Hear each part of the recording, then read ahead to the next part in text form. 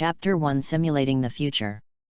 Chapter 1 Simulating the Future. Vomit. The decadent silver-haired young man bent over and vomited while holding on to the mottled city wall. The smell of alcohol could be smelled from a distance. General Stewart of the Arthur Kingdom looked at him with disgust, covered his nose with a handkerchief, and became dissatisfied. "Why are you here to greet us, with such rubbish?" He was quite unhappy because of his noble status, thinking that he was not valued at the highest level. After hearing this, the envoy from the Kingdom of Arthur bent down, rubbed his hands, and came over in a flattering manner. "General, after all, the country of Dragonov is not as good as our country of Arthur. Their national strength is weak and their talents are scarce. Anyone who is of some use will be promoted, and they do not pay attention to their origin, so they proposed to join our country of Asia half a month ago. It's the Seguo Alliance. This is a definite fact. The purpose of the Arthur Kingdom's mission was to preliminarily propose the conditions for an alliance between the two countries to the Queen of the Dragonov Kingdom. They would come in the morning and leave before dusk the next day. The leaders of this mission were Stewart and the envoy. Stewart was non-committal about this and snorted coldly. He no longer paid attention to the silver-haired young man and walked straight into the gate of the royal capital of Dragonov Kingdom. The messenger didn't care about Stewart's arrogance towards him, smiled, and followed closely. "Welcome the Arthur Kingdom envoys." Immediately, a group of ministers from the Dragonov Kingdom came rushing in, and they entered the city together in a lively manner, giving the envoys from the Arthur Kingdom enough face. Stewart walked ahead of the crowd without even looking at them. After a while, the city gate became deserted, and only a group of soldiers remained at their posts. The silver-haired young man who no one cared about, Lyle Rutherford, felt much better after vomiting. Regardless of his appearance, he sat down on the grass. "I didn't expect it to be true," he murmured, his eyes falling into a trance of memories. More than 10 years ago, Lyle traveled here and became a child. He quickly found out that this was the continent of Ishgar in fairy tales worldview more than 400 years ago. As an adult, he relied on his bravery on the battlefield, step by step, and finally sat down as the leader of one of the many knights in the country of Dragonov. However, a change occurred at this time. Last night, 5 big words appeared in front of Lyle's eyes: "Future Simulator," and then a picture even appeared. He originally thought that he was drunk and hallucinating, so he ignored it. Only then did he realize that these were all true. Why is Goldfinger here at this time? If he had come earlier, he might have met gods and killed gods and Buddhas at his age. Regardless, he decided to check out how functional the future simulator would be. In fact, last night, it started working. It automatically targeted the Queen of Dragonov and simulated a future between Lyle and the Queen. Lyle clicked on the screen and started reading. The first scene was quite tragic. There was a person standing in the center. Although his face was covered in blood, he could still vaguely identify him as Lyle himself. He was carrying a big sword and was seriously injured but still standing. He was ready to die. The same goes for many of his subordinates, who intend to hold on to their positions with their lives. Later, the camera zoomed out and the context of the incident became clear. A group of troops was retreating, led by the Queen of the Dragonov Kingdom. She repeatedly turned around and shouted Lyle's name, but received no response. She wanted to return support, but was persuaded by other knights. And a group of huge creatures greedily pounced on Lyle and his knights. These creatures are unique products of this era, dragons. In this era, the dragon clan occupies an absolute dominant position and is divided into 3 major camps. 1 faction advocates coexistence with humans and can be called the good camp. 1 faction feeds on humans or treats them as toys, which can be called the evil camp. The last faction left is the neutral camp. Lyle stayed behind to protect the Queen. What he had to face was the evil camp that feeds on and plays with humans, and he will definitely die in the end. However, the simulation did not end with Lyle's death. The scene focuses on the Queen.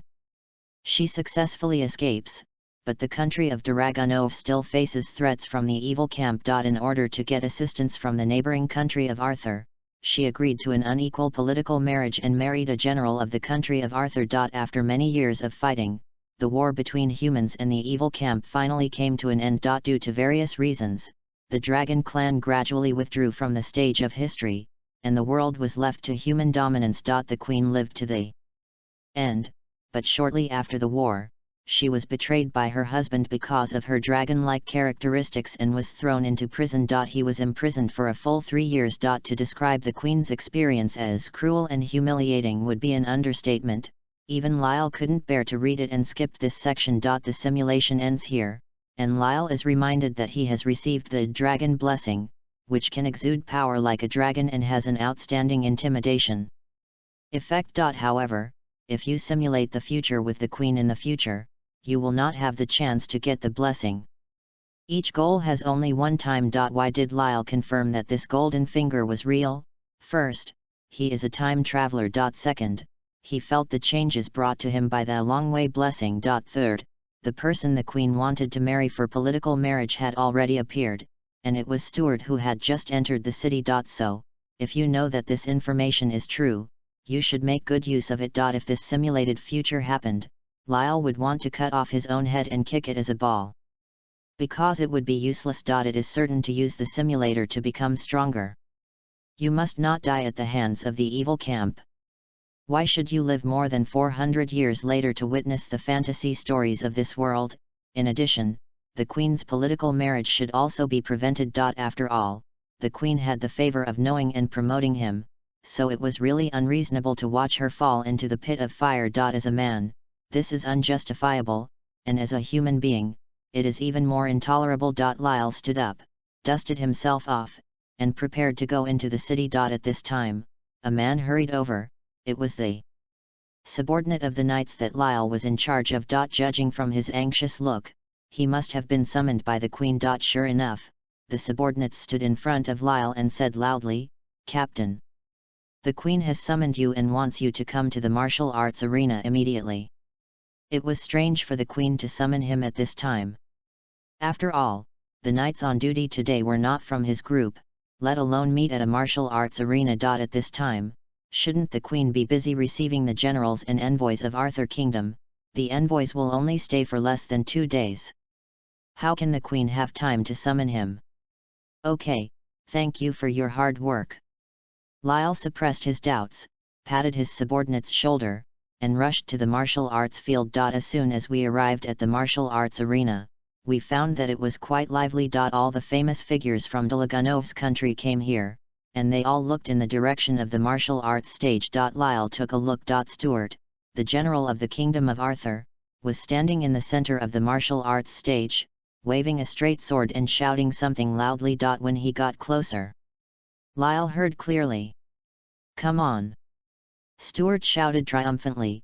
"Do the Delagunov kingdom only have so many people? Aren't you going to continue?" "Hey!" Someone in the martial arts stage subconsciously wanted to refute. But when I think about it, in just a short period of time, 6 very powerful warriors from the Delagunov kingdom fell to Stuart, and they were all defeated within a few moves. Stuart won easily and openly. For a moment, the words of rebuttal were on the lips and could not be uttered, and everyone in Delagunov's country turned red with anger. The envoys from the Kingdom of Arthur were talking and laughing with pride on their faces. The scene fell into an eerie silence. Please help newbies with new books. If you think you can, try not to keep books during the new book period, about 1 month. Please help me read the latest chapters. Newbies need to read the data, otherwise it will be difficult to survive in the current market. Please. Added on March 3rd, well, I changed a few paragraphs, and it seems that your comments have been lost, which is embarrassing. End of this chapter. Chapter 2-3 Acts. Chapter 2-3 Swords. Stuart and the envoy came this time and put forward their request for a political marriage in exchange for a national alliance, which was a disguised form of bringing the Delagunov country under the jurisdiction of the Arthur country. As a result, there was an uproar, and of course the ministers and generals of the Delagunov kingdom would not agree. The atmosphere became tense, and there was no joy at all when they first welcomed the Arthur kingdom envoys into the city.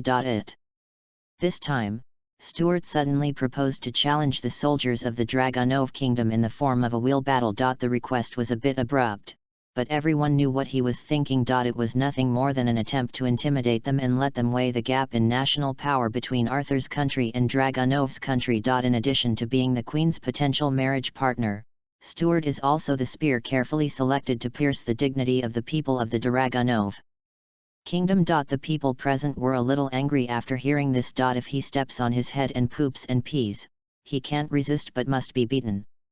His arrogance must be destroyed. The ministers and generals all thought so. The Queen agreed to the challenge. So, the wheel battle began in the martial arts field. You know, but when the competition started, no one could stop Stuart, which really allowed him to achieve a luxurious record. Winning all 6 games, still winning easily. The faces of the ministers and generals were so painful. Lyle raised his eyebrows, and instead of rushing forward to fight, he went to the Queen to return. The Queen was sitting on a high viewing platform, with a serious look on her face, her long crimson hair hanging loosely, with only a braid hanging down to her chest. Wearing armor every day to handle government affairs, her own martial arts and magic are unparalleled in the country.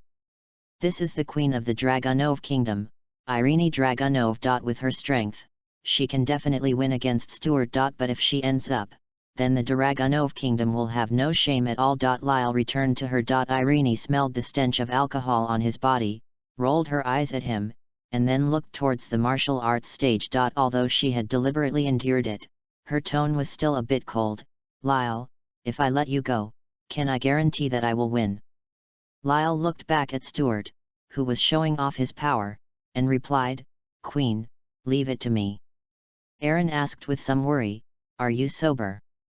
Wake up, I've woken up a long time ago. Lyle smiled. After hearing this, Irene let Lyle come closer and reached out to grab his arm.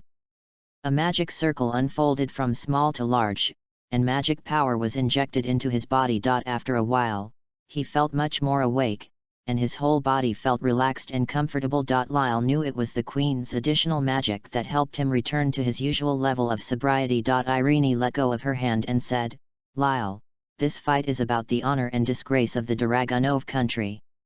You have to fight seriously. Go ahead. Yes. Lyle responded carelessly. Irene sighed silently, and now she could only place her hope on Lyle.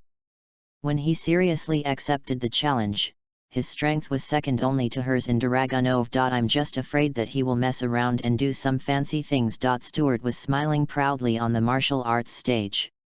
He had been shouting for nearly 2 minutes. But no one came on stage again. It seems that today's goal has been achieved. The people of the entire Dragonov Kingdom will know tomorrow that all their warriors were defeated by Stuart, the general of the Arthur Kingdom. What a shame is that! How much anger and panic will it bring?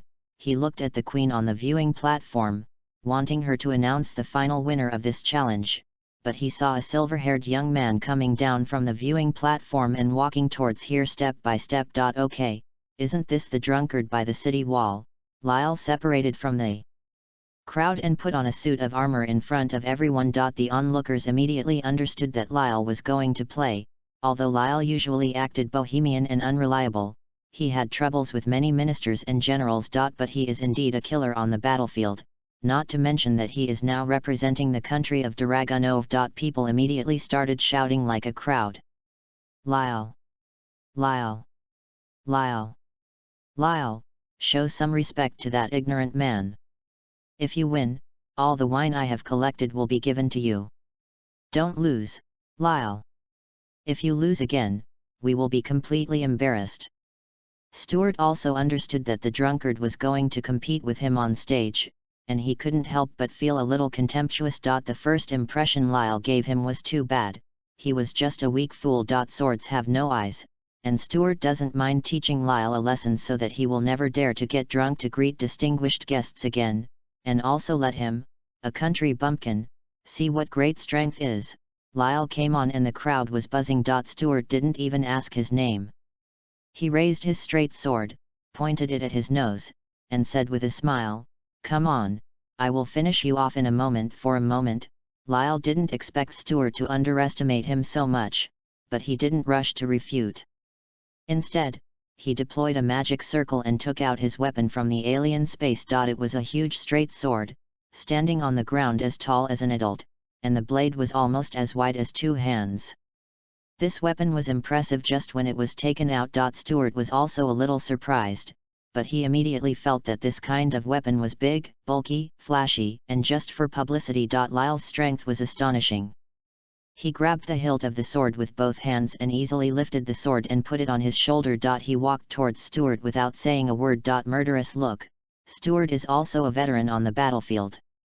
He immediately felt that the murderous aura in Lyle was different from those of the previous ones.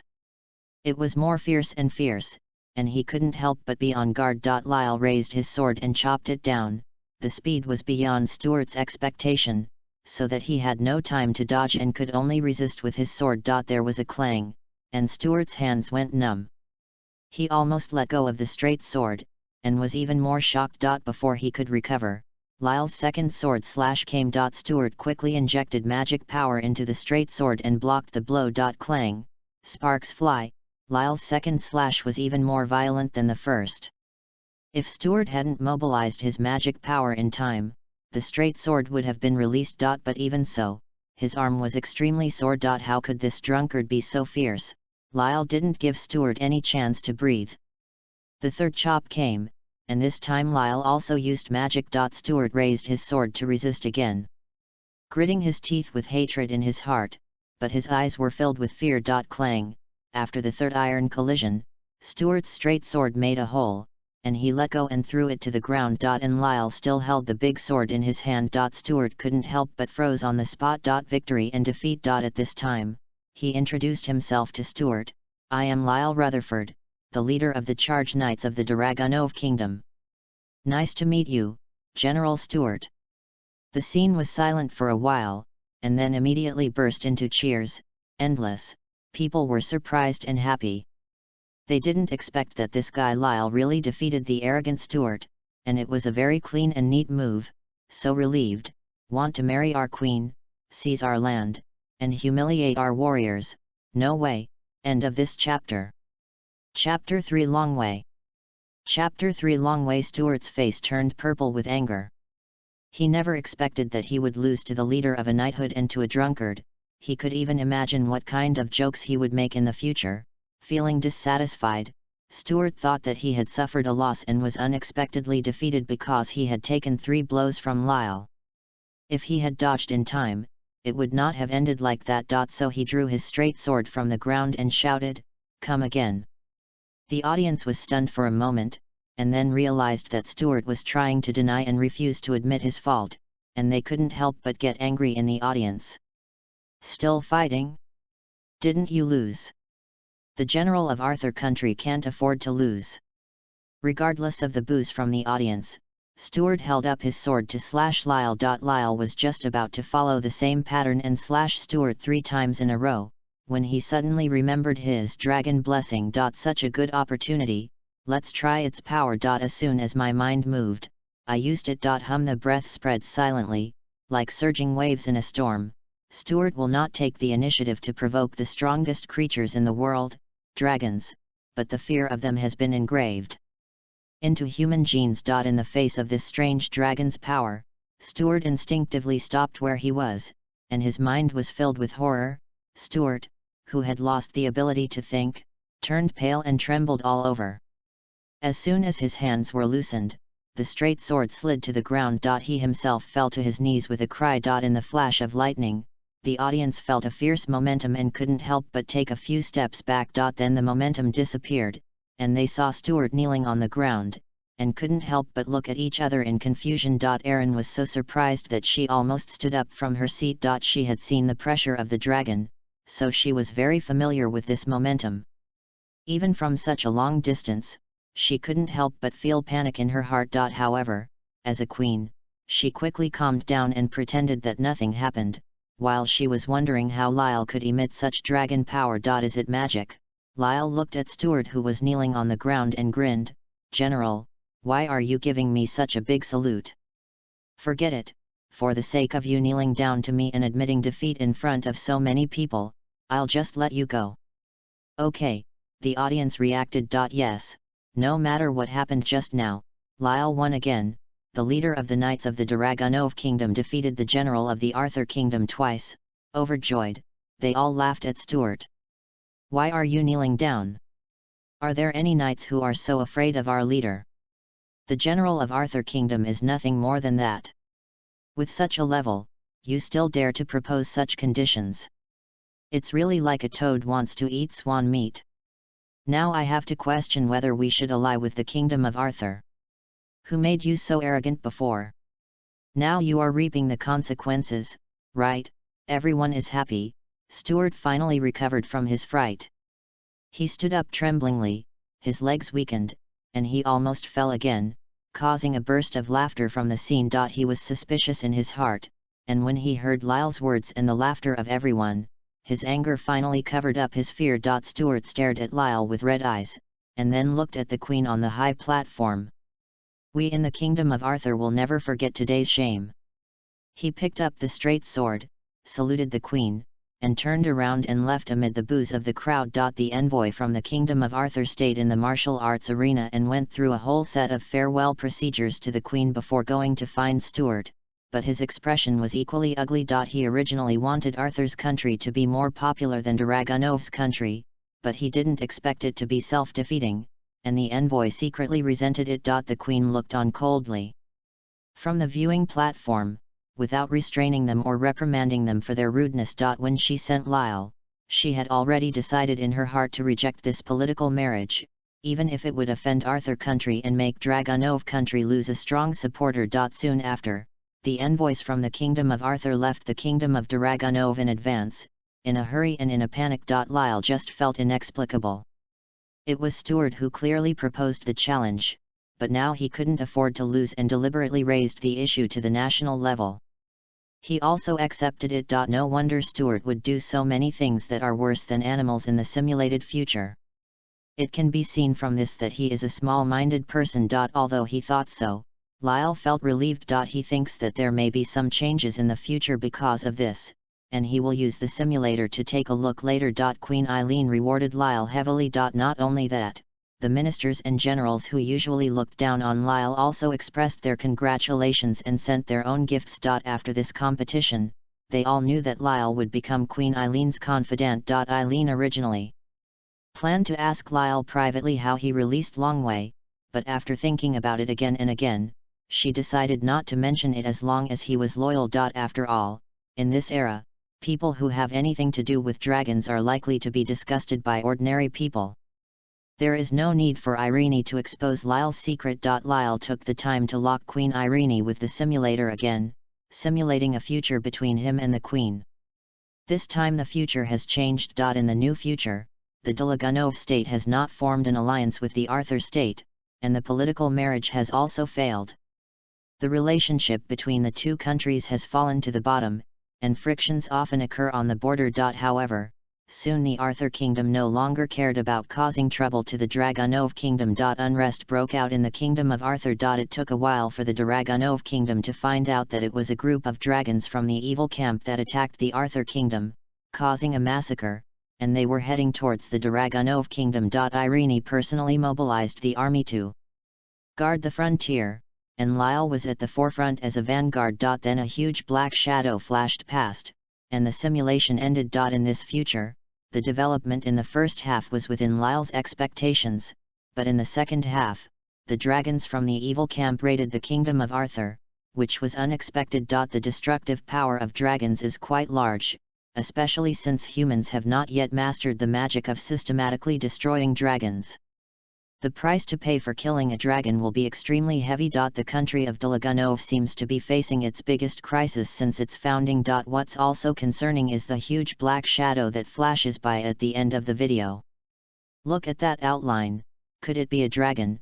Lyle looked at Queen Irene and thought of something. That night, Lyle was dragged by many knights to the busiest street market for a celebration banquet, and got drunk again. This was also a way for fighters like them who often went to the battlefield to decompress. Lyle took the opportunity to try to use a simulator to simulate the future with these knights, but the result was that he could not lock the target. It seems that the person who can jointly simulate the future cannot be just a random person. With such restrictions, Lyle had no choice but to give up. Sometime later, news came that the alliance negotiations between the Dragonov Kingdom and the Arthur Kingdom had broken down, and the political marriage also fell through. It must be because Stuart was obstructing and adding fuel to the conflict, while Queen Eileen was not willing to compromise at all. However, no matter whether there is no alliance, untrustworthy allies are more terrifying than fierce enemies. They may stab you in the back one day. Thanks for the recommendation votes. This is the first time I have seen 13 recommendation votes. The most I have seen before is 9. This old man has something. End of this chapter. Chapter 4 Alliance with the Dragon Clan. Chapter 4 Alliance with the Dragon Clan. During this time, Lyle indeed became Queen Eileen's confidant, and was often summoned by the Queen to perform some tasks on behalf of the Queen. But one day, after resolving a local rebellion, Lyle returned with the knights, but instead of being welcomed by the people in the royal city, he saw a scene with a heavy atmosphere. The doors and windows of every house were locked, and there were few passers-by on the streets. Lyle was surprised and asked his men to rest first while he returned to the palace. On the way, he finally saw the reason for this change. Above the majestic palace, in mid-air, there was an extremely huge creature flying, its wings, scales, fangs, sharp claws, and long tail all reveal its identity. Dragon, and there was not just one dragon, but several dragons flew down from the clouds and glided past in the air. Okay, could it be that while I was away, the dragons from the evil camp had already captured the capital of King Dragonov? Lyle took out his big sword from the alien space with vigilance, held it in his hand, and walked up the stone steps, his eyes always staring at the giant dragon flying in the sky. His high alert look frightened the knight guarding the palace gate. He pointed his spear at him and shouted, "Stop, don't come any closer." Lyle turned to look at the guarding knights and stopped. The guarding knights took a closer look. "Isn't this the Queen's confidant, Lyle Rutherford, the leader of the charge knights?" They couldn't help feeling relieved, and one of them asked, "Captain Lyle, what are you doing with your big sword?" "This is the palace. That's why I want to ask what you are doing," Lyle asked, pouting and motioning for them to look up to the sky. "Those are dragons, and your spear is not pointing at them, but at me." The guard knight captain gave a wry smile, waved his hand, and asked his men to put down their spears, and then said, "Captain Lyle, you misunderstood. There is a reason for everything." Lyle put down his sword, held it like a cane, put his hands on his hips and asked, "What's going on? Can you tell me?" In fact, at this point, Lyle had already guessed the reason, but he still hoped that the guard knight captain would tell it himself. Sure enough, the guard knight captain replied, "Not long ago, this group of dragons visited the royal capital, claiming that they were dragons from the good camp, and proposed to negotiate with the Queen, and the Queen agreed. After 3 days of negotiations, the Queen announced that we and this group of dragons has reached an alliance agreement, and they will be our allies in the future. It's really like this. The country of Dragonov did cooperate with the dragons of the good camp for a period of time, and it should be this group of dragons. It should be said that without the help of the dragons from the good camp, it is impossible to resist and repel the offensive of the dragons from the evil camp." Lyle listened, nodded, looked at the huge figure in the sky, and was silent for a long time. "Okay, report to the Queen for me. The charge knights have put down the rebellion and are back to fight." Lyle put away his sword, and the scene was no longer tense. As long as Lyle's sword is still there, the guarding knights will inevitably be nervous. They have seen how much blood this sword has been stained with. The guard knight captain waved his hand and asked his men to report quickly. After a while, Lyle was able to pass through the palace gate and walk towards the palace square. His walking posture was not as rigid as that of other knights. Instead, he was a little careless. His head was still looking around, observing how much the palace had changed in the month since he left. It wasn't until the square was in sight that Lyle straightened his armor and strode forward energetically. A large number of people gathered in the square, most of them were knights, and the others were dragons who had reached an alliance agreement with the Dragonov Kingdom. These dragons from the good camp vary in size, some are as tall as a palace, and some are only as tall as an Adult. Probably because of magic, they actually spoke human words and communicated with the knights without any obstacles. The knights and dragons seemed to be training in formations in the square, which seemed to be a coordinated battle between infantry and tanks. However, the proud dragons will not easily let knights ride on them, so there are many less feasible tactics. As the key player in finalizing the alliance between the Dragonov Kingdom and the Good Camp Dragons, Queen Irene would spend some time almost every day summoning the knights and dragons to show off their recent training results in the square. It was the same today. She crossed her arms and hugged her chest, standing in the corner and watching expressionlessly. Aaron noticed Lyle coming towards him with knightly steps in a serious manner, and quietly rolled her eyes. She has known Lyle for so many years, and she has already figured out his personality. She can guess at a glance that he only starts to act pretentious when he is in front of her. Queen, the charge knights have returned victoriously, and the rebellion has been put down. Lyle saluted, his legs joined together, and his leg armors clicked together. Well, I received the battle report a few days ago. You have done a good job, and the rewards must be indispensable. Irene put her hands behind her, nodded her head, and showed a smile on her face. She was indeed very pleased.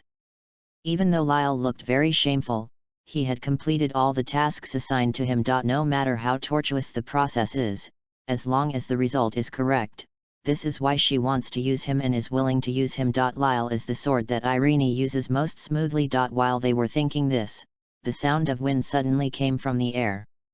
The two looked up and saw that it was a giant dragon flapping its wings above them, as if it wanted to land nearby. So the two of them made room in a tacit agreement. The giant dragon fell down on all four legs, folded its broad wings, and the five-pointed logo on its head showed its identity. The hard protrusions and rhombus-shaped scales growing along the spine on its back made it look like a large lizard. But everyone knows that this is a ferocious beast, one of which is enough to destroy an ordinary army. Queen Eileen. Its eyes focused on Lyle with great interest, and its big mouth opened and closed like a human talking. It looked very strange. Tell me about this night. I don't know why, but the dragon feels inexplicably kind to Lyle, as if he is one of its own kind. But looking at his small body, this is absolutely impossible. Mixed bloods are not like this. In fact, when he met Irene, there was also a sense of intimacy, but it was different from meeting Lyle at this time. It was more like a friendship that fell in love at first sight. There will always be this kind of thing in the world. Just one look at a person and you will know that she is to your liking. Of course, it is psychologically pleasing, not physical. End of this chapter. Chapter 5, Resisting the Evil Dragon. Chapter 5, Resisting the Evil Dragon. Aaron was a little confused as to why the dragon cared so much about Lyle. However, she still introduced, Lyle, this is the leader of the dragon tribe of the Good Camp who is in alliance with us, Wise Dragon Bells Arian. Xianlong, this is the leader of the Charge Knights, Lyle. Rutherford is our fighter in the country. Lyle and Xianlong nodded to each other. If it were other knights, they would have nodded and bowed by now. But Lyle wouldn't do that.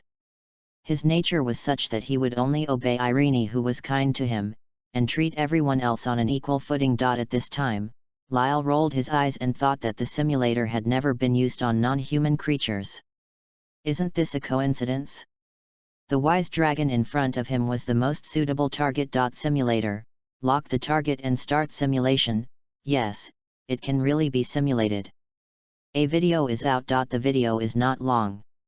It opens on the battlefield, and the enemies we face are a group of ferocious dragons. Lyle, Irene, and Xianlong worked together to open up a frontal battlefield and killed several evil dragons. The mixed formation of dragons from the Dragonov Kingdom and the Wise Dragon faction showed a certain power, and some humans even used magic that caused high damage to the dragons. Dragon Slayer magic. But in the end it was hard to hide the decline. The formation of Dragonov's country is gradually shrinking, and they are about to lose. The Xianlong faction has no intention of abandoning their allies and leaving.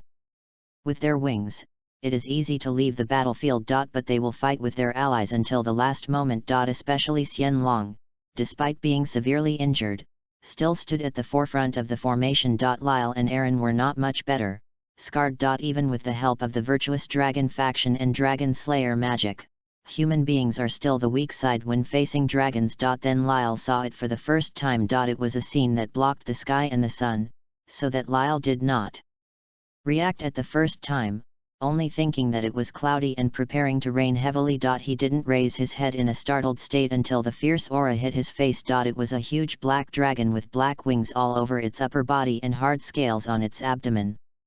It opened its huge mouth, and the dragon's breath from its fangs was completely different from other giant dragons. It easily harvested the lives on the battlefield. It is an uninvited guest that suddenly breaks into the battlefield and attacks without distinguishing between friend and foe. Every shot of the dragon's breath is extremely despairing. Not to mention resisting, there is no chance to escape. The silence of death soon swept every corner of the battlefield. Lyle, Irene, and Xianlong were also among the victims. This is the scene where Lyle saw the black dragon acknowledge for the first time. The simulation ends here. Lyle has received the dragon body blessing, and his body has the same toughness and self-healing ability as a dragon. Sure enough, the black dragon is the biggest threat in the world. He was once a dragon slayer magician. Under the influence of the black magician Ziraf, and coupled with his own mental instability, he eventually transformed into a black dragon through the dragon transformation as a side effect of dragon slayer magic. The black dragon's destructive power is astonishing, and its strength even surpasses the once invincible Ziraf, becoming the ceiling of this world's combat power. But it raged, destroyed countless towns, and massacred many lives. It was also the largest evil star in human history, and was called the Black Dragon of Finality and Despair. The key is that no one can restrain it. It can poop wherever it wants and pee wherever it wants. Irene is the person who created dragon-slaying magic and is the mother of dragon-slayer magicians. It stands to reason that as long as Irene is prevented from creating dragon-slaying magic, Acknowledge can be prevented from transforming into a black dragon. But without dragon-slaying magic, the country of Dragunov might not be able to survive the first wave of attacks from the evil camp's dragon clan. It can be said that in the future, a huge crisis like a zombie wave will break out all over the world. The evil camp dragon clan is this group of zombies. Without dragon-slaying magic, humanity would most likely be wiped out to the point of extinction. This is why Lyle couldn't tolerate the kind of treatment Irene received after the war. There is no doubt that Irene is one of the heroes on the same front between humans and the good camp dragons, and she is also the founder of dragon-slaying magic. However, she suffered such betrayal and humiliation, which has simply exceeded the bottom line of human morality. All in all, Lyle believes that instead of preventing the birth of dragon-slaying magic, one should think of other ways to survive the disaster of the black dragon. Xianlong observed Lyle, showed a human-like smile, and sounded like a respected old man. I don't know why, but I have an intuition that you are quite close to us. I will call you Lyle from now on. How about you call me Xianlong? Okay, Xianlong. Lyle had no concept of humility at all, so he naturally called the big brother of the Xianlong faction directly. And the big brother didn't show any sign of anger, instead he smiled. Our dragon clan is divided into 3 major camps. I think you all know it well. Xianlong said this and slowly put away his smile. The evil camp dragon clan attempts to rule the entire world and trample all other species under their feet. For food, as playthings, or as slaves, this is not something we can tolerate. Erin bowed slightly and put her hands on her chest. On behalf of the people of Dragunov country, we would like to thank you for your help. Lyle saw that the queen was bowing, so he had no choice but to bow too. Xianlong raised his paw and waved. You don't have to be so polite.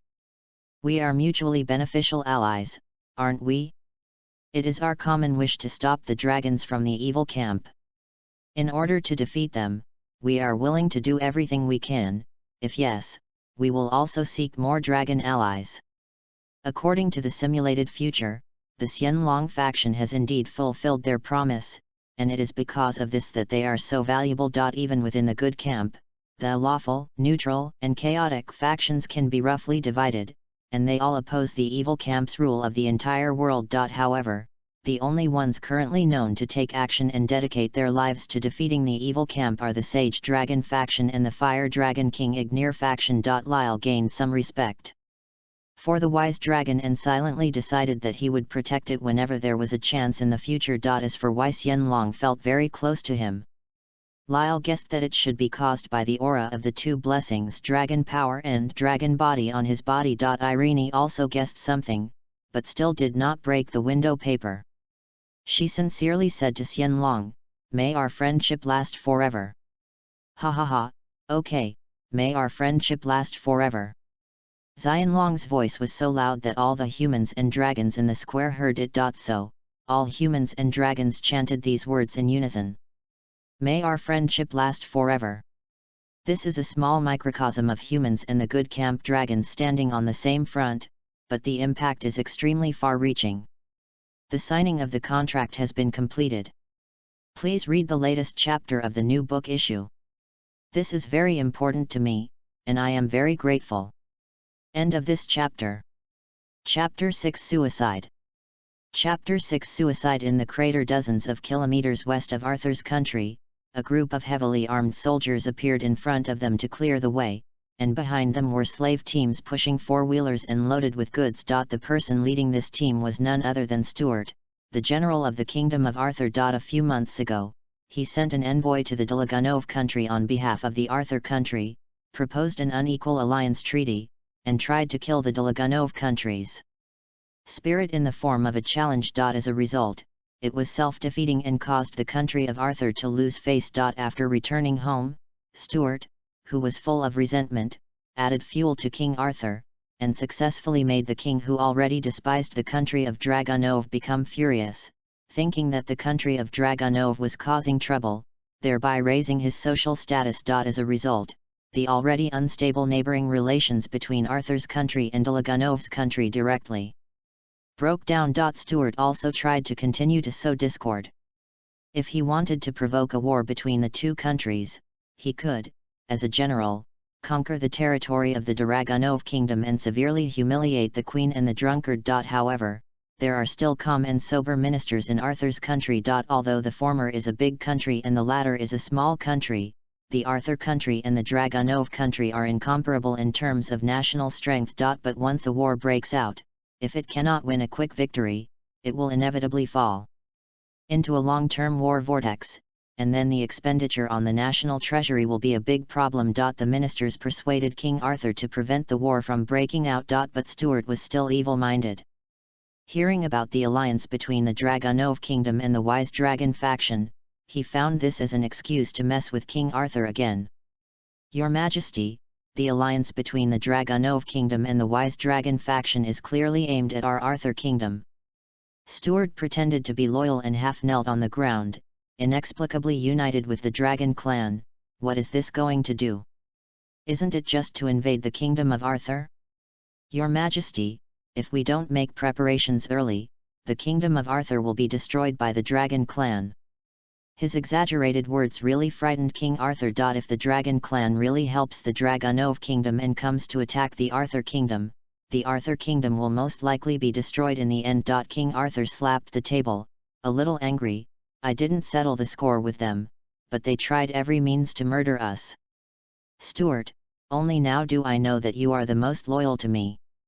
Tell me, what should I do, what to do?" "Your Majesty, last month, didn't a group of dragons from who knows where they came from set up their nests in the volcanoes outside the Western Territory?" Stuart said the words he had prepared. "To deal with the dragons, another group of dragons must be more comfortable. Now that the Dragonov kingdom has begun, we might as well form an alliance with this dragon clan." King Arthur thought about it for a long time and was a little worried. After all, the dragon clan was notoriously vicious, and he was not sure whether this would lead to the wolf entering the house. Stuart quickly struck while the iron was hot. "Your Majesty, we must make a decision quickly. The Dragonov kingdom and the dragon clan have been in alliance for a while, and the training will only take a few months. By then it will be too late to regret it." King Arthur already disliked and distrusted the Dragonov kingdom, and was worried that their alliance with the Dragon Clan would be detrimental to Arthur's kingdom. So he decided to let Stuart bring the Dragon Clan's favorite gold and silver jewelry to the volcano to negotiate the terms of the alliance. That's what happened now. Stuart's mission this time was different from his previous trip to the Dragonov kingdom. Before arriving, he gave detailed instructions to the soldiers and slaves to be smart and not to anger the dragon and disrupt the alliance. After all, the giant dragons are different from the Dragonov kingdom. The Dragonov kingdom is a small country. In his eyes, they should rush to curry favor with him. The giant dragons are different. They are the most noble ones in the Arthur kingdom. Of guests. The land of the volcano was getting hotter and hotter as we walked, and Stuart was sweating profusely. The slaves who were left behind did not even have shoes and walked barefoot on the hot ground, which somewhat slowed down the progress of the team. Stuart became angry and asked the soldiers to go over and urge them. If they couldn't move, he would whip them until they moved. The soldier took the order, but before he had taken a few steps, he heard a strange noise in the air. A whole team of people looked up and saw a very spectacular scene. More than a dozen giant dragons soared in the black smoke-filled sky. Several giant dragons poked their heads down from the clouds and roared at the people on the ground. Under the dragon's power, not many people could hold back their fear. They all knelt down and trembled. Only then did Stuart understand what the momentum Lyle was emitting that day was. But how did Lyle release the dragon's power? He was much better than others. After all, he had experienced it once. As soon as his knees softened, he knew how to use a straight sword to stand on the ground to stabilize his body, so he did not kneel down. Even so, his face was a little pale. This group of giant dragons has been entrenched in the volcano for a while, and there are already dragons who are responsible for keeping watch, so they know clearly that a group of strangers are about to go up the mountain. After a while, these dozen giant dragons landed on the ground one after another, and the ground shook. And dust flew. They formed a circle, trapping the group in the center. Stuart took a deep breath to cheer himself up. Even a small country like the Dragonov country can form an alliance with the Dragon Clan. What they can give to the Dragon Clan is nothing more than gold, silver, jewelry, and food from the land. What they can give, our country of Arthur can give more. Why can't the Dragon Clan form an alliance with us? At that time, not only the Dragonov kingdom, but also other countries will not be able to stop the Arthur kingdom's offensive. Sooner or later, the entire Ishgar continent will be unified by the Arthur kingdom. The more Stuart thought about it, the more excited he became. Thinking that he would have military power in the future and be on good terms with the Dragon Clan, he might be able to drive King Arthur out of power and become the king himself. He quickly walked up and shouted to the dragons, "Dear dragons, we are an envoy from the kingdom of Arthur. We have come specifically to request an alliance with you. We also brought gold, silver and jewelry." As soon as Stuart waved his hand, soldiers opened the cargo on the car that the slave team had worked so hard to push. Suddenly, golden light flashed. Sure enough, they were all valuable belongings. "Noble dragon, we have no ill intentions, we only have the desire to become friends with you." Stuart half knelt on the ground, his face turned red with excitement. However, after a while, the group of dragons disappeared into the dust, but no one made a sound. Stuart was a little uneasy and thought, "Don't these dragons understand the magic of communicating with people? That's not right." It stands to reason that although the Dragon Clan has a special dragon language, it can also communicate with other species through magic. This should be no problem. While Stuart was still confused, a giant dragon slowly lowered its head and looked at him. This giant dragon was obviously much larger than the other giant dragons present. The diamond-shaped dragon head was covered with scars and one of its horns was broken. At this time, it actually showed a mocking expression towards Stuart. Being friends? Are you worthy too? End of this chapter. Chapter 7 Crisis and Opportunity. Chapter 7 Crisis and Opportunity. Stuart's forced smile gradually disappeared. He thought about various possibilities, but none of them came to mind. "These little bastards say they want to be friends with us." The giant dragon laughed as he said it, as if he heard some extremely interesting joke. "Tell me who wants to be friends with them, stand up for yourself. No dragon stepped forward, and they all laughed together with the dragon. The sweltering air was filled with extreme malice. Your Majesty the dragon! Stuart whimpered, and before he could finish his words, the leading dragon gently grasped him in his palm with his claws. The other giant dragons also made moves, lowered their bodies and made a whirring sound. Suddenly, a blood-curdling scream sounded. Stuart couldn't help but look back, his eyes suddenly widened. The soldiers and slaves he brought were all engulfed by the breath of the giant dragon and plunged into the raging fire. All of them turned into fireballs, rolling on the ground trying to extinguish the flames, but soon there was no movement. After a while, the group of people were all turned into black lumps. The dragons accepted all the treasures they brought, holding them on their fingertips and looking at them while smiling greedily. Stuart trembled, and the corners of his mouth twitched completely uncontrollably. He was looking for a dragon alliance, but he didn't understand the divisions of the dragon camps. He only thought one-sidedly that they were all dragons and it wouldn't be that difficult to form an alliance with them. However, what Stuart found this time happened to be the dragon clan of the evil camp, the dragon faction. It is no accident that they settled in the volcano, because their first goal was the kingdom of Arthur. Unexpectedly, these little guys from the kingdom of Arthur came to the door regardless of life and death, wanting to make an alliance with them and be friends with them. It's ridiculous. If it were a human being, would he make friends with rats and cockroaches in the sewer? The western continent has almost been completely carved up by the dragon clan of the evil camp. If the evil dragon faction wants to get ahead, they can only find another territory, so they flew here. In their view, the kingdom of Arthur is already within their grasp. From now on, the humans here are only worthy of being food and slaves. The output of the land is theirs, the treasures are also theirs, everything is theirs. Alliance, really ridiculous. Before Stuart could figure out what was going on, his voice changed and he asked sharply, "You, what are you doing? We are kind-hearted and want to be friends with you, how can you?"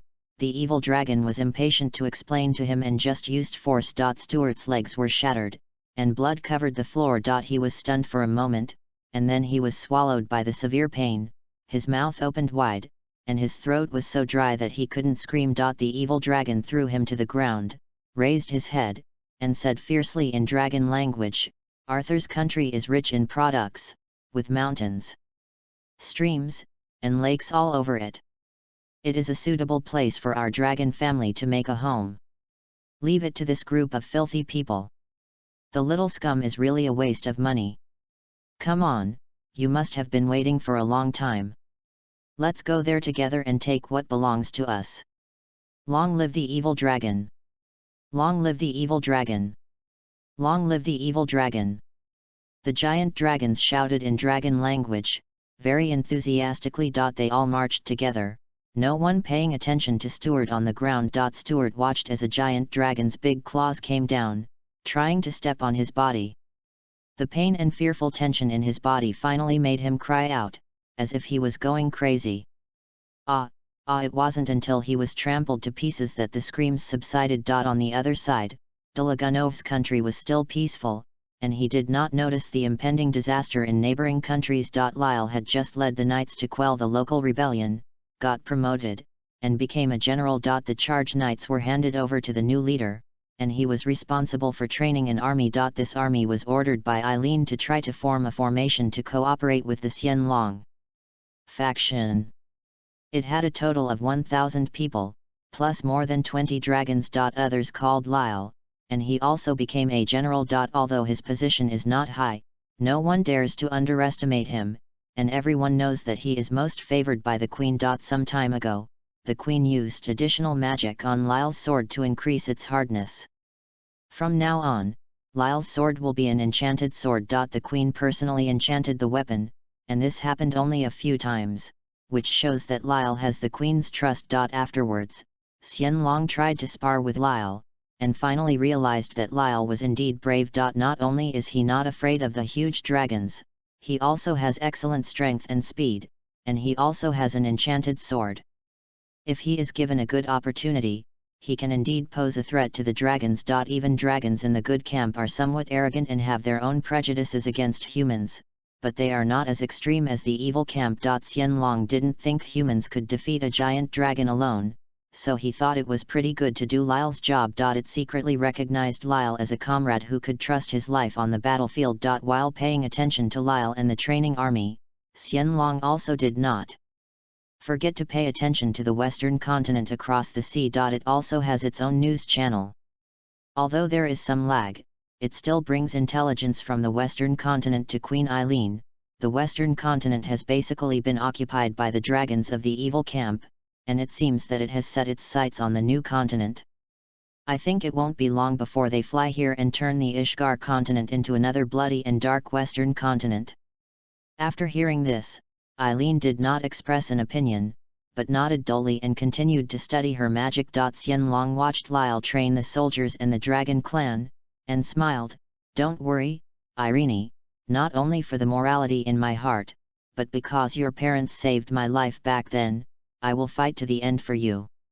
It turned out that Irene's parents had rescued Xianlong, who was seriously injured and dying by chance. The virtuous dragon knew how to repay his kindness, and after learning that the country of Dragonov might face threats from the dragon clan of the evil camp, he rushed here without stopping. Irene, to it, was not only an ally, but also the daughter of its late benefactor. I just don't know what to do in the future. Irene looked at the sharp long sword in her hand, suddenly moved in her heart, blinked her eyes, and asked, Xianlong, if I add the power from the dragon, when it comes to humans, will humans have the power to rival dragons? Her inspiration came more or less from the dragon power issued by Lyle at that time and the alliance with the wise dragon faction. Xianlong paused, thought about it carefully, and replied, with your magic skills, you might be able to succeed, and I have no objection. However, this is a completely new direction, and no one has ever done it before. It doesn't matter, I will keep trying. Aaron got an idea, cheered up, and immediately waved to Lyle, who was not far away, calling him over. End of this chapter. Chapter 8 Blitz on Arthur Kingdom. Chapter 8 Blitz on Arthur Kingdom. Lyle allowed the troops to train freely and ran over on his own. Aaron said straight to the point, I'm going to try to add the power of the wise dragon to me and you to do an experiment. Lyle understood as soon as he heard that this was the source of Dragon Slayer magic, so he said with a playful smile, it sounds very dangerous, Queen, please don't try it yet, just come at me if you have anything, don't pity me. Irene rolled her eyes at him. He was not doing anything right day by day. No other king or queen would be able to tolerate him. Only she was impatient with him and dared to use him. I also think it's better to let Lyle give it a try first. Xianlong also expressed his opinion.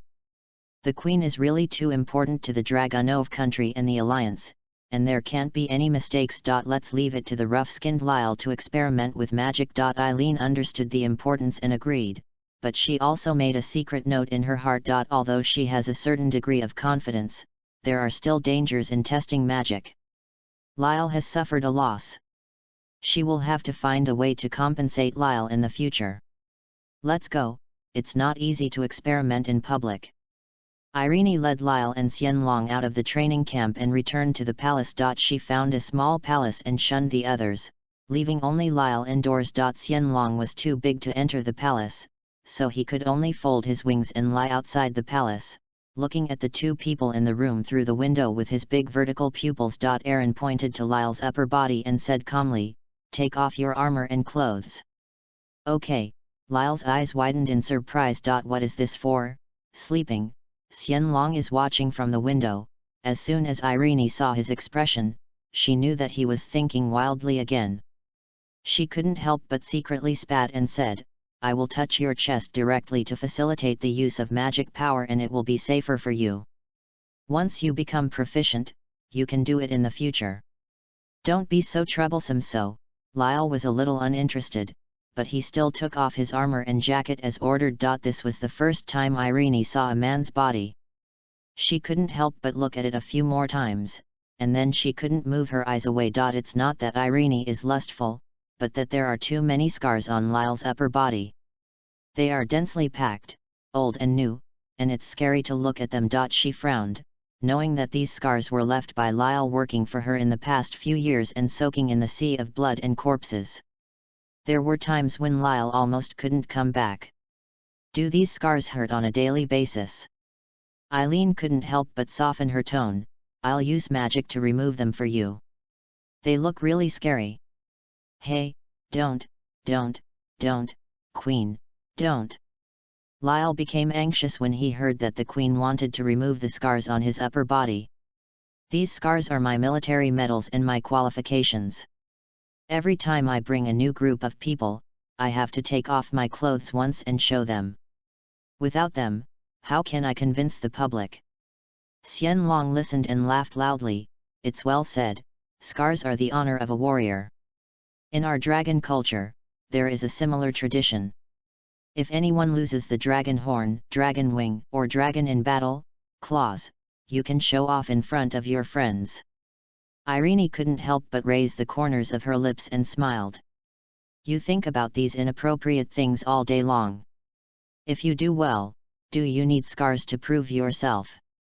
Having said that, she no longer insisted on removing the scars. For the next period of time, Irene has been trying to transfer the magic power of the wise dragon to Lyle. After failing several times, I finally succeeded once. Lyle looked at the red magic power emanating from his hands, waved it casually, and a big pit suddenly appeared on the ground. He asked coquettishly, Queen, I shouldn't need to repair this hole, right? I'm just a pauper. All the money I was rewarded last month has been spent. Irene pinched her eyebrows with her fingers and scolded. I told you to save some money, don't be lavish, and don't be addicted to alcohol. You didn't take my words to heart. Hey, this is my hobby.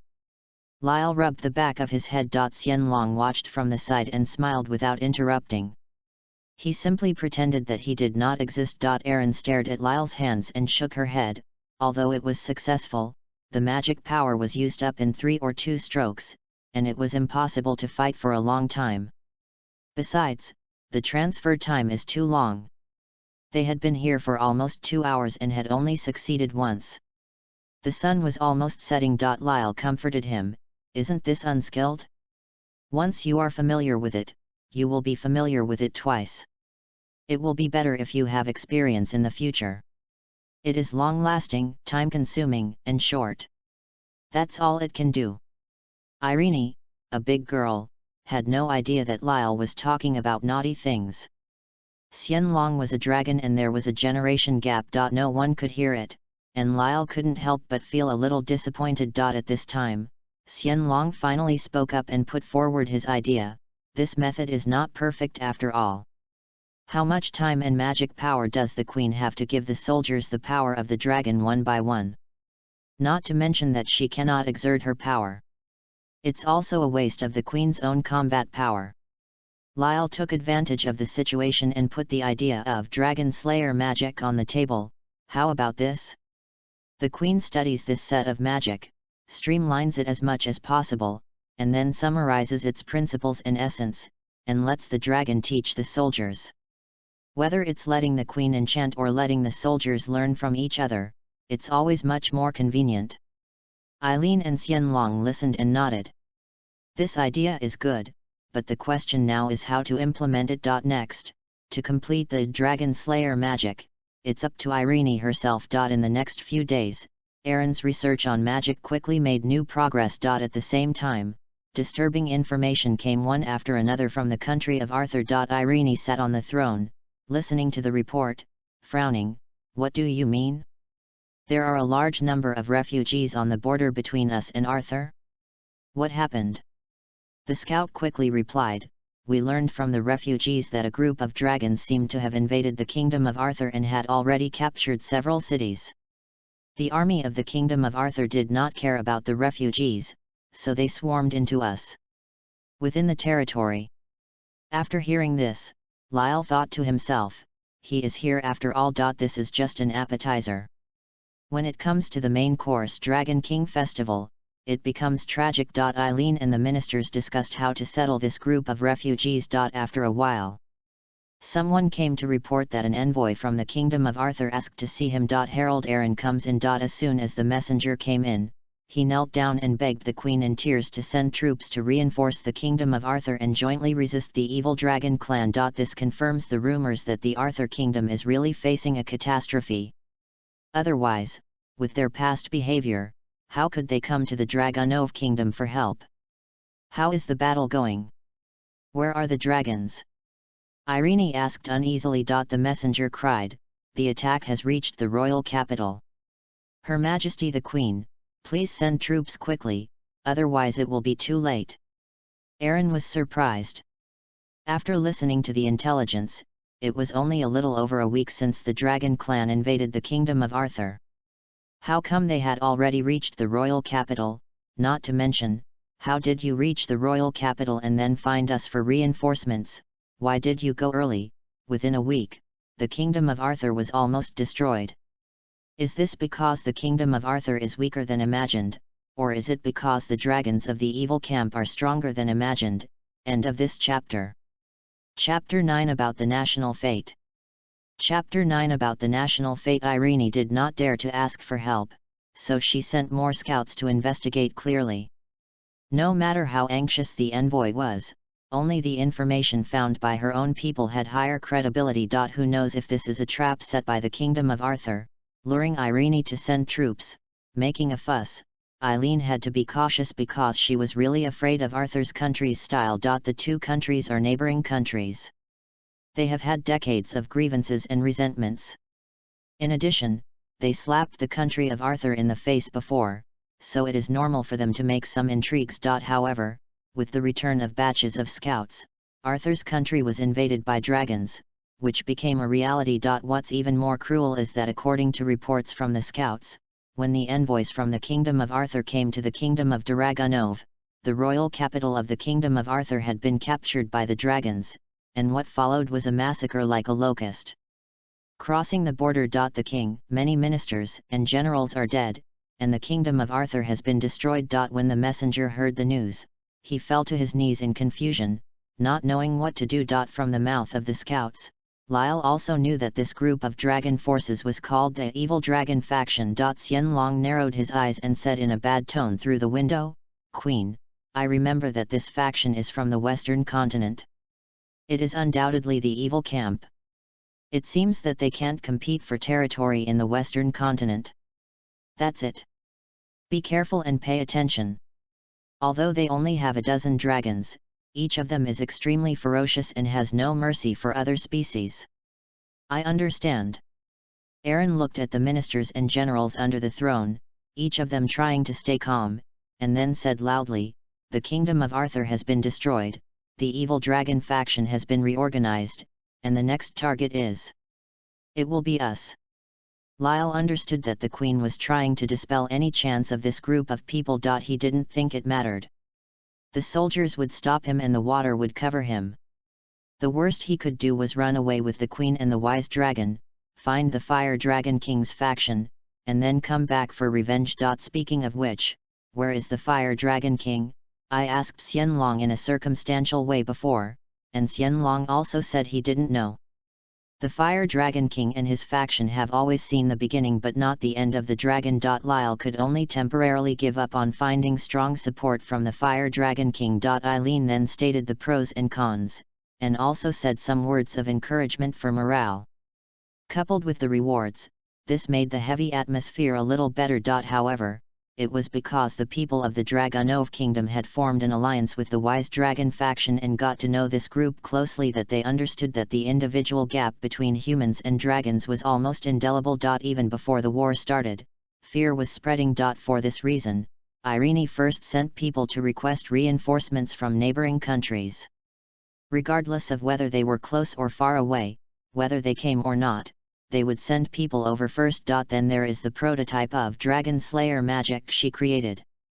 She added dragon power to Lyle's army, at least giving them a certain combat effectiveness in a short period of time. To do this, she spent a lot of magic power. After that, she prepared to personally lead the army to the border, quite like the emperor guarding the country's gates. The ministers tried to dissuade her, but she insisted on doing so. This is not a trivial fight, this is a battle concerning the fate of the country of Dragonov. It is a disadvantage to begin with.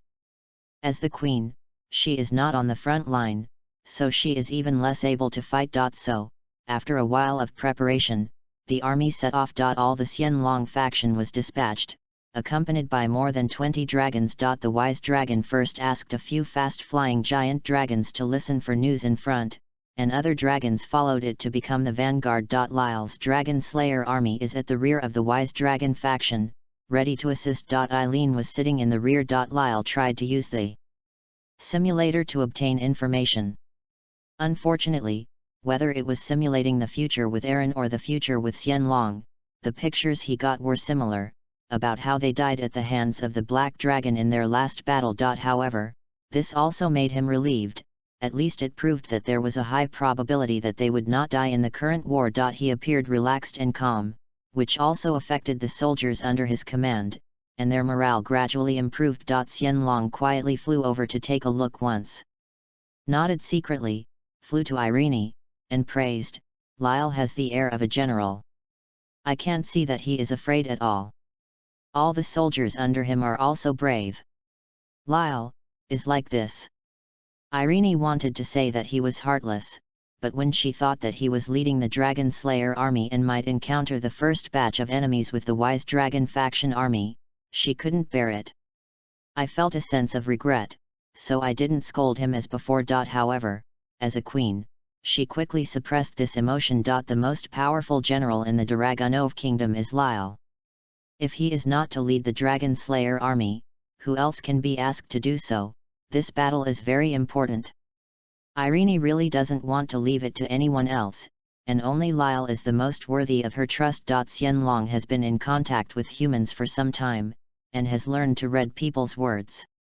He almost guessed what Irene was thinking, so he comforted her, "Don't worry, Queen, we are not far from Lyle. If there is an enemy situation, we can provide immediate support. As the main force, the dragons are always at the forefront. Once they spread their wings collectively, they can quickly move the battlefield and return to support the rear." Aaron nodded, but she was still a little worried, but it was hard to show it. The wise dragon comforted them for a few words and then flew back to the front. The dragons still needed it to restrain them, and they also needed it to be there to stabilize the morale of the troops when they encountered the evil dragon faction head-on. Lyle had already led the Dragon Slayer army across the border and arrived at the territory that originally belonged to Arthur's country. Then he slowed down his march and sent scouts to contact the dragon who was inquiring about the enemy's situation. He also sent people to contact Eileen in the rear. Connection. Although there was the Xianlong Legion leading the charge, he did not want to lead his men and horses directly towards the enemy.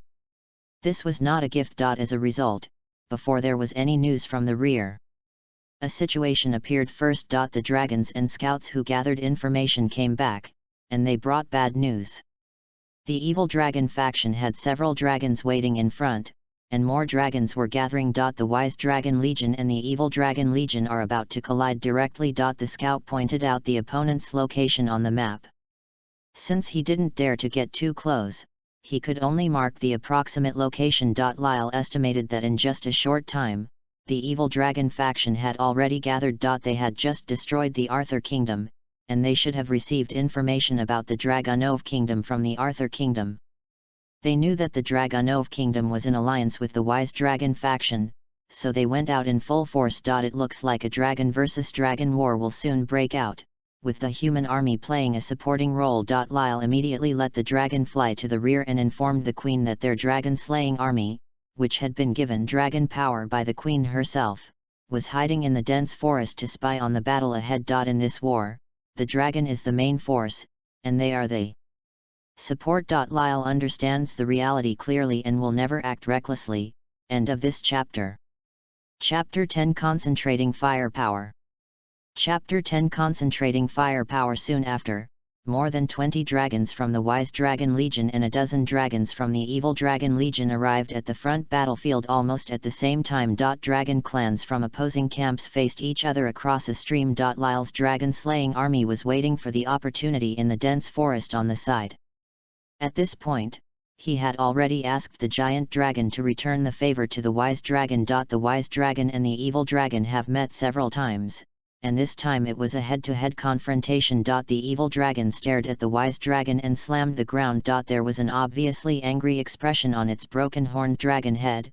Xianlong, you have betrayed the dragon clan again and again. I am really ashamed of you. We have different ideas. Xianlong replied calmly, human beings are intelligent creatures, not the low-level creatures and scum you call them. Killing them will make our entire group go crazy. Fighting for territory and resources there is no end, we will just end up killing each other. This war against humanity is meaningless. You mean to let those weak races occupy most of the resources in this world? The evil dragon said with a mocking tone, besides their rapid reproduction speed, what other advantages do they have? Why can't we occupy everything? For your own sake? By succumbing to them, have you lost your self-esteem as a dragon? Xianlong shook his head, we have argued about these many times. We do not need to differentiate ourselves. Coexistence is entirely possible. We should not ignore their contributions to the development of this world because of greed and arrogance. Suddenly there was silence, and no dragon spoke. Knowing that they couldn't convince each other, they finally stopped talking. All the dragons stood up straight and made fighting postures. The dragon roared in protest across the stream. Xianlong roared back. The two dragons collided, causing the stream to churn. In the dense forest, Lyle waved his hand and said to his subordinates, send the order. Don't spread out later. Remember our purpose, concentrate your firepower, and kill as many dragons as you can. Soon after the order was conveyed, a battle broke out between the two factions of dragons. The dragon breath sprayed each other, and the wings and tail whip became weapons, bombarding the nearby terrain. The entire battlefield looked like the end of the world, and soon there was a scene of dragon blood splattering. Lyle spotted a lone dragon from the evil dragon legion. It seemed to want to go around to the rear of the wise dragon legion and even left the battlefield. Get ready. Lyle decisively decided to attack, targeting this giant dragon. Concentrate the attack with dragon-killing magic.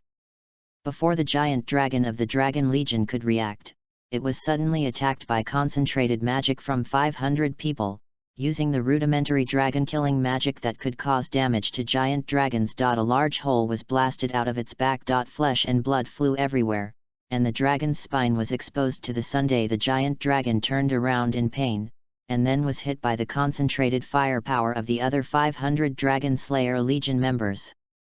This time it hit its long neck. The beam was so powerful that it almost decapitated the dragon. With a bang, the giant dragon's eyes were blurred, and it fell to the ground like a hill. Shaking the ground. Fall down, died. The soldiers of the Dragon Slayer Legion watched for a while and confirmed that it was really killed, and couldn't help but cheered, long live the Queen! Long live the Queen! This is the first time they have defeated the arrogant dragon. The source of their strength comes from the dragon's power added by the Queen. This dragon-slaying army has a total of 1,000 people. Just now, 500 people bombarded the dragon's back first, and then another 500 people bombarded the dragon's neck. This was not something that Lyle could command temporarily. This is the result of their training, which is to respond differently to different situations. This kind of offensive has already become a tacit understanding and habit. Lyle calculated that the Dragon Slayer Legion could probably launch 2 more such attacks, and the Queen's additional dragon power would be exhausted, so he cautiously allowed the Dragon Slayer Legion to get into the dense forest again. At this time, the frontal battlefield was extremely lively. There was no giant dragon on the evil Dragon Legion's side who had discovered the Dragon Slayer Legion. When he saw a giant dragon on his side falling, he thought it was the wise Dragon Legion's doing. He never expected that group of dragons. Go to the weak humans. The Dragon Slayer Legion gave full play to the advantages of human beings, being small, inconspicuous, and underappreciated. While the wise Dragon Legion attracted the attention of the evil Dragon Legion, they went around to the rear of the evil Dragon Legion. A dragon from the evil Dragon Legion knocked down the severely damaged dragon from the wise Dragon Legion. Its dragon pupils had turned into fierce vertical pupils, and when it opened its bloody mouth, its fangs were about to bite the neck of the giant dragon of the Wise Dragon Legion. However, it did not notice that a human army circled directly in front of it. As a result, the dragon-slaying magic beam launched from the front by the dragon-slaying legion directly bombarded its head. This time, it was a combined blow of 1,000 people. This was already more violent than the roaring breath of the dragon. The skull of the evil dragon legion was instantly penetrated and shattered. The headless dragon crashed down. The dragon of the Wise Dragon Legion escaped. It worked again. The more the Dragon Slayer Legion fought, the more morale they gained. 2 Sneak attacks were successful, giving them the confidence to defeat the Dragon Legion. However, the nightmare came at this time. Spread out. Lyle was the first to notice the giant dragon in the sky and shouted immediately, but it was a pity that it was too late. The evil dragon discovered them. The leader of the evil dragon army had an extraordinary sense of smell on the battlefield and quickly noticed these flies. It was extremely angry because its compatriots were killed by such a mob. They were originally brave dragon warriors who wanted to follow it to conquer the continent of Ishgar. How could they die at the hands of the humans it despised the most? A roar of the evil dragon blasted towards the Dragon Slayer Legion, destroying the world and destroying the earth. Bang! The fire is soaring into the sky and the flames are blazing. In just one encounter, nearly half of the Dragon Slayer Legion were devoured by the dragon's roar. The evil dragon flew over, flapped its wings, and flew back again. Preparing to deliver the final blow to the remaining members of the Dragon Slayer Legion. However, Xianlong roared directly at the evil dragon from a distance. The evil dragon dodged and was forced to fight the virtuous dragon. Lyle quickly gathered the Dragon Slayer army. The remaining 500 or so people were frightened by this roar and were at a loss. It seemed difficult to join forces to concentrate the attack. At this time, Eileen's army rushed to the battlefield. They don't have the dragon-slaying magic that can directly cause damage to the dragon like the Dragon Slayer Legion, but they also form a formation and fire magic collectively. A dozen giant arrows formed by the magic power of Aaron's army flew out. They can't directly penetrate the dragon's scales, but they can still hurt them and cause trouble for them, which can help the Wise Dragon Legion find opportunities to counterattack. There have been casualties on the dragon's battlefield. In addition to the 2 giant dragons killed by the Dragon Slayer Legion, the evil Dragon Legion killed 2 more dragons, and the Wise Dragon Legion killed 3 dragons. The other giant dragons had varying degrees of trauma on their bodies. The virtuous dragon and the evil dragon were no exception. The virtuous dragon had a bloody gash on his back, and the evil dragon had a section of its tail blown off, both of which were bleeding profusely. End of this chapter. Chapter 11, Sword Light Flashes 1. Chapter 11, A Flash of Sword Light. Lyle led the remnants of the Dragon Slayer army back to Queen Erin's army. Killing 2 giant dragons was already a pretty good record for this newly formed Dragon Slayer Legion. Lyle considered that after this battle, there will be more opportunities to fight against the dragons of the evil camp in the future. He cannot destroy all the dragon slayers here. The surviving soldiers will be needed to expand the dragon slayers in the future. Backbone. However, he didn't intend to sit back and do nothing. Lyle found Queen Irene and proposed to sneak into the battlefield alone and wait for an opportunity to attack the dragon. Are you crazy? Irene scolded him. Are you trying to show off your authority at this time? Before you even got to the opponent, you were burned to black coals by their dragon's breath. Lyle still had a playful smile on his face. Isn't it because the battle situation has reached a stalemate? The giant dragon on the Xianlong side is not as good as the evil dragon on its own. The support we provide is limited, and we can only find opportunities to kill the evil dragon. Dragon can destroy their morale. Do you think you can do this alone? Irene almost laughed out of anger. That's why I came to find Her Majesty the Queen. Lyle retracted his smile, became serious, and half kneeled on the ground. Add magic power to me, let me have the ability to fly, I know you can do this. I will definitely cut off the dragon's head. Please believe me. Erin was stunned and stared at Lyle. She can indeed do this. There are infinite possibilities for adding magic, and the ability to fly is just one of them. But, do we really want Lyle to charge into the enemy camp alone? This is too dangerous. Aaron looked towards the battlefield. Another giant dragon from the Wise Dragon Legion fell. If this continues, sooner or later the situation will turn to the side of the evil Dragon Legion. Without the Wise Dragon Legion as a barrier, how could the army of the Dragonov Kingdom stop the evil Dragon Legion's offensive? What kind of tragedy will happen next? Destined to annihilate the entire army, or just give it a try? Aaron made a decision. Lyle, I will use all my remaining magic power to attach to you.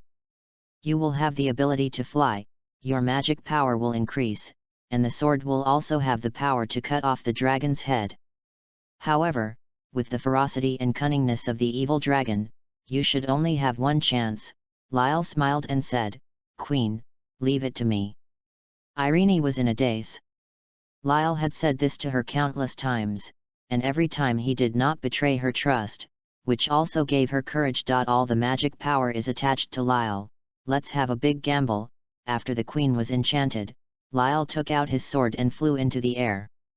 He quickly mastered the balance of flight and reached the side of the battlefield in the blink of an eye. Irene poured all the magic power into Lyle, feeling a little exhausted, but she still cheered up and ordered to strengthen the offensive, then took out the binoculars and watched Lyle's actions. Not long ago, Xianlong fought with the evil dragon in order to give the Dragon Slayer Legion a chance to leave the battlefield. The virtuous dragon gained the upper hand, but was bombarded by the roar of a giant dragon of the dragon army, leaving a big wound on the left dragon wing, which affected its flight. So that the evil dragon showed off its might. The battle between the two giant dragon leaders was like thunder on a sunny day, and the sound of explosions was endless. However, if you look carefully, you will find that there are more and more wounds on Xianlong's body, and it can no longer support it. The evil dragon blew out hot air from its nose and showed a ferocious smile. It didn't give Xianlong any chance to breathe, and used the remaining magic power to gather an evil dragon roar from its belly again and spit it out at Xianlong. At this time, a black dot flashed past the evil dragon's eyes, briefly attracting its attention. Then, before it could see clearly what the black spot was, it suddenly felt a dragon power with murderous intent appearing next to it. How can it be? A giant dragon is so close and I didn't notice it. The evil dragon stopped roaring in fear and turned around to look, but did not see the giant dragon he had imagined. What happened? Where is it? Is it invisible magic? No, it's impossible. Even if it's invisible, I can still feel its presence. How could it suddenly disappear? In the eyes of the evil dragon, he has always been fighting against the same huge wise dragon. For a moment, he didn't even notice that there was a small, silver-haired young man who could fly under his eyes. It wasn't until he noticed the eye-catching sword that the evil dragon realized there was a human in front of him. Humans again, it's just lingering. The evil dragon adjusted its body in the air and was about to kill this human when it suddenly felt another dragon's power flying towards it. Xianlong rushed towards it. Caught off guard, the evil dragon's tail was bitten hard by the wise dragon and tore downwards.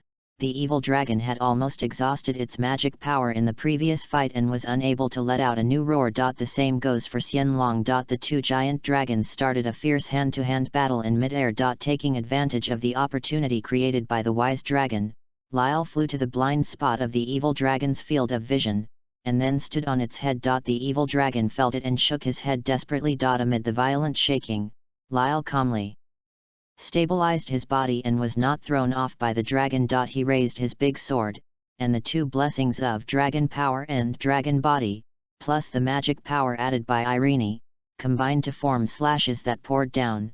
Go to hell! The big sword pierced the dragon's scales and penetrated the skull. Blood arrows spurted out.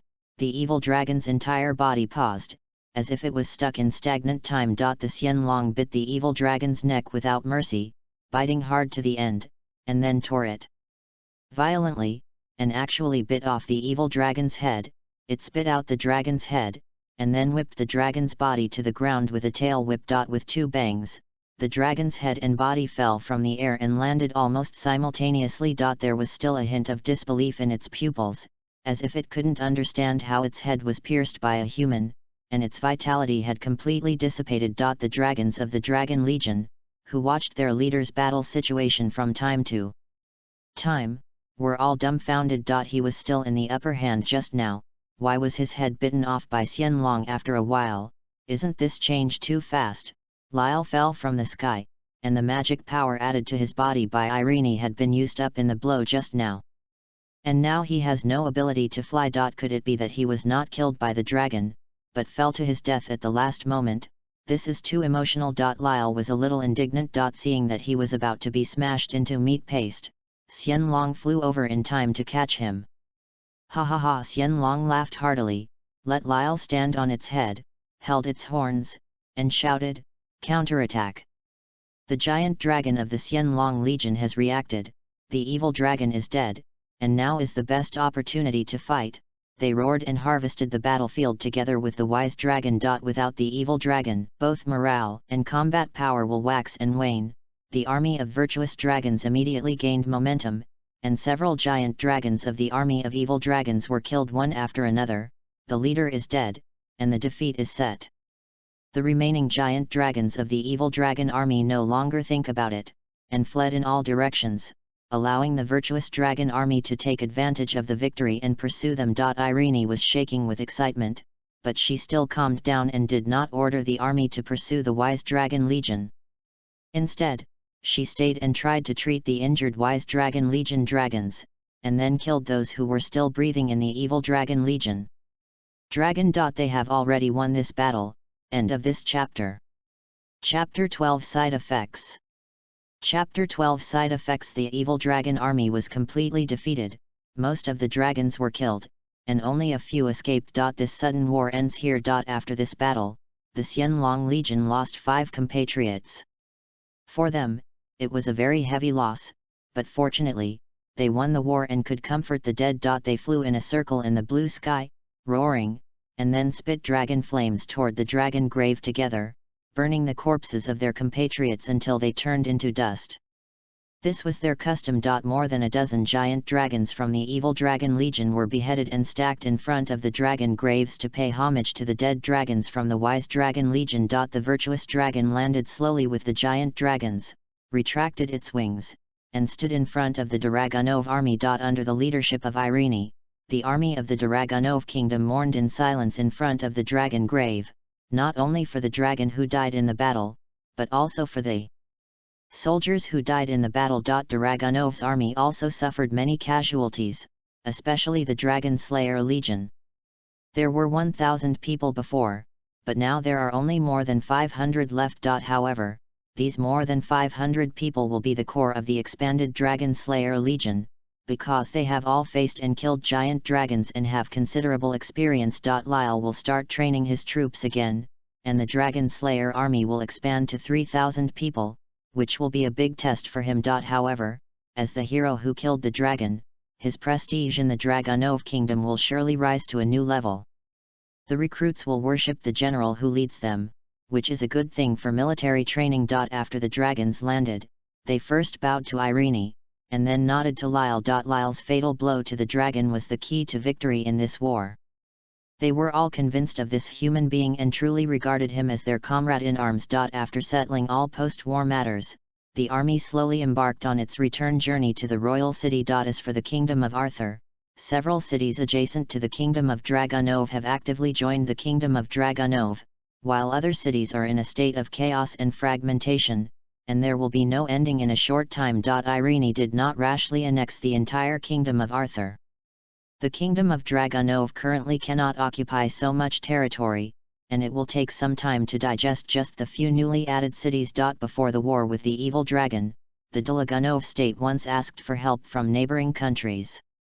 Now that the war has been won, these countries, whether they sent legions to support or not, have witnessed that the strength of the Dragunov state is not what it used to be, and they have sent a group of envoys came to celebrate. They also began to think about how to form an alliance with the Dragon Clan. In this era, the Dragon Clan is an aircraft carrier battle group.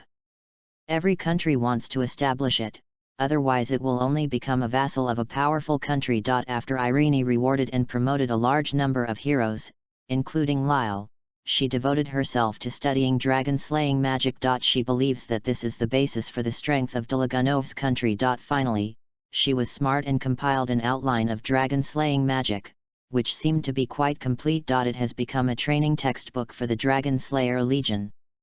And it is foreseeable that it will completely transform the entire Legion's soldiers into Dragon Slayer Mage. The combat power of the Dragonov Kingdom's army will rise to a higher level, especially when facing the evil Camp Dragon clan. It will have an even greater advantage. However, everything has two sides. As the outline of dragon slaying magic spreads, it will inevitably leak out from the army of the Dragonov Kingdom, spread to other countries, and then spread to Acknowledge, allowing him to transform into a dragon. Black Dragon's opportunity. But where will Acknowledge be at this time? Lyle himself also learned dragon slaying magic. The dragon power and dragon body blessings he possesses are perfect for dragon slaying magic. Therefore, he is the second person to use dragon slaying magic after Irene, the founder. Soon, Xianlong and other dragon clans also mastered the essence of dragon slaying magic and were able to teach humans. If this continues, the teaching of dragon slaying magic will be divided into different branches, namely, humans teach humans, and dragons teach humans. After experiments, Lyle discovered that the Dragon Slayer wizards taught by giant dragons such as Xianlong were obviously better than the Dragon Slayer wizards taught by him, and they had the personal characteristics of the dragons themselves. For example, the Dragon Slayer magicians taught by Xianlong himself will use dragon slaying magic in Xianlong's style, and their moves will be similar to Xianlong's roar, Xianlong's hook, and Xianlong's wing strike, etc. The Dragon Slayer taught by Lyle has more ordinary moves. After all, the dragon slaying magic is called Dragon Slayer, which actually allows the magician to possess the power of a dragon, so that he can kill another dragon. And how can humans understand the power of dragons better than dragons? Therefore, it became the job of the Wise Dragon faction to cultivate Dragon Slayer mages of the Dragon Slayer Legion, and Lyle focused more on their military discipline. The days passed, but no one felt that they could relax. Whether it is Lyle, Irene, or Xianlong, they all know that the evil dragon faction is just the first wave of the evil camp's dragon attack on the human kingdom. Later there were second and third waves, until the final world war broke out. More and more soldiers have successfully learned Dragon Slayer magic and become Dragon Slayer wizards, possessing the ability to inflict damage to giant dragons. However, what followed was the emergence of the side effects of dragon slaying magic. He is easily irritable and loses his mind, and dragon scales will appear on his body, showing signs of dragon transformation. Lyle's Dragon Slayer Corps has dealt with more than a dozen incidents of mass fights in the past week, giving him a headache as a general. Even the teachers Xianlong and other dragons couldn't hold down these anxious soldiers. They have established their power and tried to scare the monkeys, but it is still useless. Dragon slaying magic is affecting the minds of users bit by bit, driving them to extremes. Lyle himself was not affected at all, probably because of the blessing. In order to curb this phenomenon, Lyle decided to find Irene. She is the founder of the dragon slaying magic, and she may be able to find a way to prevent this side effect. It's just that the knight guarding the palace told the queen that she was unwell and asked Lyle to come back in a few days. Lyle circled in front of the palace gate. The more he thought about it, the more he felt something was wrong, and he frowned. Feeling unwell and don't want to see yourself, with the queen's personality, shouldn't she work hard even when she is sick? She will definitely be willing to see him. The more Lyle thought about it, the weirder it seemed. The queen, is she also showing signs of dragon transformation? She is the founder and the first dragon slayer mage. It is not surprising that so many people in the army have dragon transformation phenomenon. It's just that he doesn't want to break into the queen's palace by force, so he can only leave temporarily. End of this chapter. Chapter 13 Random Thoughts. Chapter 13 Random Thoughts. At the same time, Irene was in the palace, standing in front of a plaster statue, silent. Xianlong stayed by her side quietly. This palace is spacious and tall enough to accommodate the huge body of Xianlong. Xianlong was injured in the last war, but the dragon's self-healing ability is very strong, and he was almost healed in less than half a month. It pointed outside the palace with its dragon claws with great interest, and asked, "Are you really not seeing Lyle? He is probably here to report the dragon transformation phenomenon that occurred in the Dragon Slayer Legion, and wants to get rid of you. Get help here. Help. Erin smiled bitterly and touched her left cheek with her hand. The place was already covered with dragon scales, and the human skin had fallen off and disappeared. It turns out that, just as Lyle thought, Irene herself was also affected by the side effects of Dragon Slayer magic. After discovering this situation, she immediately found Xian Long, hoping that this well-informed dragon could provide a solution. Unfortunately, there was nothing Xian Long could do. In order not to expose this matter and cause panic, Irene used illness as an excuse to not see guests for the time being. But this reason will be exposed sooner or later, and paper cannot contain the fire. What's the use of calling him in? Irene shook her head. I don't even know how to remove the side effects on myself. How can I help him? During this period of time, she had looked through many books, but she had not yet found a solution. She was very distressed by this. How will ministers and generals view themselves, and how will the people view themselves? A demented monster on the verge of destruction. Erin thought of Lyle and felt a deeper fear. He was the person she trusted the most. What if he was also afraid of her and regarded her as a monster? Dragon-slaying magic gives you strength, and it also affects your minds, making you more and more like dragons. Xian Long slowly lowered his body and lay on the floor. This side effect may continue forever, or it may disappear spontaneously after a period of time. There is another possibility. Eileen added, we may transform into a giant dragon. She is the founder and the person who knows the dragon-slaying magic best, so she makes such a judgment. Xian Long looked at her. I understand. Is this why you don't want to see Lyle? You don't want him to see what you look like now. The longer it is in contact with humans, the more it understands the complex emotional world of human beings, which is often not as straightforward as a giant dragon. Erin looked a little embarrassed and didn't know how to answer. The more Xian Long talked, the more he felt that he made sense. Are you worried that you will completely turn into a dragon, lose your mind, and become a dragon that harms people? Or, you are also worried that you and Lyle will become two different species? Can't be combined after that. Hearing the straightforward word combination, Irene couldn't help but glare at Xian Long. Xian Long laughed heartily. You humans have really troublesome relationships. Unlike us dragons, if you like a dragon, you will pursue it directly. Our lifespan is very long, basically hundreds of years, thousands of years. Also, partners are very important to us, otherwise we would be too lonely. Lyle and I don't have this kind of relationship. Erin replied stubbornly. And was about to go to the library to continue looking for solutions to the side effects. Xian Long reminded, with Lyle's intelligence, you should have guessed why you didn't see him.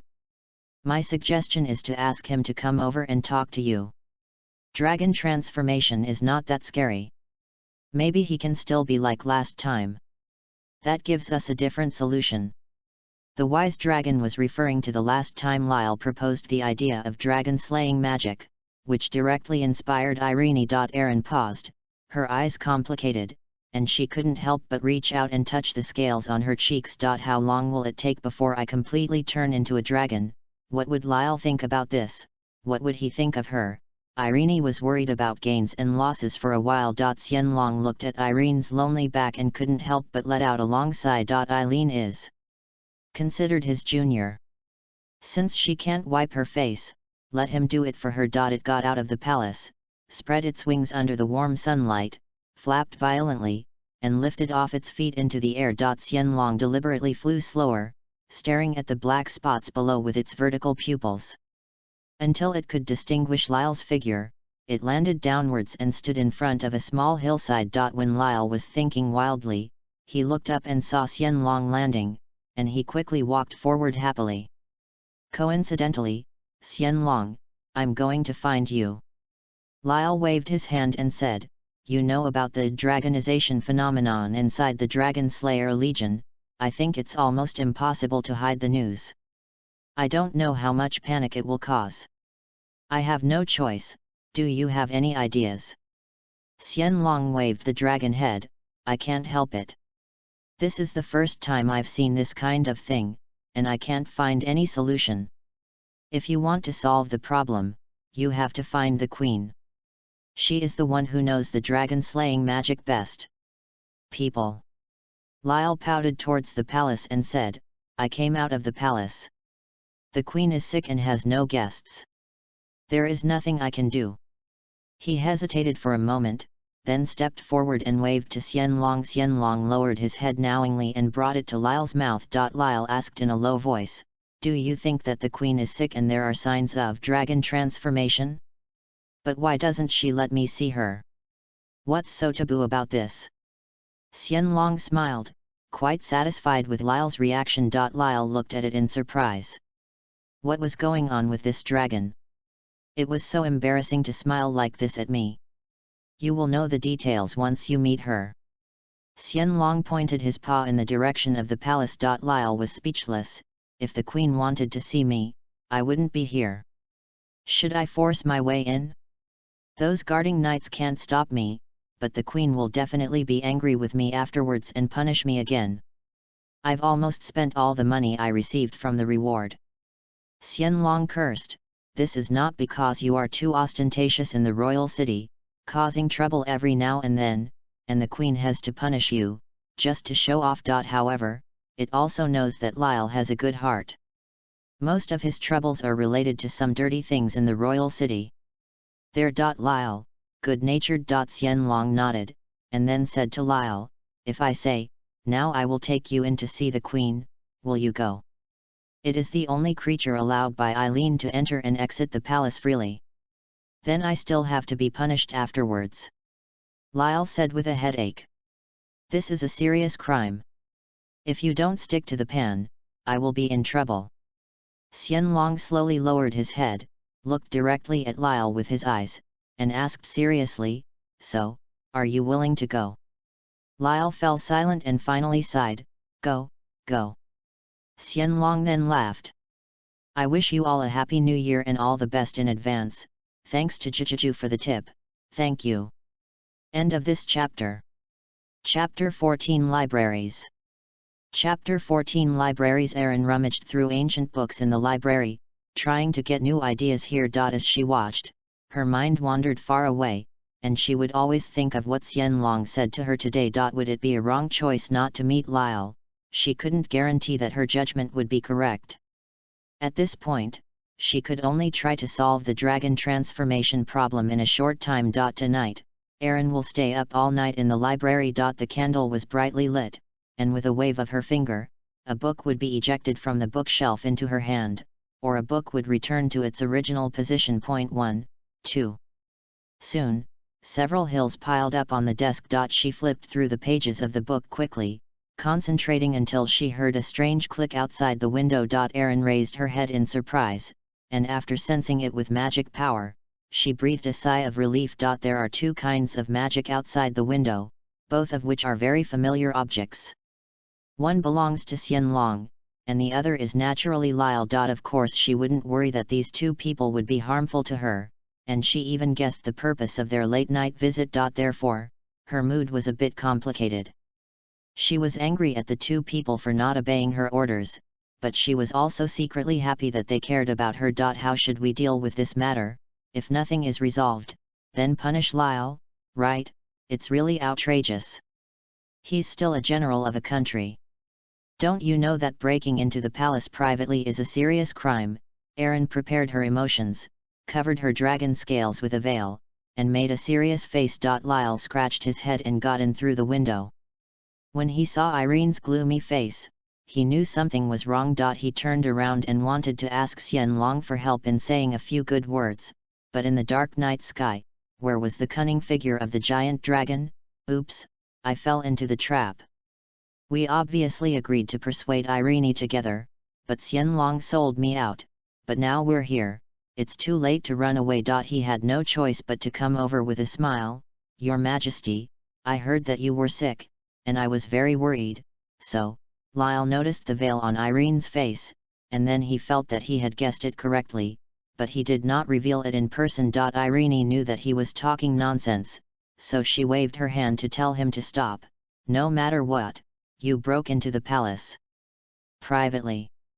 Tell me, if you don't give me a reason why you must see me, I will deal with it tonight. About you. I really care about the Queen's health.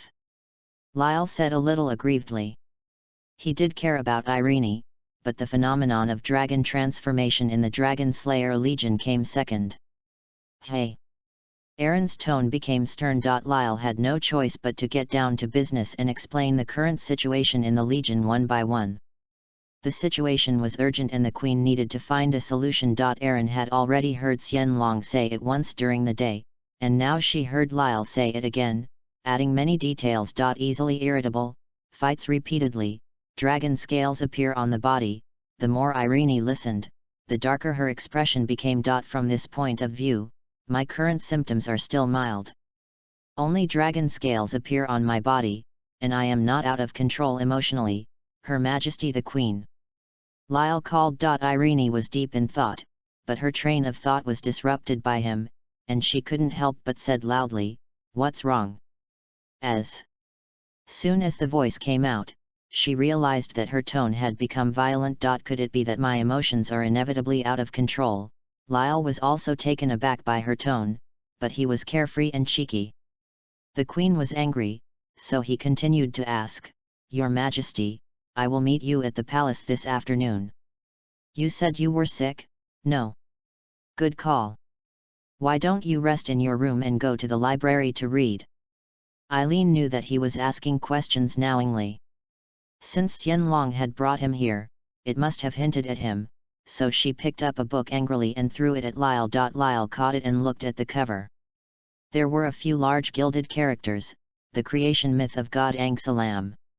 If you want to find a solution to the phenomenon of dragon transformation, just flip through these books and tell me if you find something you care about." Irene walked away on her own, and went to the other side of the bookshelf. Since the Queen had no intention of holding him accountable now, he was content to have nothing to do, and immediately sat down on the floor unceremoniously and started reading the book. The general content of this book is that the creator god of this world is God Angsalam, who created all life in the world, including dragons and humans. If you want to find a way to eliminate the side effects of dragon-slaying magic, you must inevitably go back to the roots and take a look at the origin of the dragon family. This book is said to be a myth, but in fact it is more likely to be a true piece of history. Lyle knows that the god Angsalam is real. Ziref violated the god Angsalam because he touched the taboo of life and wanted to resurrect the dead, so he was cursed. Since then, Ziref has become immortal. As long as he respects life and feels love, he will release death energy and harvest all life around him. This ability is also known as the contradiction curse and death hunting. However, even knowing this is of little use in solving the side effects of dragon-slaying magic. So how did later generations solve this problem? Lyle thought about it carefully and felt that even after more than 400 years, the side effects of dragon-slaying magic had not been completely solved, but had only been suppressed. Dragon slayers such as Natsu, Gajeel, and Laxus all have varying degrees of destructive desires, and Natsu has even appeared in dragon scales. Thinking about it this way, Irene should have further improved the dragon-slaying magic, making it more stable and controllable, and suppressing the side effects. However, more than 400 years later, dragon-slaying magic has become a lost magic. It seems that its inheritance path is very difficult. On the one hand, to learn and master dragon-slaying magic, a certain amount of talent is definitely required. On the other hand, the side effects of dragon-slaying magic also make quite a lot of mages flinch. In a short time, Lyle flipped through the book and found no clues. Erin was sitting in the corner reading a book that was so thick that Lyle thought she had lifted a big brick and read it there. The Queen didn't speak, so he also closed his mouth, picked up another book, and continued reading. Neither of them noticed that they were now alone in the same room. The more he looked, the more tired he became. Lyle yawned and braced himself. Without paying attention, when he looked out the window again, the sky was breaking and the surroundings were grey. It was quite quiet in the library. Lyle put down the book in his hand, stood up, loosened his body bones, and chatted with the Queen. He couldn't stand it anymore after holding in silence all night. However, when he found the Queen, he saw her lying on the table, seemingly asleep. Lyle instantly felt like he was being cheated. We agreed to stay up all night together. How could you do this? He sighed, not daring to wake up Irene. Seeing how thinly she was dressed, he wanted to put a robe on her. At this time, he noticed that the veil on Irene's face had been rubbed down by her in her sleep, revealing the dragon scales on her cheeks. Pieces, very fine. Lyle looked carefully and found that the dragon scales extended from his cheeks to his neck and even further down. Unfortunately, he couldn't see it because it was covered by his shirt. While he was standing on tiptoes to look, he suddenly noticed that Irene had opened her eyes at some point. Her face was as cold as ice, and her eyes had turned into dangerous vertical pupils. End of this chapter. Chapter 15 Anna. Chapter 15 Anna. Your Majesty, I can explain.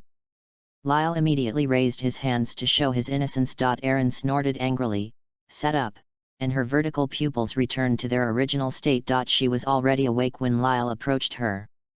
When she opened her eyes, she saw Lyle staring at her curiously, and she couldn't help but feel angry. Lyle is really getting more and more outrageous.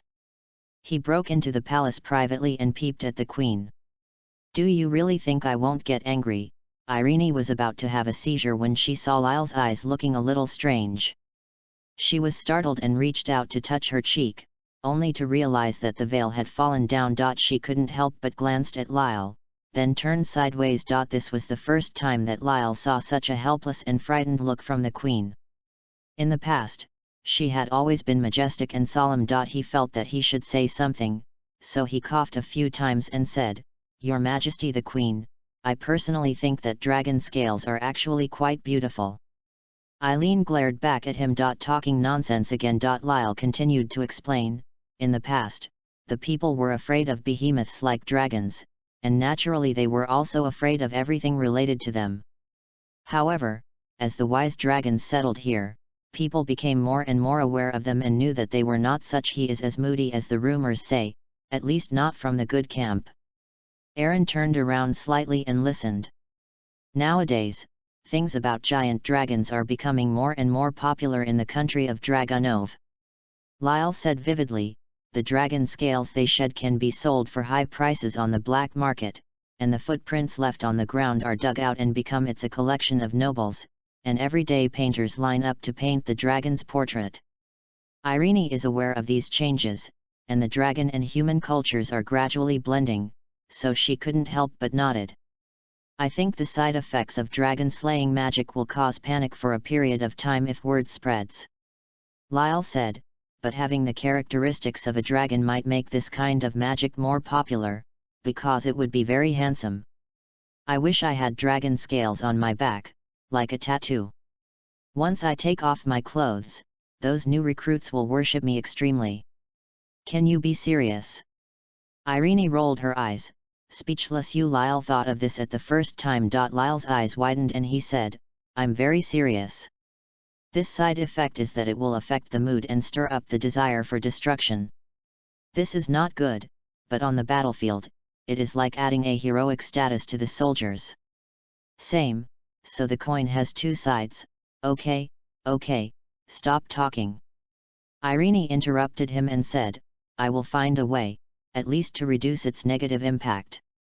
It would be a great thing to keep his mouth shut, about to become a side effect of Dragon Slayer magic. However, seeing his attitude, she did feel relieved. At least, this guy doesn't mind. That's right, he is Lyle. At this time, she suddenly reacted and stared at Lyle. Wait, you mean, you haven't transformed into a dragon? That's right, didn't Xianlong tell you? Lyle raised his eyebrows in surprise. Irene immediately stood up and ordered excitedly, Lyle, take off your clothes. Ah! Come again. Erin couldn't wait to come over and reached out to tear off Lyle's clothes. She didn't expect that the result of her hard thinking for many days would be that Lyle would actually comply with Xianlong's words. Lyle was forced to take off his shirt and threw it aside. The upper body with scars all over was exposed in front of Irene again. Irene's somewhat cold fingers touched his chest, as if operating a precise instrument. The magic power was pouring out, and the magic circuit on Lyle's body was quickly revealed. Lyle, in the next few days, you have to follow me to do some experiments. Eileen had a new idea, her spirits were lifted, and her eyes were bright. Enter the palace early every morning, and you are not allowed to be late. That's fine. You will atone for your sins. Lyle guessed that he was not affected by the side effects of the dragon-slaying magic, which should be due to blessing, but Irene might find some new ideas from his body, so she nodded in agreement. Seeing that the sky was about to brighten, Irene urged, "Put on your clothes and slip out quietly, so that no one will see you. What is this situation like now?" "Okay." Lyle put on his coat, opened the window and was about to leave, when he suddenly thought of something, and looked back at Irene. "Well, why do I look so like those men who come to other people's homes to have affairs, come sneakily at night and leave early in the morning, still by the window?" Seeing him stop, Irene urged again, "Hurry up, there will be more people around here later." Lyle shook his head, climbed out of the window, climbed onto the eaves, and left as secretly as possible. Fortunately, he left the palace smoothly, otherwise the ministers would find a reason to sue him. In the next few days, Lyle followed the instructions and entered the palace every morning in the early morning and left in the evening, just to cooperate with Irene's experiment. But this time he received Irene's official order, and he didn't break into the palace privately. During this period of time, Lyle had no time to restrain the Dragon Slayer Legion, and could only temporarily hand over power to Xianlong. Xianlong also has a high prestige in the army, and I believe that nothing will happen. In a short time, on the border of the Dragonov Kingdom, a group of uninvited guests came to the battlefield where the dragon faction was fighting. They are huge and have wings, making them easy to identify. This is a group of giant dragons that come from nowhere. The dragons observed this fragmented battlefield, and the terrain for several kilometers around had undergone earth-shaking changes. After watching for a while, they were communicating with each other in dragon language. At this time, the dragons stepped aside, and a woman walked out from among them. She is less than 30 years old, has long blonde hair tied into a ponytail, and has sharp and determined eyes. The giant dragon lowered its head and asked in dragon language, "Anna, we have seen it. A war between dragons did break out here, and there are also traces of human help." Anna nodded and replied in dragon language, "I didn't expect that besides us, there would be an alliance between humans and dragons, and they would successfully defeat the evil camp's offensive. Great, this is exactly what we wanted. Let's go, we are going to the royal capital of the Dragonov Kingdom, and we want to meet the queen here." "Okay, we are all ready." The dragon stretched out a claw and spread it out. Anna climbed up from between its fingers, not worrying at all about danger. The dragon placed Anna on top of his head, then flapped his wings and flew up. Seeing this, other giant dragons followed this giant dragon one after another. Taking advantage of the clear weather, they would fly throughout the day towards the country of Dragonov. End of this chapter. Chapter 16 Fire Dragon King. Chapter 16 Fire Dragon King. Lyle's eyes were blurred, and he was so sleepy that he couldn't hold his cheeks in his palms. He fell on the desk in front of him with a loud bang. Irene was burying her head in writing.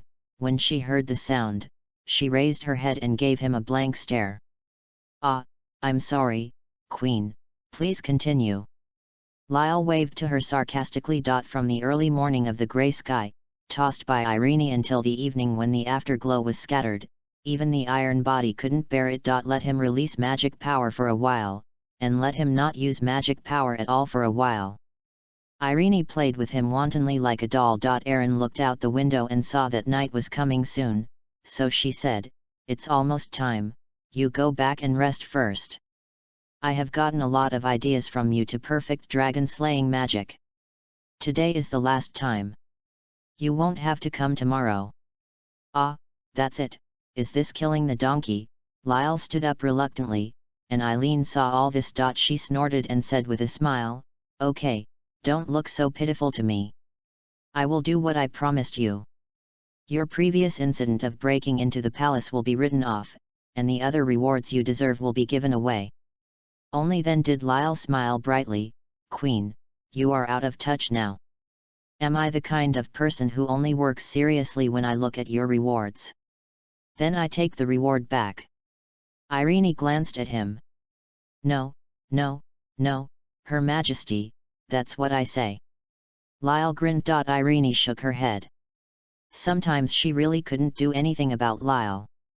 This kind of personality couldn't be changed at all. At this time, the sound of rattling footsteps came from outside the palace, and hurriedly attracted the attention of the two of them. Lyle glanced at Aaron, who nodded, so he walked towards the door. After a while, a knight came in, panting and sweating, and was stopped by Lyle. He saluted the Queen and Lyle, but he couldn't come back and couldn't speak for a long time.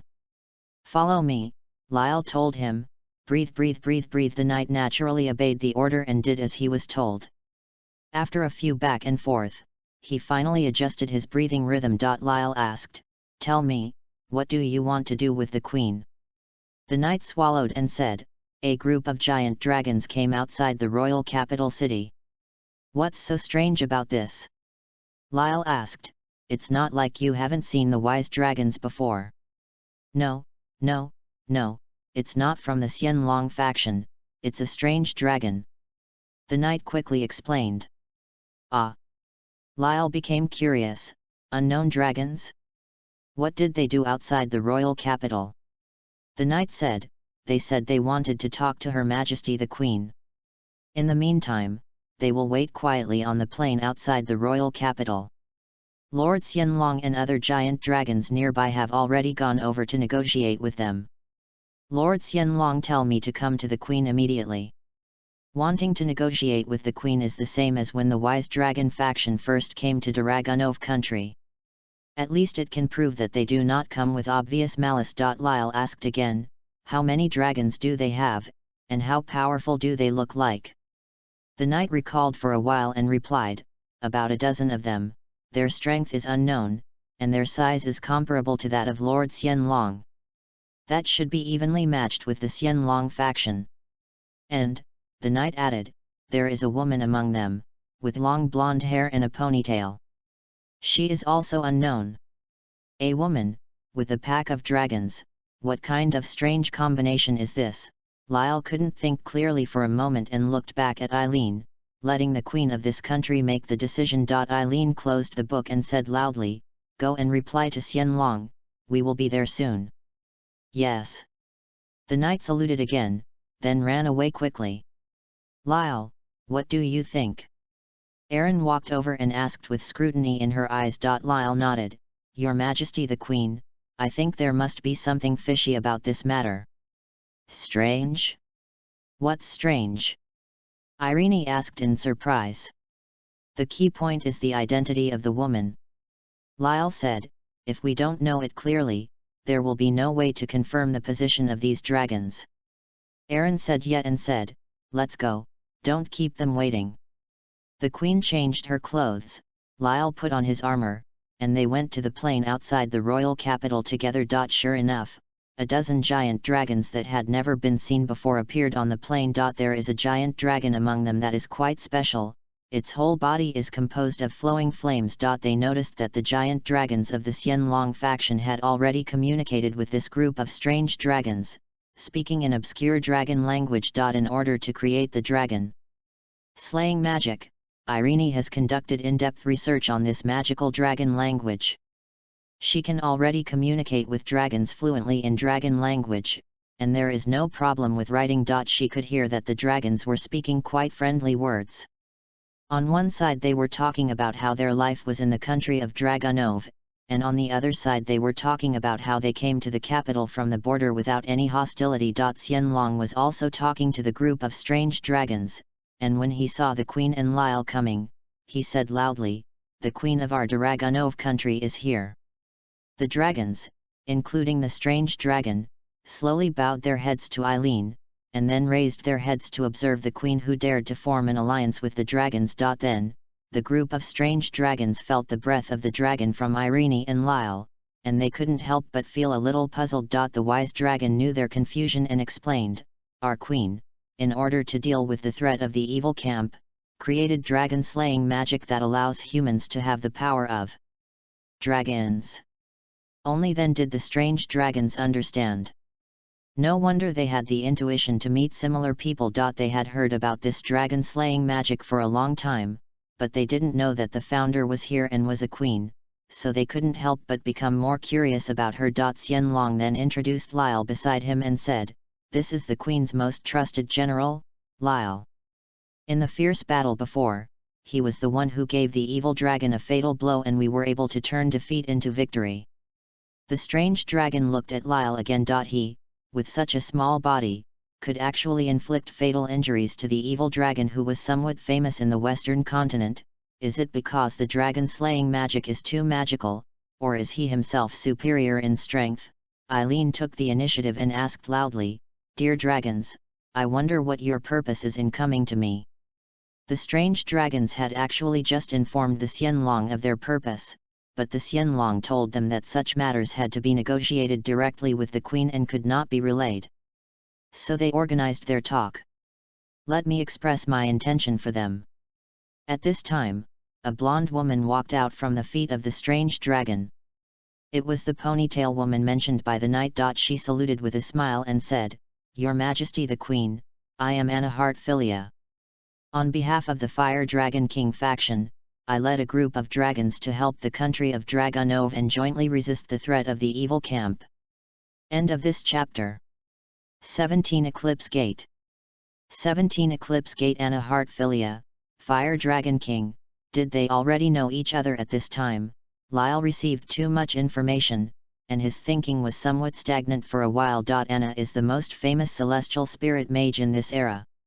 She holds 12 celestial spirit keys of the zodiac. She has always had close ties with the celestial spirit world.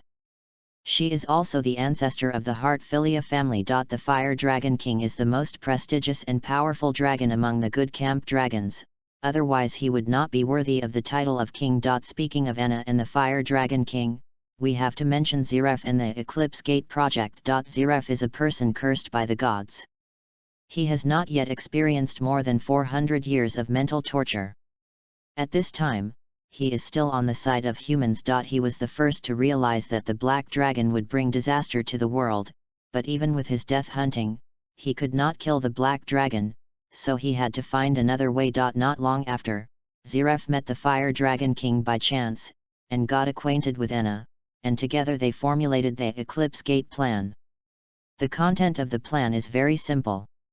Zeref will create a door that can travel to the future, the Eclipse Gate. Then, the Fire Dragon King and other 5 giant dragons selected 5 children with the potential to be outstanding dragon slayer wizards.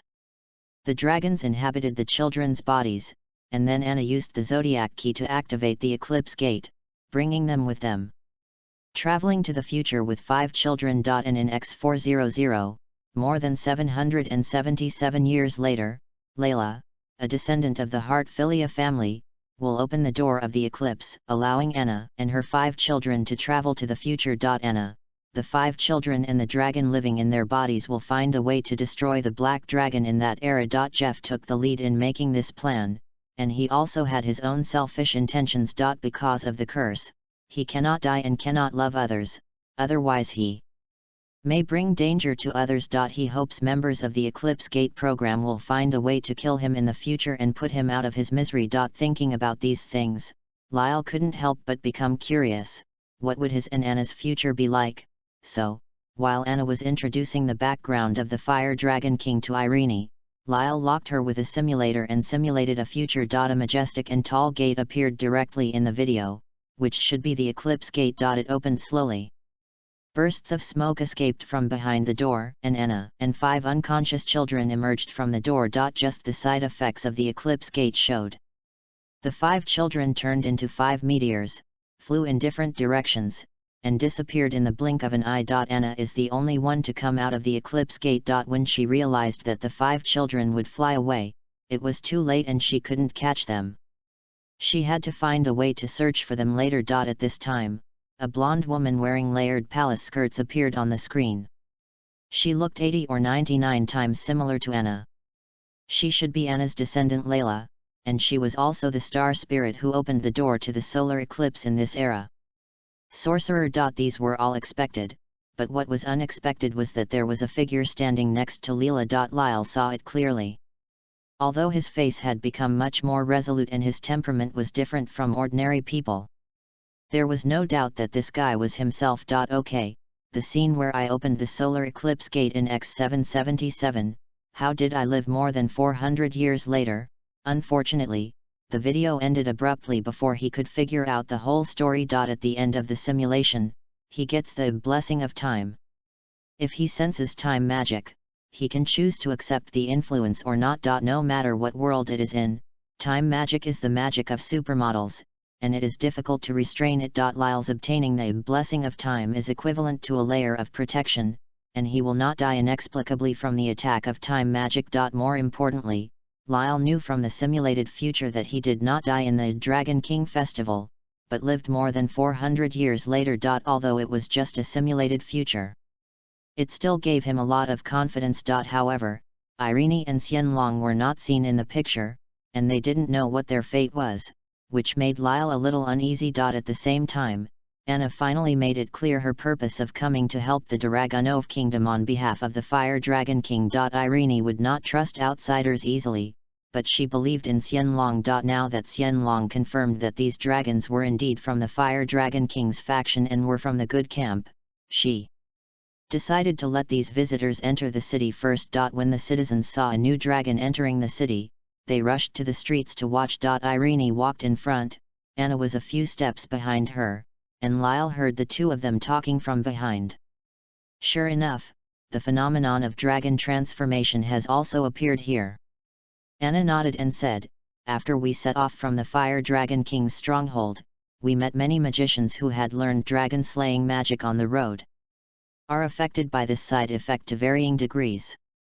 Aaron looked back at Lyle and said, this is indeed a big trouble, but I have recently developed ideas for perfecting dragon-slaying magic, which I will sort out in the next few days.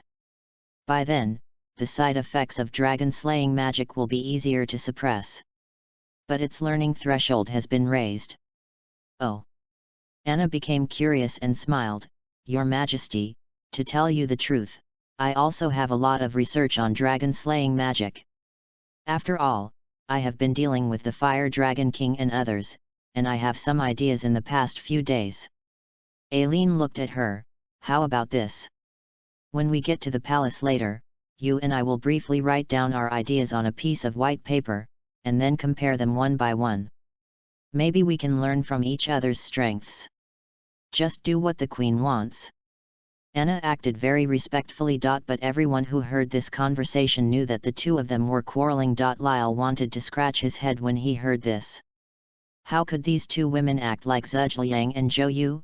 However, it also made him breathe a sigh of relief. The two major magicians of this era jointly attack dragon-slaying magic. I believe that the side effects of dragon-slaying magic will soon not be so common and strong. Xianlong asked one of his subordinate dragons to take the dragons of the Fire Dragon King faction to rest first and get acquainted with the dragons of his own faction. Then he and Lyle followed the two women into the palace. Aaron and Anna did not immediately study dragon-slaying magic, but first discussed the issue of the tripartite alliance between the Dragonov Kingdom, the Wise Dragon faction, and the Fire Dragon King faction. The positions are consistent and many things can be discussed. Soon, 3 people and 1 dragon basically finalized the outline of the alliance. Perfecting dragon-slaying magic is the next topic. In this regard, Irene is better, but Anna has a small number of ideas that also gave her new inspiration. If Anna wasn't worried about being too tired after such a long journey, Irene would have pulled her up all night to sort out a new outline of dragon-slaying magic. At the end of the meeting, Anna conveyed the message from the Fire Dragon King to everyone. The Fire Dragon King believes that a crisis sweeping the world is about to break out. The evil camp in the Western continent, the good camp in the Ishgar continent, and the scattered neutral camps, plus the huge human empire, will all be exposed to this storm. We must be prepared for this, which is why the Fire Dragon King is looking for more allies. Eileen and Xianlong may still be dubious, but Lyle admires the Fire Dragon King's foresight. The Dragon King sacrifice war will break out soon. The development of the world and the distribution of resources cannot satisfy the growing greed, and this war is inevitable. End of this chapter. Chapter 18 Purgatory Dragon. Chapter 18 Purgatory Dragon in the Palace of Dragunov State. Anna conveyed the prophecy of the Fire Dragon King, and Irene wrote it into a letter and sent it. The target is the leaders of neighboring countries and regional separatist forces. The purpose is to provide early warning, hoping that they can be more vigilant so as not to panic when the evil camp invades. However, Eileen was not happy with the content of the reply she received. Your Majesty, what's the matter? There's something wrong with the letter. Recently, Anna joined the Dragunov State's political discussions, representing the Fire Dragon King faction, and her words were very weighty. She was curious about why Irene frowned while looking at the letter. You all should take a look. Aaron explained to everyone while handing the letter to Anna. I feel like they don't take this information very seriously. Anna read it once, shook her head, and handed the letter to Lyle with a wry smile. I won't read it. Lyle waved his hand and handed the letter to Xianlong. You can guess the content. It's just that you don't believe that the evil camp in the western continent will travel across the ocean to invade here. Xianlong held the letter carefully, squinted his eyes, and stared at the small words. It was very hard to read. Anna was a little frustrated, their vision is too short-sighted. If we start to make preparations at this moment, training dragon slayer wizards and forming an alliance with the good camp dragons are all good ways out. Eileen concluded, we don't care what happens to them. Anyway, we have already informed them. Whatever happens in the future, we will be merciful and righteous. She and Xianlong believed that the evil camp in the western continent would come to the Ishgar continent, but they were not sure whether it would become a global war as predicted by the Fire Dragon King. Even so, they started making preparations since they received the warning from the Fire Dragon King to ensure that the logistics of Dragunov country could support at least 3 years of war. There is something to be happy about. Irene smiled. Dragon slaying magic is now quite perfect, and the phenomenon of dragon transformation in the army has also been controlled.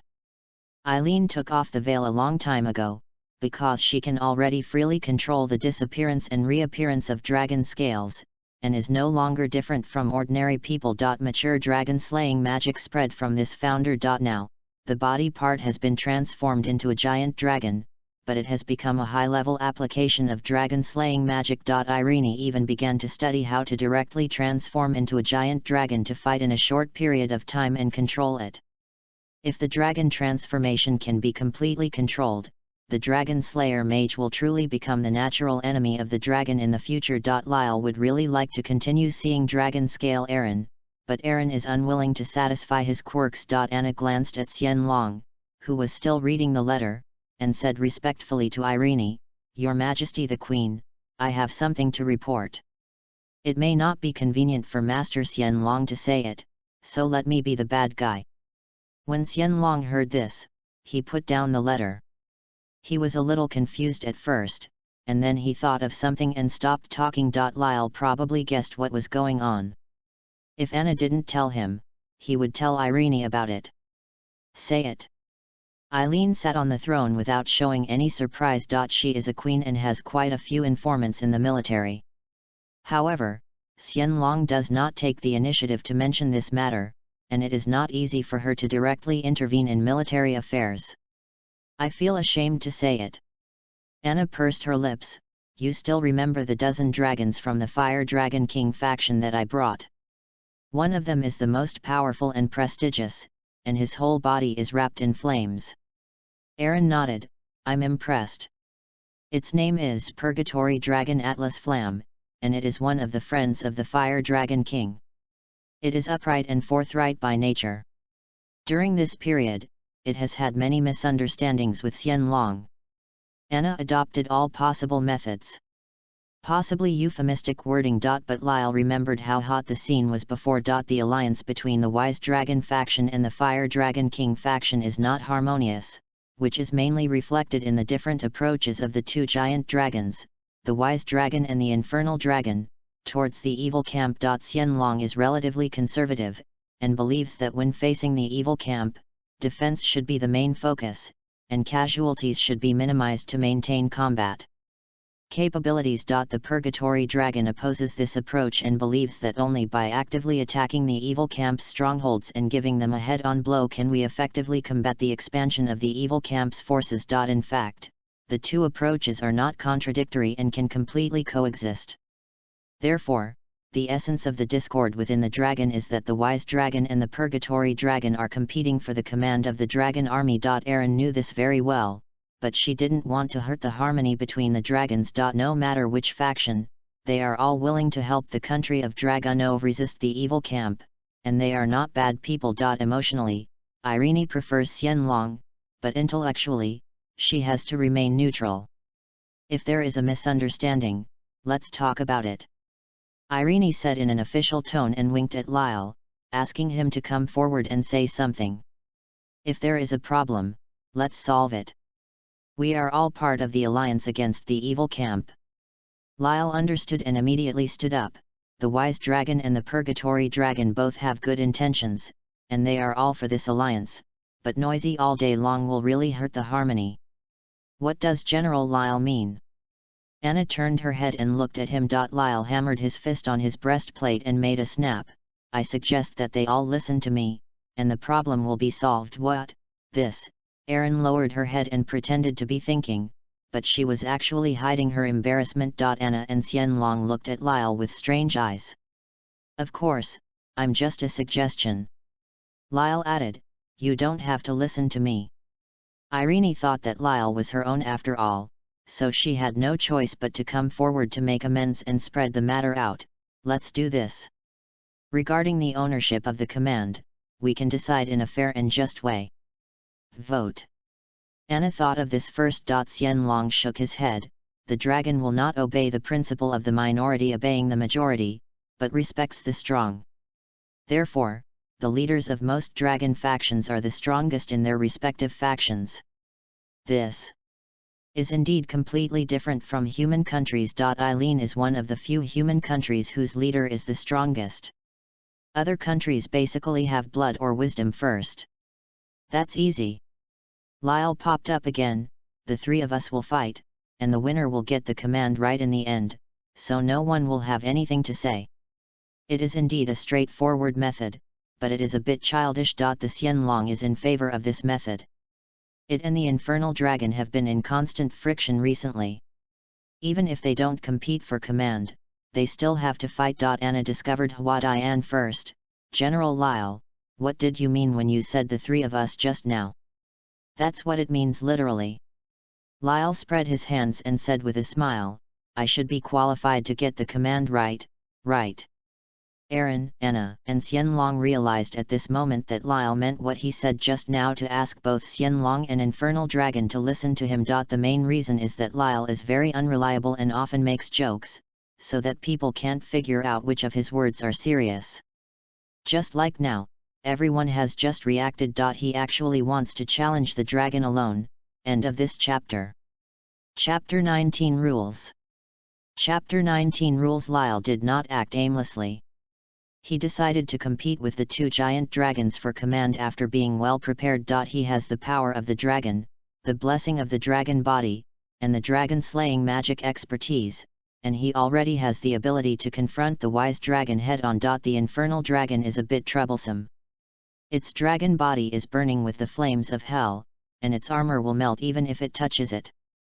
It is not so easy to deal with. However, Lyle used a simulator on it not long ago and unexpectedly found that it worked. Not everyone can lock the simulator, so when Lyle discovered that the Infernal Dragon could also be locked, he realized that this dragon was a big shot on the same level as Erin, Xianlong, and Anna. The future of simulation is as brief as ever. Lyle rushed to the Infernal Dragon.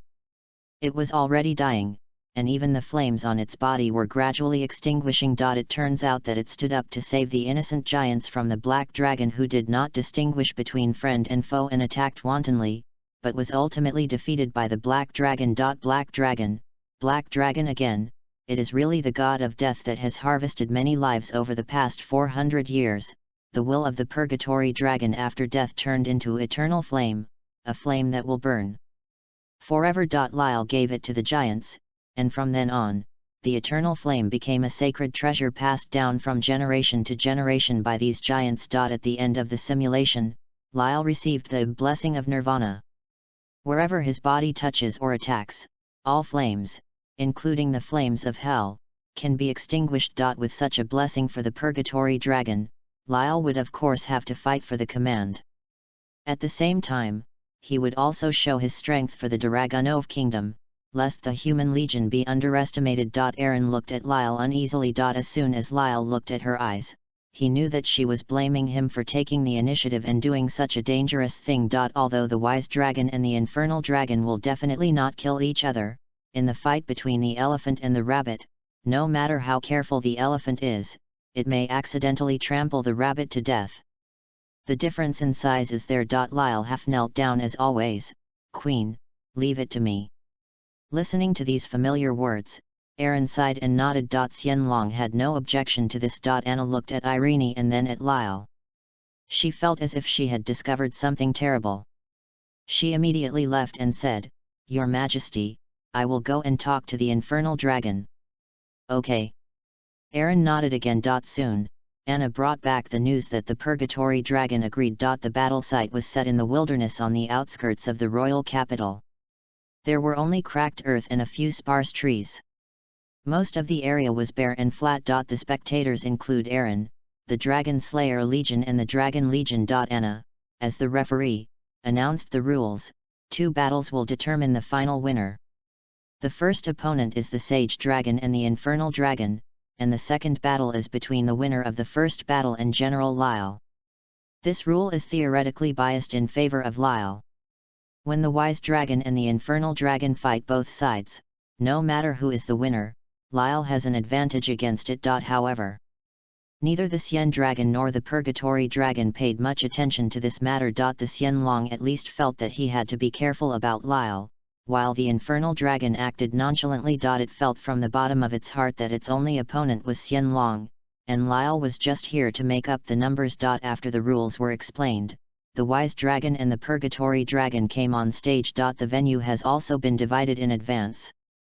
As long as you don't leave the circle, the sky and the ground will be battlefields. The party that leaves the circle, loses the ability to fight, or admits defeat is deemed the loser. Considering that the 2 sides may get into trouble, Anna's acumen will be tested here, and whether she can prevent unnecessary fatal fights in time. In terms of momentum, the Infernal Dragon has the upper hand. With its whole body wrapped in blazing flames, it was better to say that it was a legendary Balam than a giant dragon, and its eyes and big mouth could only be barely made out. The Purgatory Dragon glanced at the spectators in the distance, then at Anna, who was the referee, and let out a weird smile.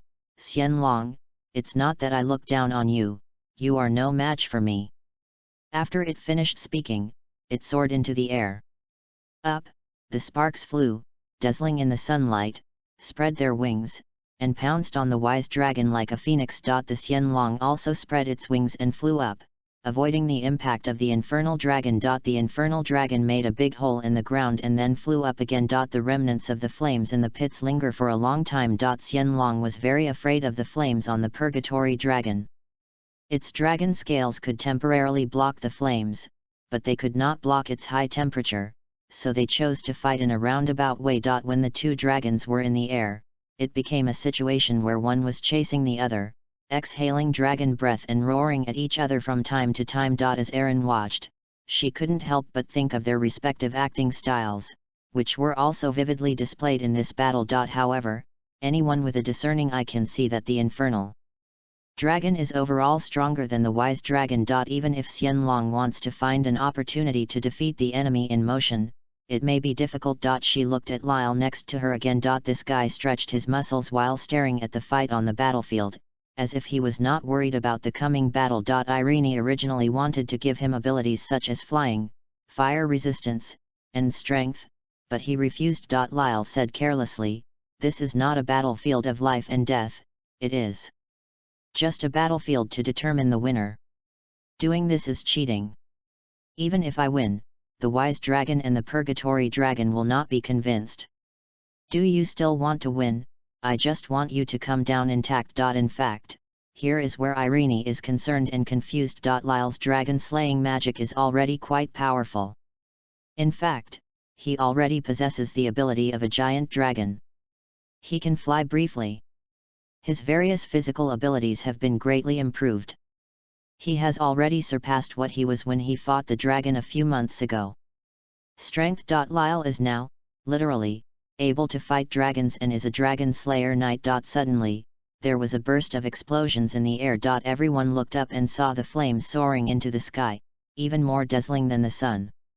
The spectators had to cover their eyes. When the light dissipated, everyone slowly opened their eyes and heard another loud bang. The Xianlong hit the ground heavily, with burn marks all over its body and black smoke floating around, making it look very embarrassed. After Anna observed it, she announced directly, "Master Xianlong is out of the circle, and the winner is Master Purgatory Dragon." At this time, the Purgatory Dragon slowly landed on the ground and let out an excited dragon roar. The Fire Dragon King faction roared together, and the atmosphere was high. The wise dragon got up, sighed, bowed his head to the infernal dragon and admitted defeat.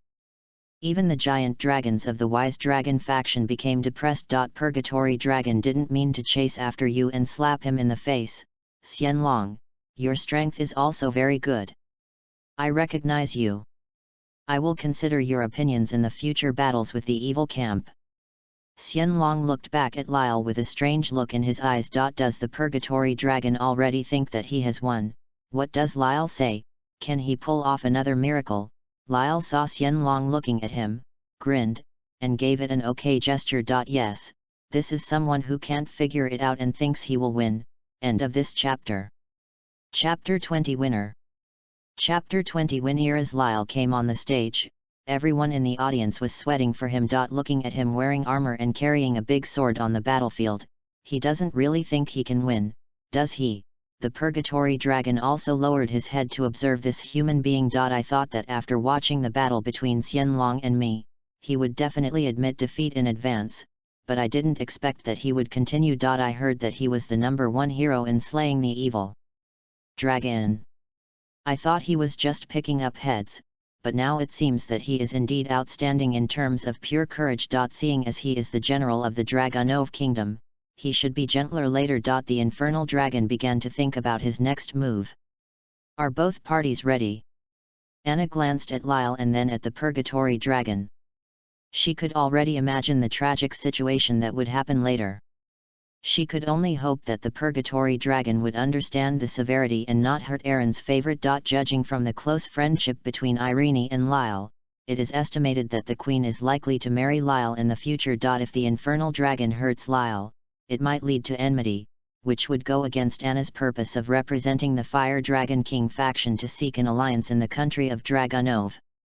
Ready? Lyle raised the sword and pointed the tip of the sword diagonally at the blue sky. The Purgatory Dragon also nodded to Anna. So Anna announced the start of the second battle and withdrew from the battlefield. It's just that this time she stayed much closer than the last one, in order to prevent possible tragedies in time. Lyle looked around just now, but no one believed that he could win. Am I that outrageous? Don't you have a brainless stud for me? Amidst the whirring sound, the infernal dragon spread its wings and flew up, and the blazing wind blew against his face, causing Lyle's skin to dry out and ache. Lyle. The Purgatory Dragon condescended, I advise you to admit defeat. I thought about it for a long time, but I can't think of how to make you lose decently. My moves are too powerful, even the wise dragon can't stop me. There's no guarantee you won't get hurt.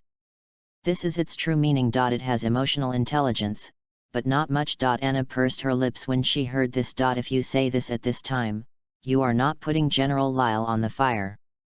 Even if it is to show the bravery of the Dragonov soldiers, he cannot just admit defeat and end up like this. But if he doesn't admit defeat, General Lyle will really be roasted on the fire in a physical sense. Everyone looked at Lyle's reaction again. Oops, he didn't even finish listening, and charged towards the Purgatory Dragon with his big sword. The Purgatory Dragon roared, and the dragon power possessed by every giant dragon exploded, but it was resisted by the dragon power on Lyle's body. You also have dragon power. Infernal Dragon was a little surprised. you have learned dragon-slaying magic well. It attributed the dragon power in Lyle to the dragon-slaying magic created by Irene. Only Eileen and Xianlong who knew about it knew that this was not the case at all. Before the dragon-slaying magic was created, he already had dragon power. No one knows where he got this ability from. What Lyle used next was really dragon-slaying magic. He soared into the air suddenly, and rushed towards the purgatory dragon with lightning speed. Using a jumping force that far exceeded the jumping limit of normal humans. He was caught off guard. The purgatory dragon really didn't expect it. But what surprised it was that Lyle would choose a style of play that even Xianlong dared not do, that is to get close to it. You must know that the flames on its body are not ordinary flames, and the armor will be melted away in a short time. Even if it is protected by dragon-slaying magic, it cannot withstand it for too long. However, after reacting, the purgatory dragon laughed loudly. Very good, Lyle, you suit my appetite. Attack. Only offense is romantic. The infernal dragon stretched out its flaming dragon tail and whipped it like a whip, hoping to knock Lyle down in the air. However, Lyle was extremely flexible. He stepped on the dragon's tail and used the force to change the direction. Only then did the purgatory dragon realize something was wrong. Because the flames on its body did not wrap around Lyle's legs, but went out directly. Something is wrong.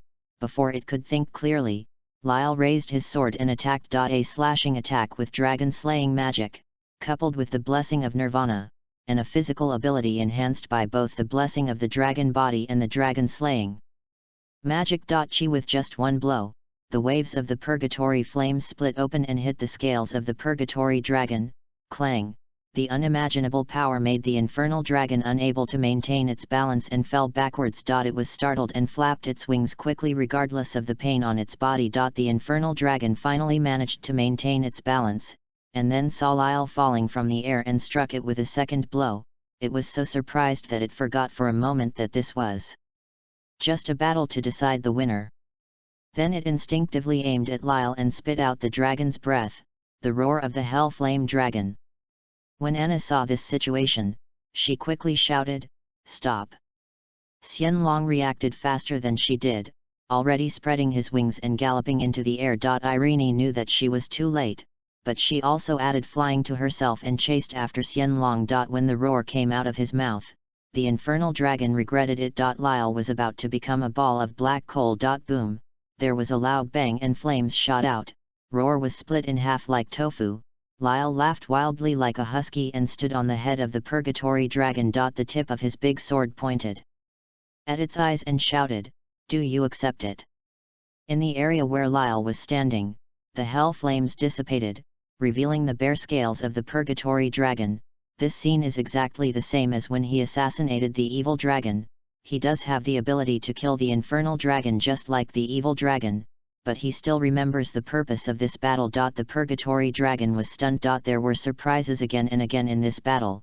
First it was Lyle's dragon power, then his speed and strength, then he was able to extinguish the flames that he was proud of, and finally he split the flames and stood on its head. Lyle is not a giant dragon, and he doesn't know the habits of giant dragons. Giant dragons would not easily let humans or other species stand on their bodies.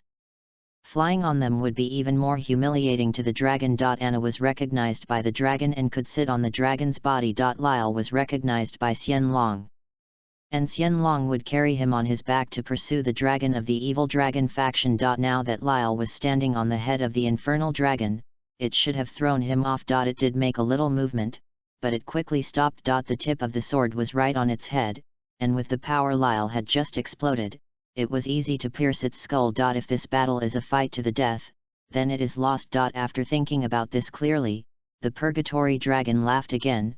Ha ha ha, Lyle, I admit that I underestimated you. Your strength is superior to mine, very powerful. I lost this battle. Lyle also smiled and took away the big sword. I like people like you who are willing to admit defeat. Okay. Xianlong and Irene both paused in mid-air, looking at each other, never expecting this outcome. Anna, however, was eager for the battle to end, and immediately announced loudly, "Lord Infernal Dragon surrenders, General Lyle wins." End of this chapter. Chapter 21 8 Emperor Dragon Forces. Chapter 21 The 8 Emperor Dragon Forces. Except for Lyle, absolutely no one could have guessed this outcome. Lyle defeated the dragon in a human body. This is not like the last time the evil dragon was killed. That time there was a wise dragon cooperating. This time it was a real one-on-one victory. Although the Purgatory Dragon was careless and Lyle was unexpected, a win was a win. The Xianlong and the Purgatory Dragon had just fought, and Anna and the Purgatory Dragon were old acquaintances. They both knew how powerful the Purgatory Dragon was. After the Infernal Dragon surrendered, they figured out what had happened in the blink of an eye. Lyle was able to extinguish the flames of the Infernal Dragon. No wonder he was unscathed. Xianlong and Anna attributed this to Irene, thinking that she gave Lyle the ability to extinguish the flames of hell. Irene herself was confused. She didn't add any ability to Lyle at all this time, and she couldn't add the ability to extinguish the flames of hell. But in the next second, she guessed that Lyle's ability, like Long Wei, probably came from his secret. She also guessed that others attributed Lyle's abilities to her additional magic. Only Irene knew that Lyle was hiding a secret. This was a secret that only the two of them knew, and they both knew it tacitly. It's probably some kind of mysterious ancient lost magic, right? Since Lyle did not choose to make it public, Irene did not intend to expose him, so she responded to the questioning looks cast by Xianlong and Anna with silence. Xianlong and Anna thought that her silence meant acquiescence. It is normal for a queen to prefer her favorites. However, even with Aaron's additional magic, Lyle's defeat of the Infernal Dragon was still somewhat magical. Extinguishing the flames is just the first step. Excellent physical ability and the ability to use dragon-slaying magic freely are the keys to Lyle's ability to pose a real threat to the Infernal Dragon. The Dragon Slayer Legion soldiers at the battlefield cheered. The scene of Lyle defeating the Infernal Dragon shocked them greatly. If he practiced dragon-slaying magic to the extreme like the general, would he be able to defeat a giant dragon alone like he did today? If this is true, then the crisis of dragon invasion may be eliminated by their group of Dragon Slayer magicians. Confidence and morale are swelling among the Dragon Slayer Legion. Both the Purgatory Dragon and the Wise Dragon recognized this result, and the overall command of the Dragon Slayer Legion and the Dragon Legion was handed over to Lyle. At this time, Lyle's power had reached a level below 1 person and above 10,000 people. The ministers and generals of Dolagunov's country did not dare to offend him easily, and they also asked their subordinates to restrain themselves and not to be caught by him. For a time, without these noble lords causing trouble behind the scenes, the royal capital was peaceful. In this way, another month passed. Arthur's general steward came to provoke him more than a year ago, but that scene seemed to have happened many years ago. It was another political meeting in the palace. The queen was sitting on the throne, and all the ministers and generals were there. This time, Eileen received an urgent message and several general messages. The content of urgent information makes people anxious. Eyewitnesses have confirmed that a large number of giant dragons have landed on the west coast of the Ishgar continent. The scene is like 100 ghosts walking at night. What's even more terrifying is that this group of giant dragons did not disperse in one fell swoop. Instead, they gathered together in an organized manner, established a stronghold in a valley on the west coast, and gradually expanded their scope of activities. The scouts drew their flags and presented them to the queen on the spot. Aaron handed it over to the dragon side for them to identify. Due to their size, the Wise Dragon and the Purgatory Dragon both sat down outside the palace when they participated in the political discussions. When they took the flag picture and looked at it, the two giant dragons looked at each other and recognized them immediately. Xianlong said in a rather serious tone, "Your Majesty the Queen, this is the flag of the 8 Emperor Dragon Force." 8 Emperor Dragon.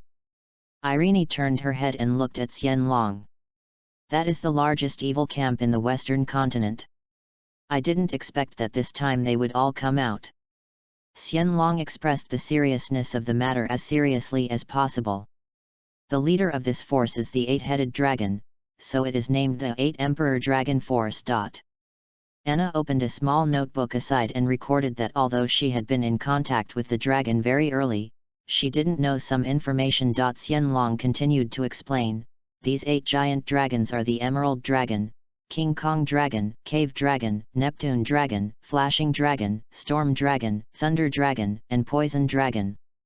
suspected cruelty, they will never be soft on humans. There are more than 300 giant dragons under their flags. If they invaded Arthur's country would be completely destroyed within half an hour.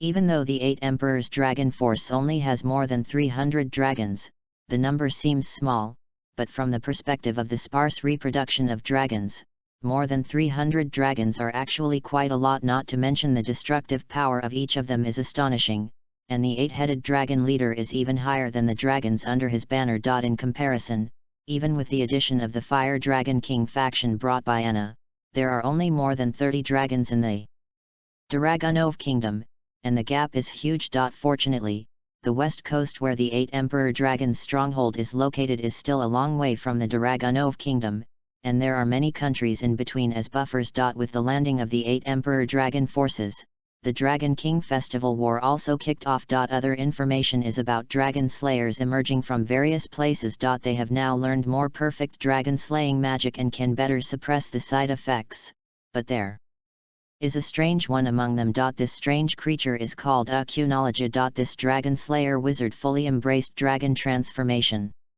It is said that some people witnessed him transforming into a black dragon and returning to his human form in the blink of an eye. He gained great strength and used the side effects of dragon slaying magic as an advantage. He single-handedly hunted down several giant dragons who didn't know where he stood. As a result, another disagreement arose regarding dragon slaying magic. Some of the dragon slayers followed Irene, the mother of dragon slayers, to suppress side effects and gain strength, while the other part followed Akunology. There are only 2 endings for the dragon slayer who follows Akunology. Either he succeeds and acquires extreme destructive abilities in a freely changing dragon body like him, or he fails and becomes a man who cannot turn back and loses his mind. Dragon. The name Akunology came into everyone's sight for the first time, and the most sensitive person was Lyle. During this time, Akunology must have been influenced by the black mage Zeref and became more extreme. Zeref also met the Fire Dragon King by chance and was discussing Akunology's future. Hazardous. The country of Dragonov is also about to face the second wave of impact from the evil camp. End of this chapter. Chapter 22 Disagreement. Chapter 22 Disagreement. The high temperature of the flames of the Purgatory Dragon's body can still reach the palace even from a distance. The ministers and generals took out sweat towels to wipe them. Only Lyle, Irene, and Anna had dragon-slaying magic power, like a transparent protective clothing. Still protecting them, they were not affected by the flames of purgatory at all. In order to prepare for the upcoming war, Anna also studied dragon-slaying magic, but unexpectedly it came into play here first. The purgatory dragon also knew that it would cause inconvenience to humans here, so he directly proposed, "Her Majesty the Queen, let one of my giant dragons contact the Fire Dragon King." Okay. Irene was not pretentious. She knew very well that the current situation was very unfavorable to the country of Dragonov, and it was the time when strong support was needed. How long will it take to come back and forth? The Fire Dragon King and their previous stronghold were on the other side of the continent, but they often change their stronghold. We have a special way of contacting them. It takes about 2 weeks to go back and forth, plus finding their stronghold. Then do this and bring my heartfelt thanks to the Fire Dragon King. Irene nodded. Okay. Ha ha ha, the Fire Dragon King and the others must be very happy to cooperate with you to have a decisive battle with the 8 Emperor Dragon forces. Your Majesty, I will withdraw first. It is good. The Purgatory Dragon flew away with a cry, and the temperature in the palace gradually dropped. Anna casually summoned the Aquarius star spirit and asked her to sprinkle water to cool down the palace. Aquarius Akia herself was not happy to do such a small thing, but Anna had such a high degree of control over her that Akia reluctantly, despite the situation, the task was still completed carefully and carefully. If it were any other celestial spirit mage who dared to order her, she would have been hit by a big wave. There are 2 more tasks. Eileen added, other countries should have realized the seriousness of the matter. Who will travel around the country for me and try to get as many countries to ally with us as possible? Who will monitor the 8 emperors?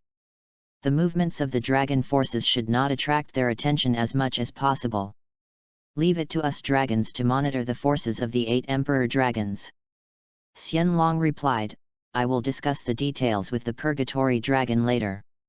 Anna accepted the last task, Your Majesty the Queen, then let me be the alliance envoy. I will do my best to bring back more allies to the Delagunov kingdom. Okay. Just do as you say. If there is any need for manpower or supplies, just ask. Yes. Xianlong and Anna responded in unison. Eileen saw that the time was almost up, and she was about to adjourn the meeting. At this time, a minister from the Delagunov kingdom came out, half kneeling, and said, Your Majesty, is it a bit too much to do this? Erin's eyes were a little cold and she asked, Minister Alf, why do you say that? Minister Alf was the second person with domestic power in Delagunov when Lyle had not yet gained momentum and Xianlong, Anna, and Purgatory Dragon had not joined. Now he has been squeezed to the 6th person. He has always been resentful that his power has been reduced. Now the Queen makes decisions without asking his opinion, which he really can't stand. If more allies are allowed to join, his status in the country will drop. Fall again. Your Majesty the Queen, whether it is the Sage Dragon faction, the Fire Dragon King faction, or other countries, their coming to our country will bring considerable instability. In case someone has evil intentions, the decision this time is to lure the wolf into the house. Minister Alf choked up at one point, and several ministers followed him and half knelt down. Xianlong was outside the window and said as calmly as possible, Minister Alf, you are worrying too much. We are all here for peace. If anyone dares to plot a riot, we will come out to help Delagunov as soon as possible. Country. Minister Alf said to Xianlong, this cannot be transferred by the will of you and the Fire Dragon King. Such rebellions have occurred countless times in human history. The power of the dragon is already several times that of ours, and with the addition of external the country. Minister Alf did not finish his words, but the meaning was already obvious. It's nothing more than wearing a yellow robe. Irene frowned and felt angry, but Minister Alf had been assisting her for so many years, so she couldn't just scold him directly. As the representative of the Fire Dragon King faction, Anna has been silent and watching with cold eyes. At this time, I saw Lyle coming out. Lyle walked up to Minister Alf. Minister Alf raised his head and glanced at him. He was so frightened that he covered it with his hands and backed away. This guy is the kind of guy who dares to kill in front of the Queen. He has done it once before, killing a minister who was running a black market human trafficking business on the spot, and then he was imprisoned by the Queen until the truth was found out later. It was only then reactivated and became the head of the Charge Knights. If Lyle really comes forward and kills me today, wouldn't I be extremely unjust? Fortunately, Lyle didn't get involved. Minister Alf, you don't demolish the bridge before crossing the river.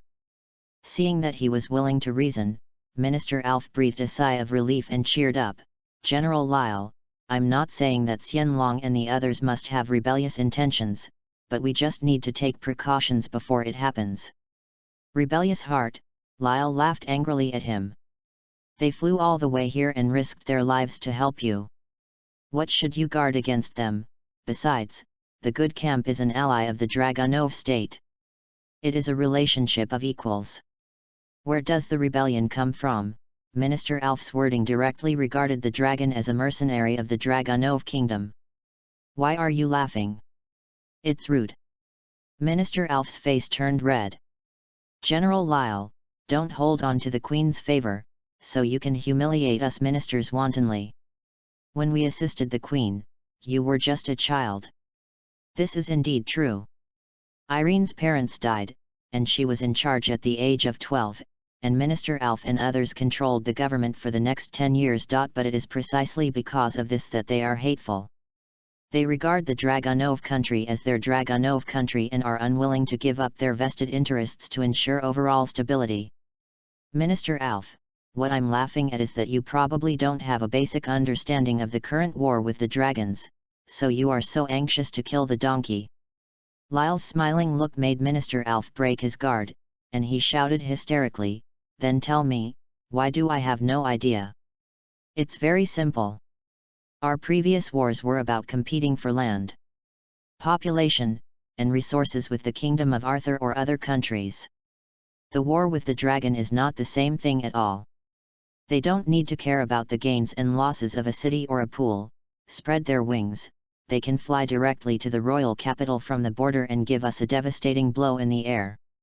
Lyle's words made Minister Alf turn pale. Yes, they almost forgot that the opponent this time was not a human being, but a giant dragon in the sky. End of this chapter. Chapter 23 Controllable Dragon Transformation. Chapter 23 Controllable Dragon Transformation. Lyle continued to laugh and said, think about it, if there is no good camp to guard the sky for us, then will we only have sporadic means to defend ourselves? Will we be directly beaten into a sieve?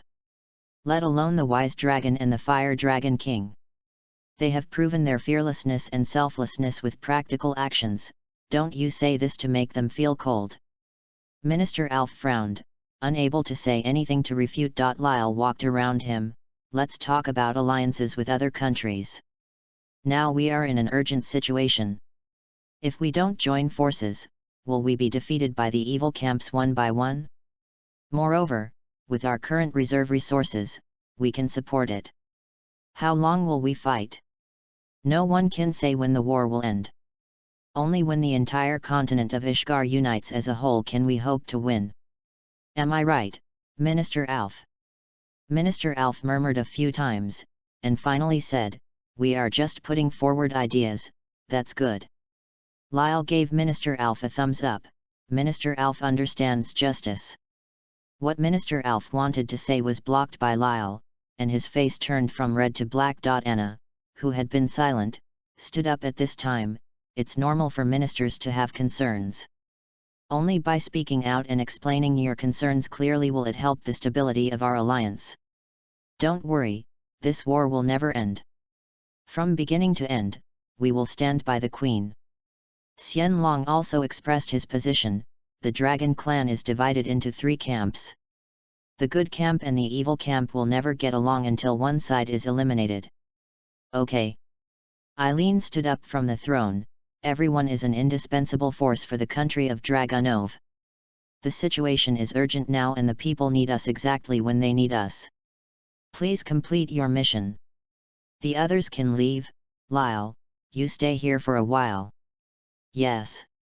Everyone responded. The ministers all retreated in frustration, but the generals now led by Lyle were extremely happy. After a while, only Lyle and Irene were left in the palace.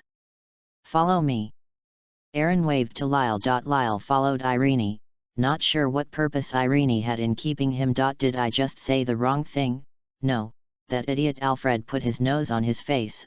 I'm right. If it weren't for the Queen's sake, I would have beaten him up early. Irene didn't say anything the whole way until she took him to an open field and drove away all the knights and maids who followed him. Lyle scratched his head.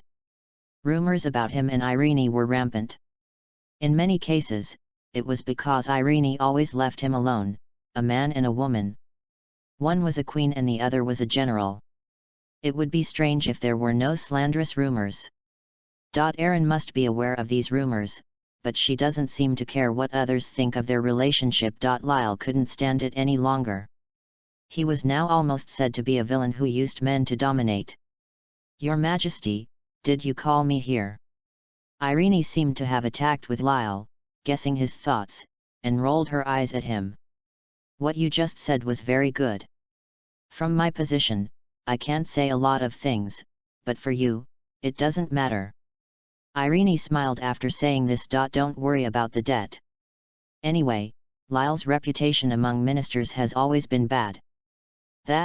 I'm looking for you because of Acknowledge. He has successfully transformed into a dragon. In fact, I also completed the transformation into a dragon yesterday. 2 roads leading to the same goal. It seems that dragon transformation is the ultimate in dragon-killing magic. Form.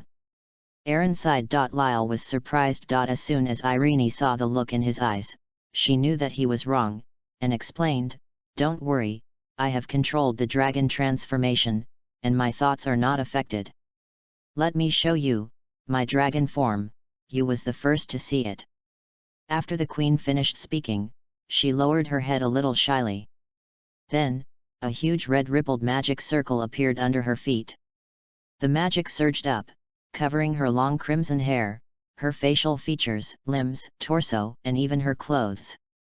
All have undergone drastic changes under the influence of magic. In an instant, she turned into a giant dragon. Although humans and dragons are different species, Erin's dragon form has a soft appearance, and you can tell that it is a female dragon at a glance. The crimson mane on the dragon's back, the red dragon scales, the two dragon horns facing back like knives, the golden vertical pupils, and the body like a hill, all of them show the might of the dragon. Lyle's eyes widened, looking left and right, feeling a little happy. He grabbed Irene's tail and wanted to touch it, but Irene broke free. With a flash of red light, Irene returned to her human form.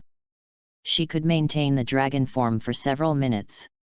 She turned back to a human simply because she couldn't stand Lyle's naked and perverted gaze. Combining past impressions, this guy probably likes the appearance of dragons more than humans, right?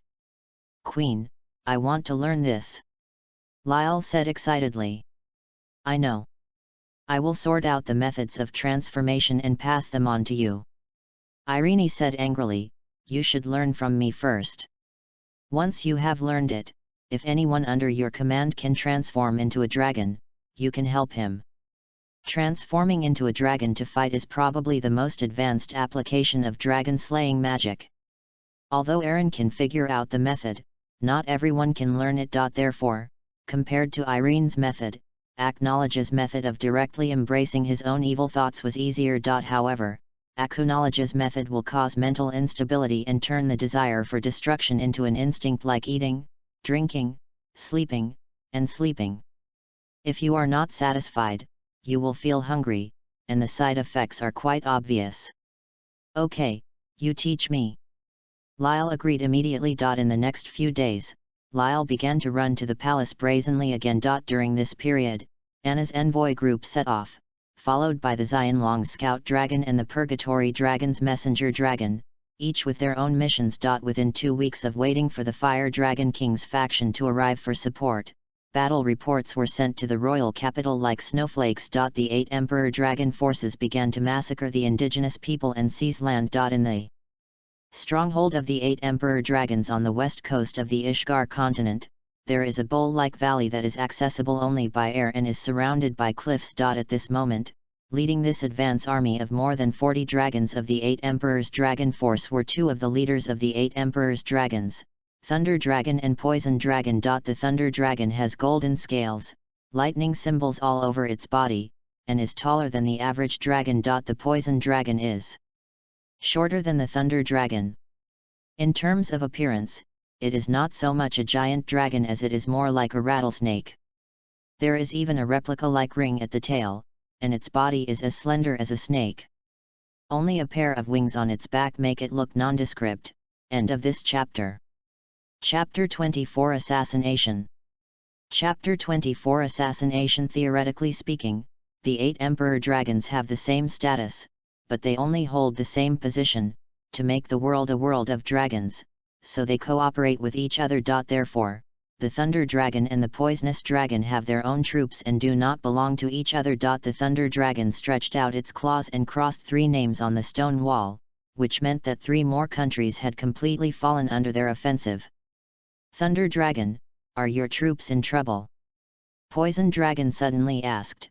Its tone was sharp and thin, but it was not intentional, it was just the way its voice was. "Trouble? What trouble? Just those losers? Haha, when we appeared in the sky, they were so scared that they all knelt down and begged for mercy, thinking that they would survive by giving up resistance. Thunder Dragon is quite disdainful of human beings. With such strength, he dares to occupy such a large area of land. He really has no self-awareness. A few of my dragons were injured during the siege." The Poisonous Dragon coiled up and spit out the snake letter. "They seem to have a group of magicians who know a kind of magic called Dragon Slayer magic, which can penetrate us dragon scales. Is this happening? We are going very well over there. It's not because your subordinates were injured due to internal strife, and the blame is put on those humans, right? Thunder Dragon didn't quite believe it. I've looked at their wounds, and it's indeed an unknown magical attack. If it was an attack from a giant dragon, the wounds wouldn't be so small. That's enough. Your subordinate is not dead, he is just slightly injured. Thunder Dragon still didn't take it to heart. Poison Dragon was a little cautious. Thunder Dragon, you don't understand. It seems that a group of humans began to study how to deal with us before we came, and created this kind of magic specifically used to deal with us.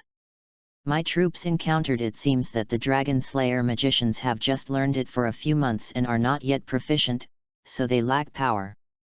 If it were released by the group of magicians who created Dragon Slayer magic, the power should be several times higher. When you said that, I remembered something. Thunder Dragon sharpened his teeth and made a thunderous sound in his mouth. I had a subordinate before, called Evil Dragon. He betrayed me and brought a group of people with him. The giant dragon left, and it is said that it came to Ishgar in advance. Not long ago, I met a giant dragon following the evil dragon. He said that their army was attacked by a combined army of humans and dragons, and the evil dragon was killed. Most other dragons also died in the battle. Poison Dragon touched his chin, that is to say, in addition to someone creating dragon-slaying magic, there are also people who have joined forces with the dragon. It's probably the fire dragon Igneel and the others, these stubborn traitors. Where is that Union army? He died before he finished speaking. You killed him. Of course, if you dare to betray me, besides the death penalty, is there any other punishment? Poison Dragon sighed and stopped arguing with Thunder Dragon.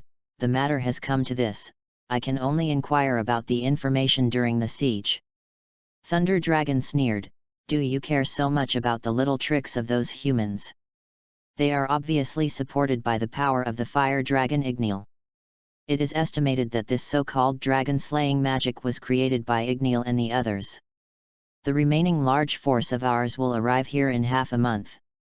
The two of us we can't make any mistakes and make the other 6 guys laugh. Relax, what could happen? You are just too cowardly. We now have more than 40 warriors, and those 6 guys will also bring more than 200 warriors, leaving only more than 60 warriors to stay in the western continent. A total of more than 240. A heroic dragon elite. What kind of tricks can Igneel do? According to previous intelligence, the Agunir faction only has more than 100 dragons in total, which is less than half. Poison Dragon still felt inexplicably uneasy, as if there was a sharp sword hanging over his head, but when Thunder Dragon spoke to this extent, he was unwilling to show weakness and simply nodded. The expansion of the West Coast stronghold was methodical. Countries along the way were destroyed without exception, most of the humans were slaughtered, and only a few remained. They were raised in captivity and became livestock for the dragons to eat in the future. All kinds of tragedies, accompanied by intelligence letters, spread to countries that had not yet been attacked.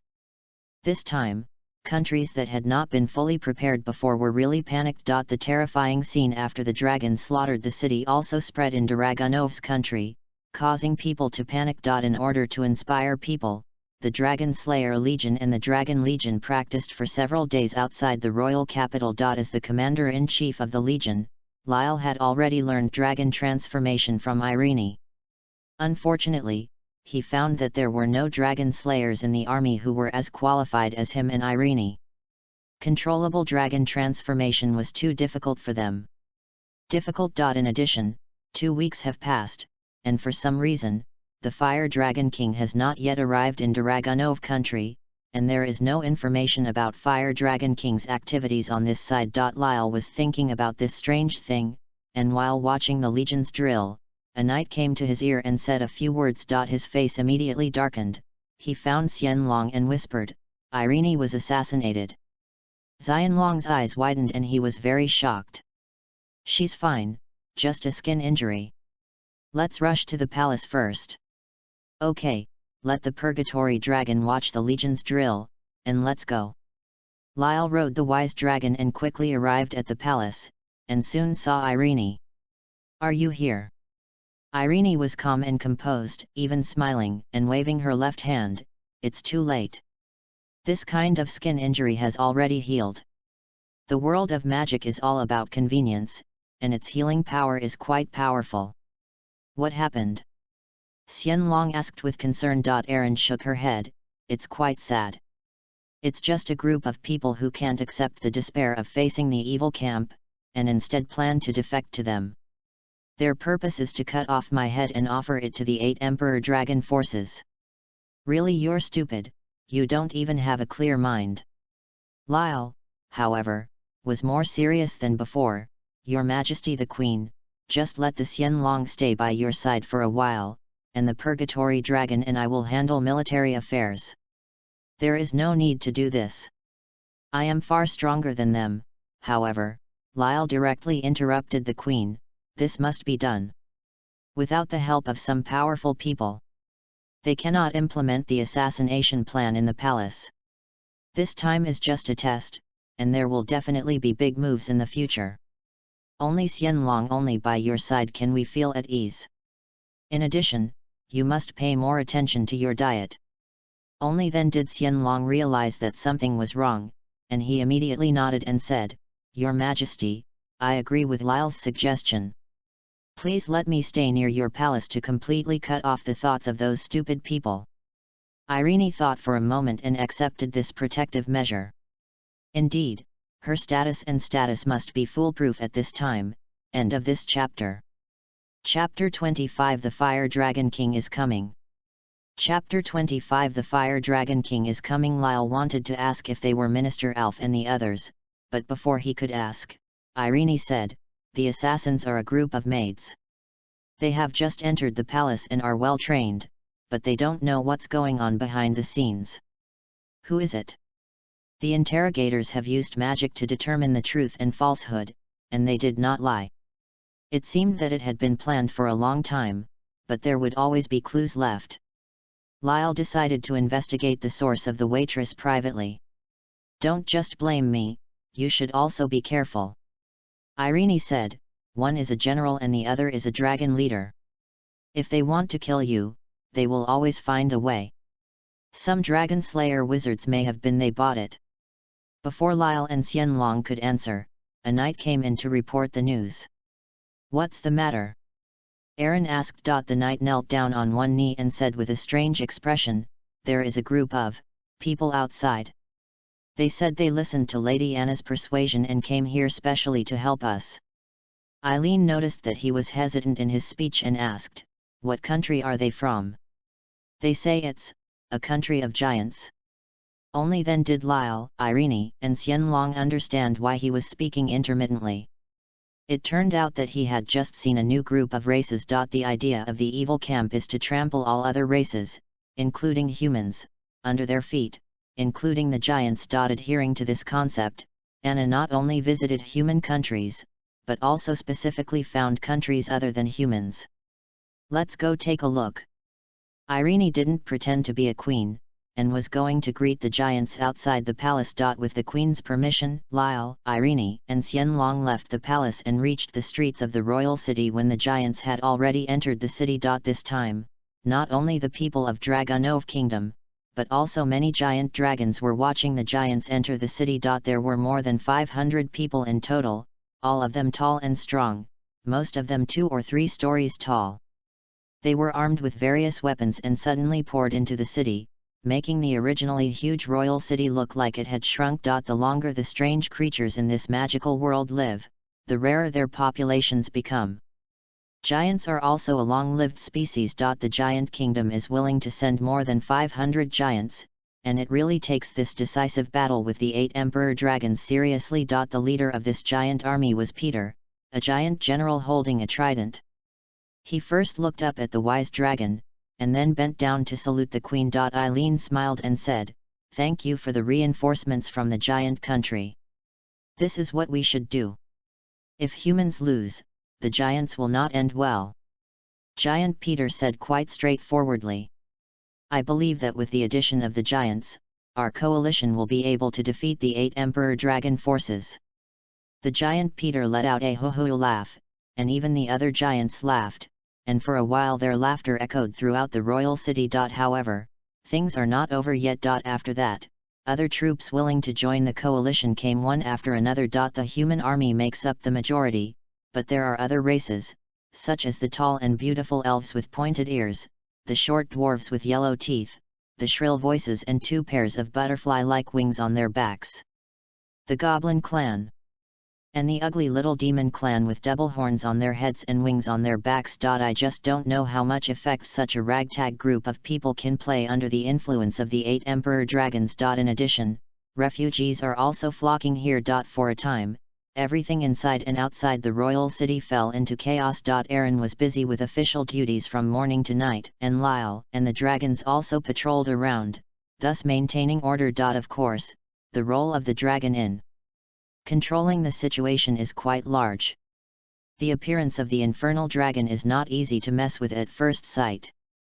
No race dares to provoke trouble in front of it. The Fire Dragon King faction also rushed to the country of Dragonov at this juncture, giving everyone a shot in the arm. Lyle was also able to meet the long-famous Fire Dragon King Ignir. The Fire Dragon King faction is headed by the Fire Dragon King, and there are several generals under it. In addition to the Purgatory Dragon that has come to the country of Dragonov in advance, there are also 4 other giant dragons. Iron Dragon Metallicana. Tianlong Grandili. Beilong Baslaja. Shadow Dragon Shishiatara. The Fire Dragon King and the 4 of them are the 5 most important dragons in the Eclipse Gate plan. They reside in the bodies of the children they raised, Natsu, Gajeel, Wendy, Stinger, and Roger, and become their personal grandfathers. For Lyle, that's when his simulator went on a roll. The 5 simulated futures are similar, and they are all about Lyle, Natsu, and Gajeel. More than 400 years later, the dragons lived in Naz and the others, and Naz and the others were scattered all over the place, seeming to be gathered one by one by Lyle. Lyle also became their teacher, teaching them the advancement of dragon-slaying magic. At the end of the simulation, he received a total of 5 blessings. Blessing of Brilliant Flame comes from the Fire Dragon King. The more emotional Lyle is in battle, the more his strength will skyrocket. Iron Blessing comes from Iron Dragon. Lyle's sword can change as he wishes in his hands, and the hardness and sharpness can be freely chosen. Sky Blessing, from the Celestial Dragon, Lyle gained the ability to fly continuously for a period of time. Pure White Blessing comes from the White Dragon. Lyle obtains holy power and can resist the intrusion of evil magic to a certain extent. Shadow Blessing comes from the Shadow Dragon. Lyle can use the shadow to teleport short distances. Dragon Power, Dragon Body, Nirvana, Time, Brilliant Flames, Steel, Sky, Pure White, Shadow. Lyle is now the 9 blessings, a veritable son of blessing. That night, in order to welcome the arrival of the famous Fire Dragon King, a grand banquet was held inside and outside the royal city. The rather majestic-looking red giant Fire Dragon King also explained to Irene why he was late at the banquet. It turns out that after sending Anna and the Infernal Dragon, the Fire Dragon King and the others did not do anything, but were trying their best to win the Dragon Clan's neutral camp. The Fire Dragon King knew that the 8 Emperor Dragon forces would invade Ishgar sooner or later, and they had to prepare early. It's just that the 8 Emperor Dragon Force has more than 300 dragons, and they only have more than 100 dragons in total. The difference in number is too large, and they have already suffered heavy losses in the war on the western continent. Therefore, the Fire Dragon King chose to contact the neutral camp, hoping that they would take action. However, the reason why the neutral camp is a neutral camp is that most dragons have made up their minds not to participate in this huge war in the future. The Fire Dragon King relied on his face and fought for a long time, but could not convince them. I recommend the movie The Wandering Earth too. I personally think it's great. End of this chapter. Chapter 26 The Inner Ghost. Chapter 26 The Inner Ghost. Until recently, the forces of the 8 Emperor Dragons landed on the west coast. All kinds of cruel acts were shocking. Almost all the humans on the west coast were killed, and blood flowed into rivers. Other weak races were also not spared, which aroused the indignation of many neutral camps. Immediately afterwards, the forces of the 8 Emperor Dragons extended their minions into their territory, and those who were unwilling to follow the 8 Emperor Dragons were defeated one by one. Many scattered neutral camp strongholds became the strongholds of the 8 Emperor Dragon forces. The dragons that originally lived here could not defeat them and were forced to move. With righteous indignation and hatred, the Fire Dragon King gathered a group of dragons who were willing to join the coalition. At this time, the Dragonov Kingdom became lively. The Fire Dragon King faction, the Wise Dragon faction, and the original neutral camp, together with more than 200 dragons hovering near the royal capital, made the scene very spectacular and scary. However, this is a rather severe test for the Dragonov country. After the big banquet, huge amounts of food, water, metals for making weapons, furs, etc. were consumed every day. Especially the dragons, giants, and dwarves had surprisingly large appetites, which caught the Dragonov kingdom by surprise. I thought it could last 3 years of war, but now I do the math, even with the support from neighboring countries, the Dragonov country can't last a year. Soon after, Anna's envoy team completed its mission and returned to the royal city. At this time, Irene began to lose her hair. When she got up early every morning, she would feel a small patch of crimson hair next to her pillow. Although she was not bald, she was probably not far off. Lyle wanted to say that she could add hair to hers, but he swallowed the joke when he saw the dark circles under her eyes. He obviously didn't say it, but Eileen stared at him, so that he lowered his head guiltily. Xianlong followed the agreement and stayed near Irene. Sure enough, there was no more assassination. Lyle uncovered a group of people, but the mastermind behind it was still not caught. Finally, the Fire Dragon King came to Eileen and put forward his idea. Active attack.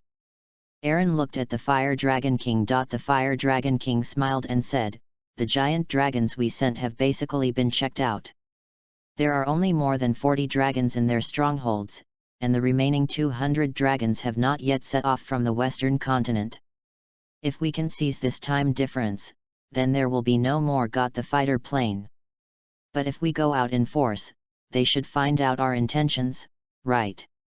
So I suggest that Her Majesty the Queen leads the coalition army to march slowly, while more than 100 dragons from our dragon army stay in the coalition army, and the other 100+ dragons go out collectively to capture this stronghold as quickly as possible."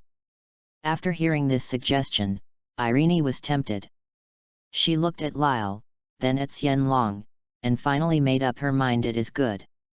However, there are some things that need to be dealt with before the war begins. That night, Lyle led a team of troops and rushed directly into a private house, held down a group of people, and arrested them. This group of people looked desperate. When Lyle looked at them, he knew without interrogation that these people were related to the previous assassination of the Queen, and were also planning to inform the 8 Emperor Dragon forces about the situation here. They also don't think about it. If the 8 Emperor Dragon forces really break through the Dragonov Kingdom, their future will not be easy. Catching them was also a coincidence. The elves generally have keen hearing.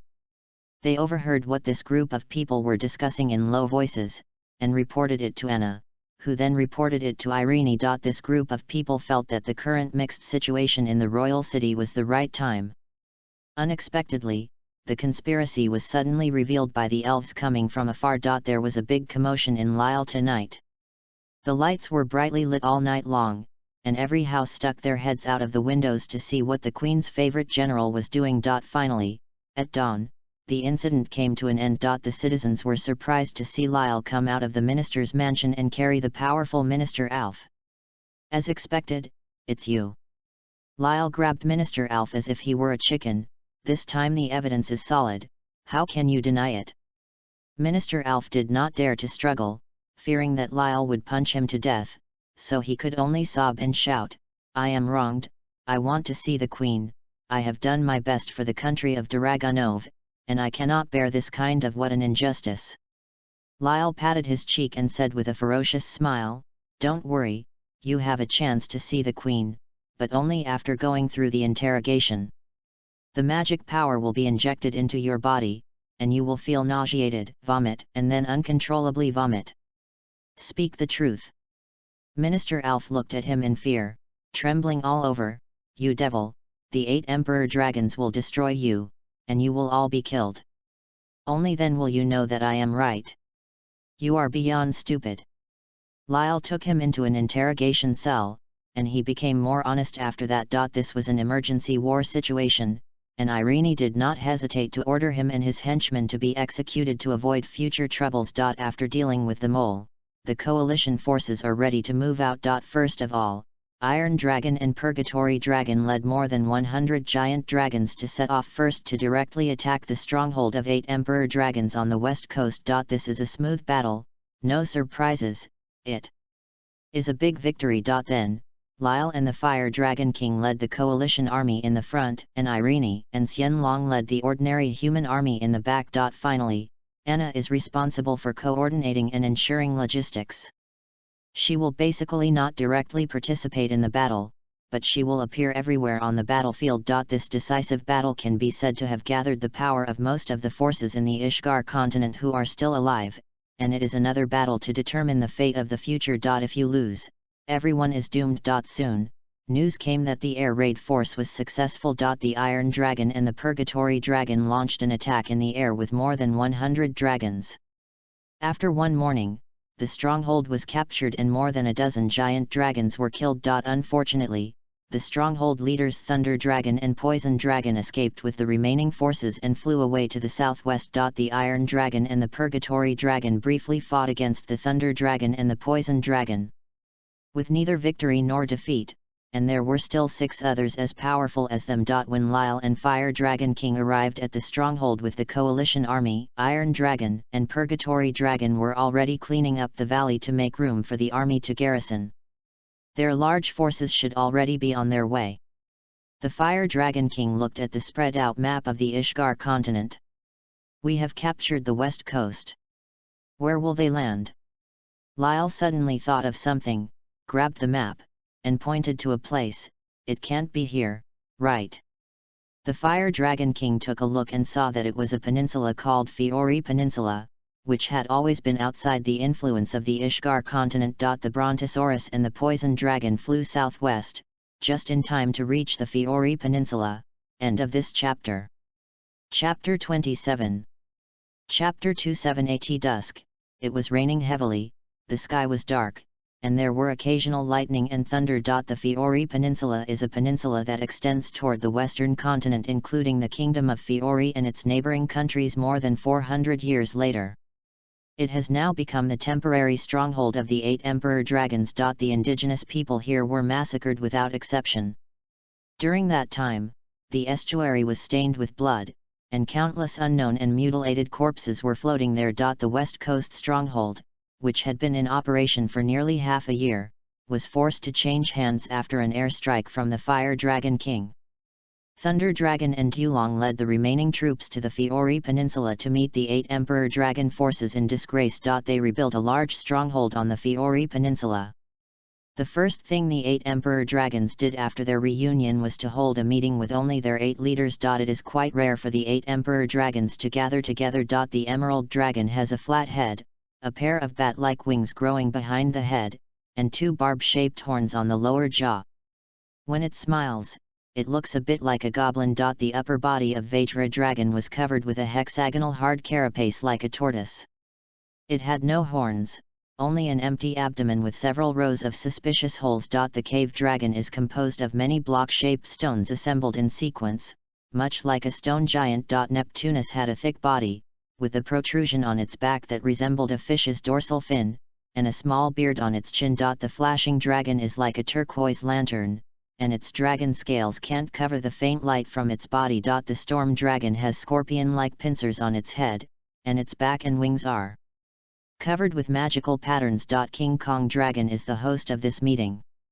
They dragons don't like to beat around the bush and get straight to the point.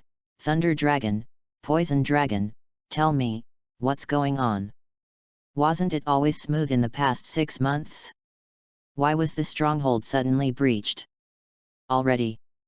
The Thunder Dragon was still angry, with a ferocious look on its face, and the electric light representing its emotions kept flashing. It was unclear whether it didn't hear the Emerald Dragon's words or didn't intend to respond to it. It had just made sure a while ago that the West Coast stronghold would never be lost, and even laughed at the poisonous dragon for being timid. Unexpectedly, the slap in the face came so quickly. The air attack of more than 100 dragons caught them off guard and made them unable to fight at all. Poison Dragon noticed that Thunder Dragon was still entangled in resentment, so he had to answer alone. We encountered an attack from all the main forces of Igneel. The leaders were the Iron Dragon and the Infernal Dragon.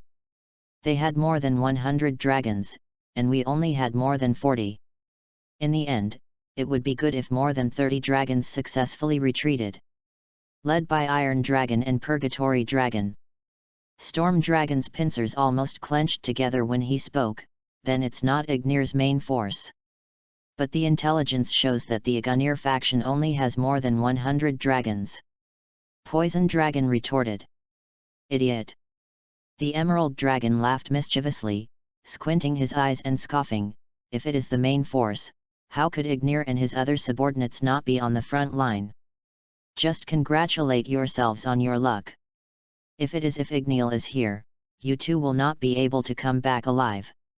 Poison Dragon was choked and couldn't say a word, his eyes were gloomy. Thunder Dragon was much more irritable, and straightened up. If they dare to come, I will make it impossible for them to go back alive. Who can't tell big words? The Emerald Dragon waved his hand towards the other 8 Emperor Dragons and said disdainfully, the fact is that some giant dragons said that everything was fine half a month ago, but they are in a panic half a month later. I fled here. Emerald Dragon, what do you mean? Do you want to show off with me? Hey, I can't beat the famous Thunder Dragon. I'm just a little giant dragon who can use a little magic to shed the shells of other living things. Alright. Diamond Dragon hammered the ground and frowned. Igneel probably found more dragon traders and gathered them together. Now they are probably equal to us in number and power. The conflict between the Thunder Dragon and the Emerald Dragon was temporarily suppressed, and the meeting returned to the topic. I estimate that Igneel has been sending giant dragons over for reconnaissance, so they were able to break through the defense line all the way to the stronghold. After a few days of review, the Poison Dragon roughly figured out the situation at that time. They knew that we only had more than 40 of them. Queen Dragon immediately seized this opportunity. King Kong Dragon nodded. It seems that you have suffered a big loss in terms of intelligence. We still don't know how many dragons there are in Igneel, where they are, and what we plan to do next. We need some giant dragons. Long went to find out more. This was a tedious and boring little job. None of the Emerald Dragon, Thunder Dragon, Storm Dragon, Cave Dragon, Flash Dragon, or Sea King Dragon were interested in taking it, so they all remained silent. Among the 8 Emperor Dragons, King Kong Dragon's status is barely higher, but it is not qualified to give orders to the other 8 Emperor Dragons. Dulong had no choice but to respond. We lost the West Coast stronghold, so let my troops go find out. Its troops suffered heavy casualties in the air raids and have become the weakest among the 8 Emperor Dragons. As the main force in combat, it is not practical in itself. Now it simply takes over the scouting mission. It is unfair to say that the Thunder Dragon troops despised the enemy, but it was the Poison Dragon troops who took this seriously that suffered. King Kong Dragon also breathed a sigh of relief when he saw this. Okay, let's leave the intelligence gathering to the Poison Dragon force. Before we can find out how many dragons Igneel has, we will stay put for the time being. After we find out, we will make plans to counterattack Ixiu. The plan for the Gal continent. I still have a few things to remind you. Poisonous Dragon remembered the information that had not been taken seriously before and decided to say it here. The first thing is that humans have created a magic called Dragon Slayer, which can penetrate. It has been proven that dragon scales can cause us substantial damage, but we still don't know how much damage it can do to us at the maximum level. Dragon Slayer magic, this word is relatively new. Except for Thunder Dragon, this is the first time I have heard of other 8 Emperor Dragons, and I can't help being interested. Thunder Dragon snorted and said, it's just a small hole in our body.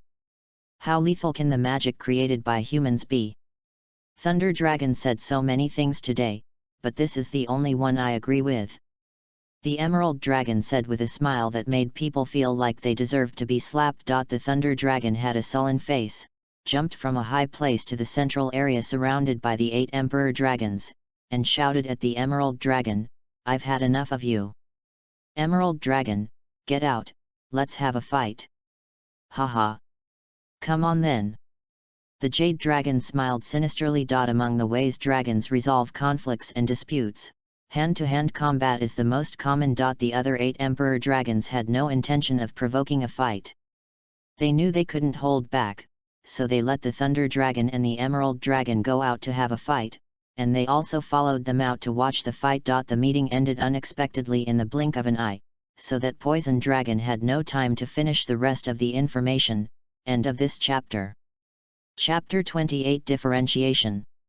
Chapter 28 Differentiation. Poison Dragon also wants to say 2 things. One is that humans have formed an alliance with Igneel, and the other is that it is said that a human named Acknowledge turned into a black dragon.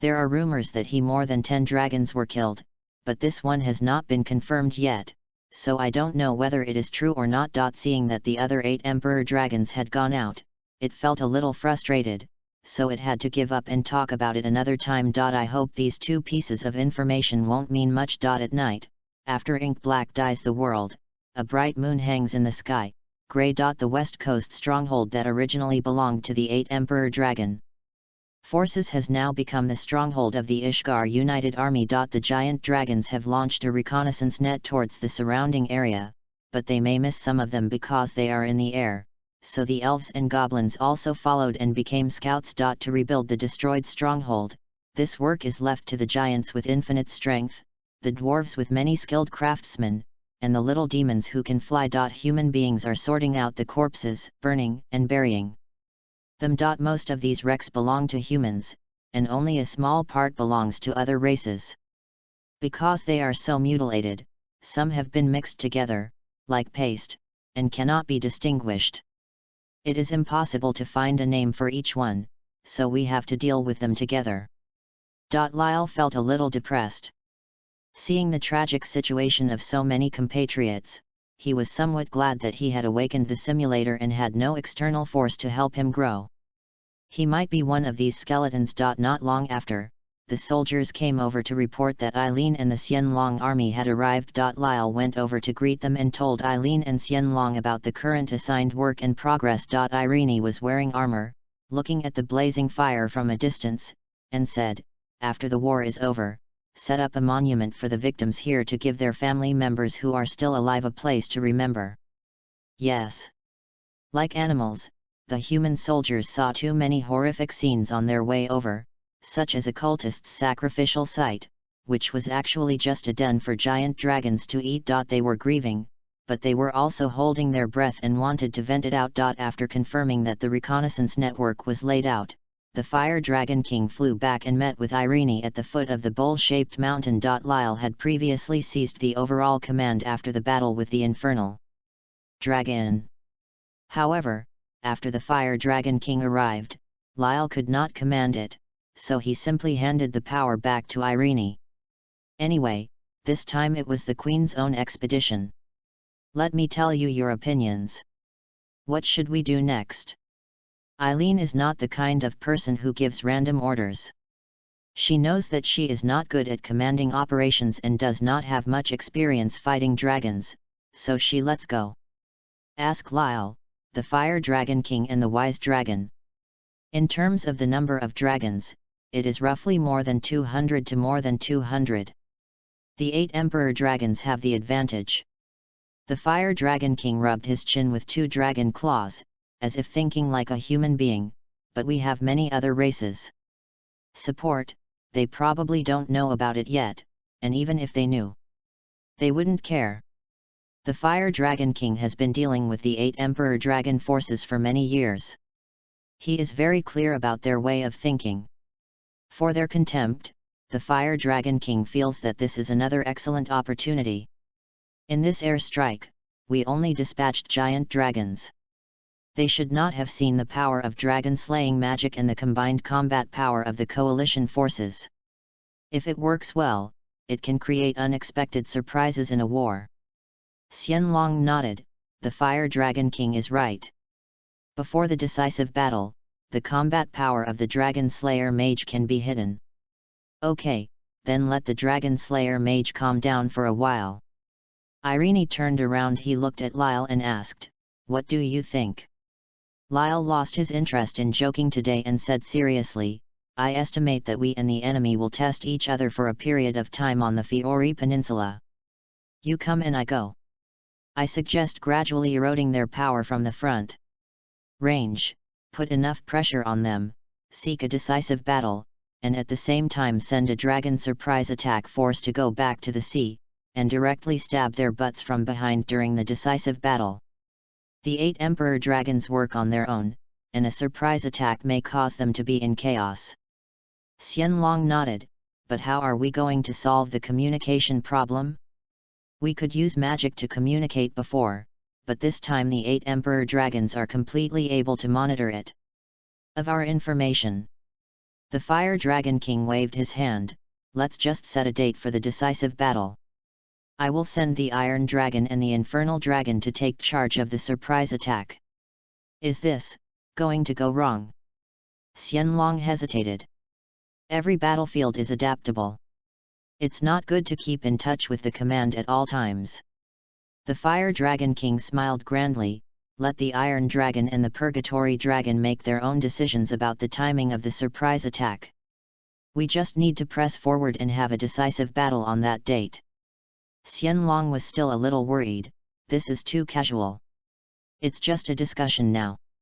We will make a decision after we collect more information." Eileen said. After that, the intelligence collection went smoothly. After several battles with the Poison Dragon Force, one of the 8 Emperor Dragon Forces, the Fire Dragon King judged that the other party was also investigating their side of the intelligence. "They must be guessing how many giant dragons I have." The Fire Dragon King said with a smile, "This poisonous dragon is a bit interesting. It seems to be still investigating things about dragon-slaying magic, the United Army, and Acknowledge. It just doesn't know about the other 8. How seriously does DeLong attach importance to this information?" Lyle snorted and said, "The entire west coast to the Fiori Peninsula has been turned into what it is now. Who can they turn to invesigate intelligence? Who among the humans in this area does not have a deep hatred against them?" The Fire Dragon King nodded and said, "Their eyes here are completely blind." In sharp contrast to the forces of the 8 Emperor Dragons, the scouts of the Ishgar United Army continuously sent intelligence to the West Coast stronghold. They have confirmed the location of the 8 Emperor Dragon Forces stronghold on the Fiori Peninsula, and also found out the status of the jurisdictions of the 8 forces of the 8 Emperor Dragon Force. And also found out some interesting things. Ha ha ha. The Fire Dragon King really laughed out loud after reading the information. On the one hand, they asked the Poison Dragon Force to be responsible for collecting intelligence. On the other hand, they did not believe the intelligence brought back by the Poison Dragon Force. They each sent several. The first dragon went out to investigate, and everything was really messed up. If the human army is used as a standard, the 8 Emperor Dragon Forces are definitely unqualified. But why have they rarely failed over the years? Because the hard power of their 8 troops is indeed strong. Together they have no enemies at all in the western continent. Flying across the sea this time, they ran into the United Ishgar forces head-on. The opponents they had to face were much stronger than the forces that had been defeated by each in the past. What will be the result this time? End of this chapter. Chapter 29 The Opening of the Decisive Battle.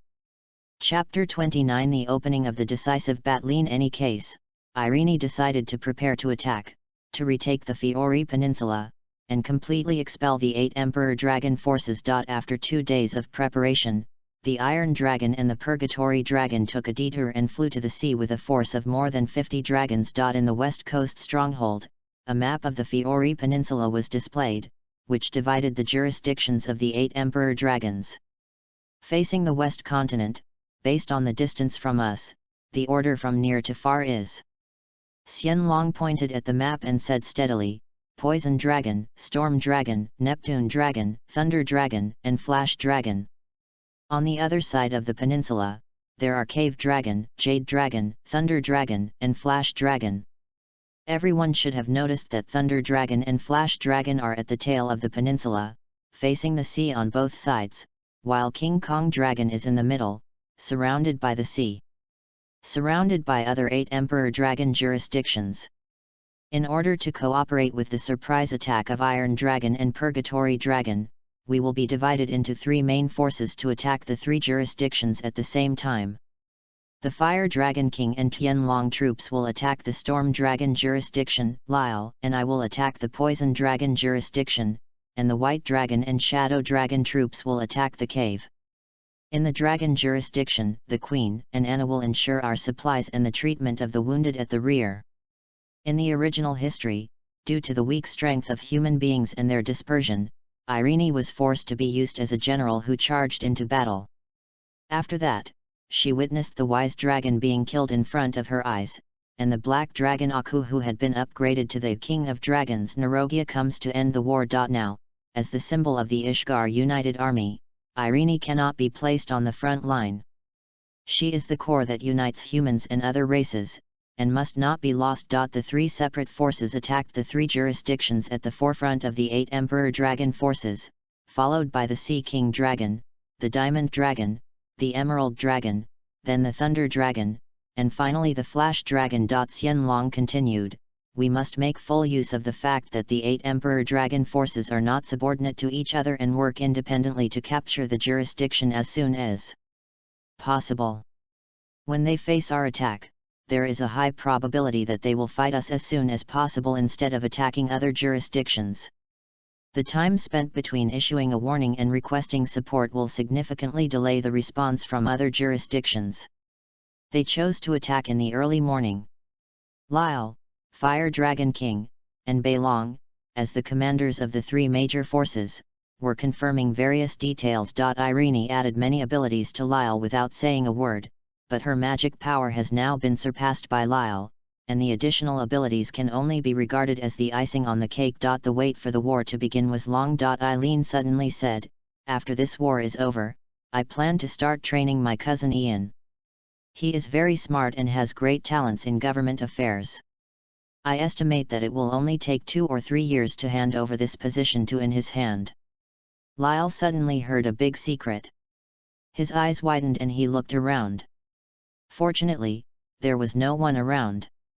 So he breathed a sigh of relief. Irene rolled her eyes and smiled, don't be nervous. Many people know about this. After all, I have acquiesced in Ian's formation of a small team. The ministers should have guessed my attitude. Only then did Lyle understand that Irene had been thinking about the Zen position for many years. In the original history, she had not succeeded. It was probably because the Dragon King Festival War lasted too long. As a queen in wartime, she naturally could not resign. Then what are your plans for the future, Queen? Lyle couldn't help but ask. First of all, of course, I need to leave the country of Daragonov, use time and space to reduce my influence on it, and make it easier for Ian to consolidate domestic forces. Eileen said simply, not greedy for power at all. It means, then just do what you want to do. You didn't think about doing it for another 10 years. With your current prestige, you might be able to unify Ishgal. How is that possible? Everyone only supported me because they had a common position. If the common enemy disappears, everyone will not be so united.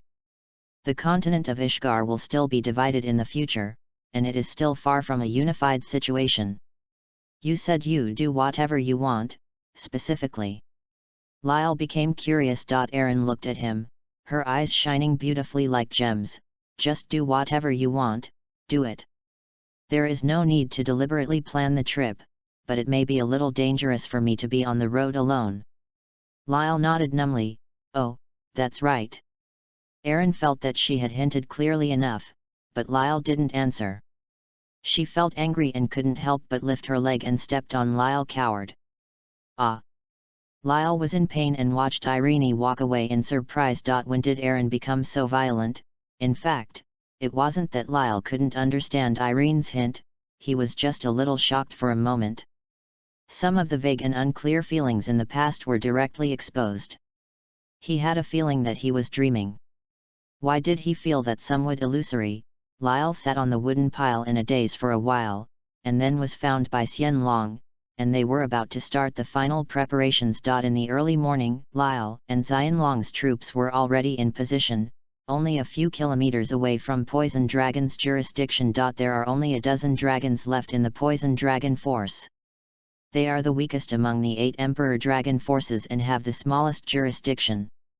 They are just placed in the front to facilitate the Poison Dragon force's intelligence work. Just about 2 weeks later, the Poison Dragon troops inquired about a lonely person. Lyle and Xianlong have a good understanding of their strongholds, including their switching time. Their team just plans to attack during the defensive change time. In fact, there are more than a dozen dragons in the Poison Dragon army, while there are more than 50 dragons in the Lyle and Xianlong forces.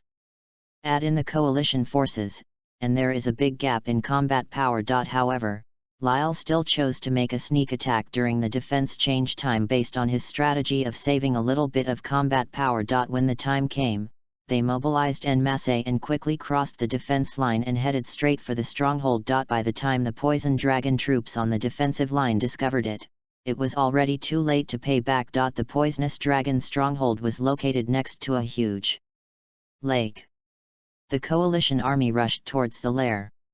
Soon the roar of the dragon could be heard, and all kinds of chaos and noises could be heard. The Union Army battles the Poison Dragon force. At this time, the United Army was no longer fighting the same way as the Dragon Army. That's because of lack of training, so we can only have one group of dragon slayers and one group of dragons, each fighting their own thing and covering each other. Now after more than a year of training, the combined forces have formed a mixed formation. It was a giant dragon, accompanied by at least 4 dragon slayers. The dragon slayers attacked under the cover of the dragon. Later, soldiers of other races were also incorporated, and it became a formation with dragons and giants in the front, dragon slayers, dwarves and imps in the middle, and elves and goblins in the back. One of Poison Dragon's dragons had to face dragons whose combat power was several times greater than its own. Coupled with the intrusions and attacks from other races, it was basically dealt with quite quickly. Especially when those dragon slayer mages showed their dragon slaying magic and penetrated their proud dragon scales, they were shocked with a sense of despair. The dragon slayer wizards we faced on the west coast were far less ferocious than the group in front of us. What the hell is going on? Humans can ride and shit on our heads. Seeing that the situation was not good, Poison Dragon took several dragons and prepared to break out. Lyle, come up. Xianlong had just sprayed a giant dragon from the Poison Dragon army to death with his dragon breath, and flew to Lyle's side. The Poison Dragon wants to run away, so we can't give it this chance. Lyle understood and rode directly on top of the Xianlong. It wasn't the first time anyway, it felt like he was back home. With a roar, Lyle jumped into the air, and at a glance he saw the snake-like dragon in the air, wagging its rattle and escaping. Thanks to 20230125884B and the fat guy who doesn't eat fat for the reward. I was playing during the Chinese New Year and forgot to check the background information. Thank you very much. End of this chapter. Chapter 30, Successive Murders. Chapter 30, Successive Murders. The wind was howling, and Lyle stood on top of the wise dragon, carrying a giant sword, quite like a dragon knight. There were several other dragons following Xianlong, chasing the poisonous dragon and his men. Other humans or other races have no way to join this quick pursuit. On the one hand, they don't have the mobility of the dragons, and on the other hand, they can't convince the dragons like Lyle, willing to ride on them. While chasing after them, Poison Dragon's men suddenly stopped and turned back to attack Lyle and Xianlong. The poisonous dragon is still on the run. It seemed that he was abandoning his subordinates to give himself time to escape. Lyle, understand.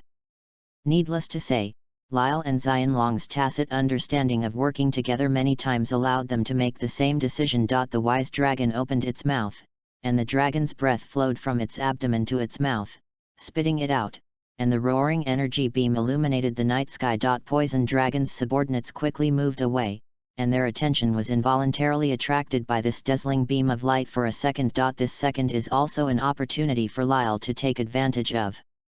The vision in the dark night was originally blurry, coupled with the dazzling light beam and Lyle's small and inconspicuous body.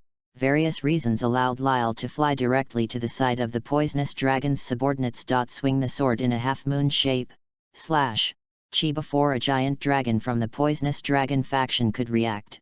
Its head was cut off, and hot blood spurted out, sticky, and even blinded the eyes of another giant dragon from the poisonous dragon faction. Lyle took advantage of the force in the air, stepped on the broken dragon head, changed direction, and rushed towards the dragon whose eyes were covered with blood. Chi. There was another strange sound of flesh and blood being separated, and the giant dragon also completed its separate actions. In the blink of an eye, Lyle defeated 2 giant dragons, which was unimaginable when fighting evil dragons. The giant dragons of the poison dragon faction finally realized that there was a small enemy hidden among them. Through the dragon's sense of hearing and smell, they finally identified the enemy's location. Just when they were about to swarm up and tear Lyle apart, Xianlong and several other chasing dragons entangled them. Lyle didn't look back and directly chased the poisonous dragon. His blessing of flight played a huge role here, and aerial battles would no longer be helpless. The poisonous dragon smelled the scent of his pursuer,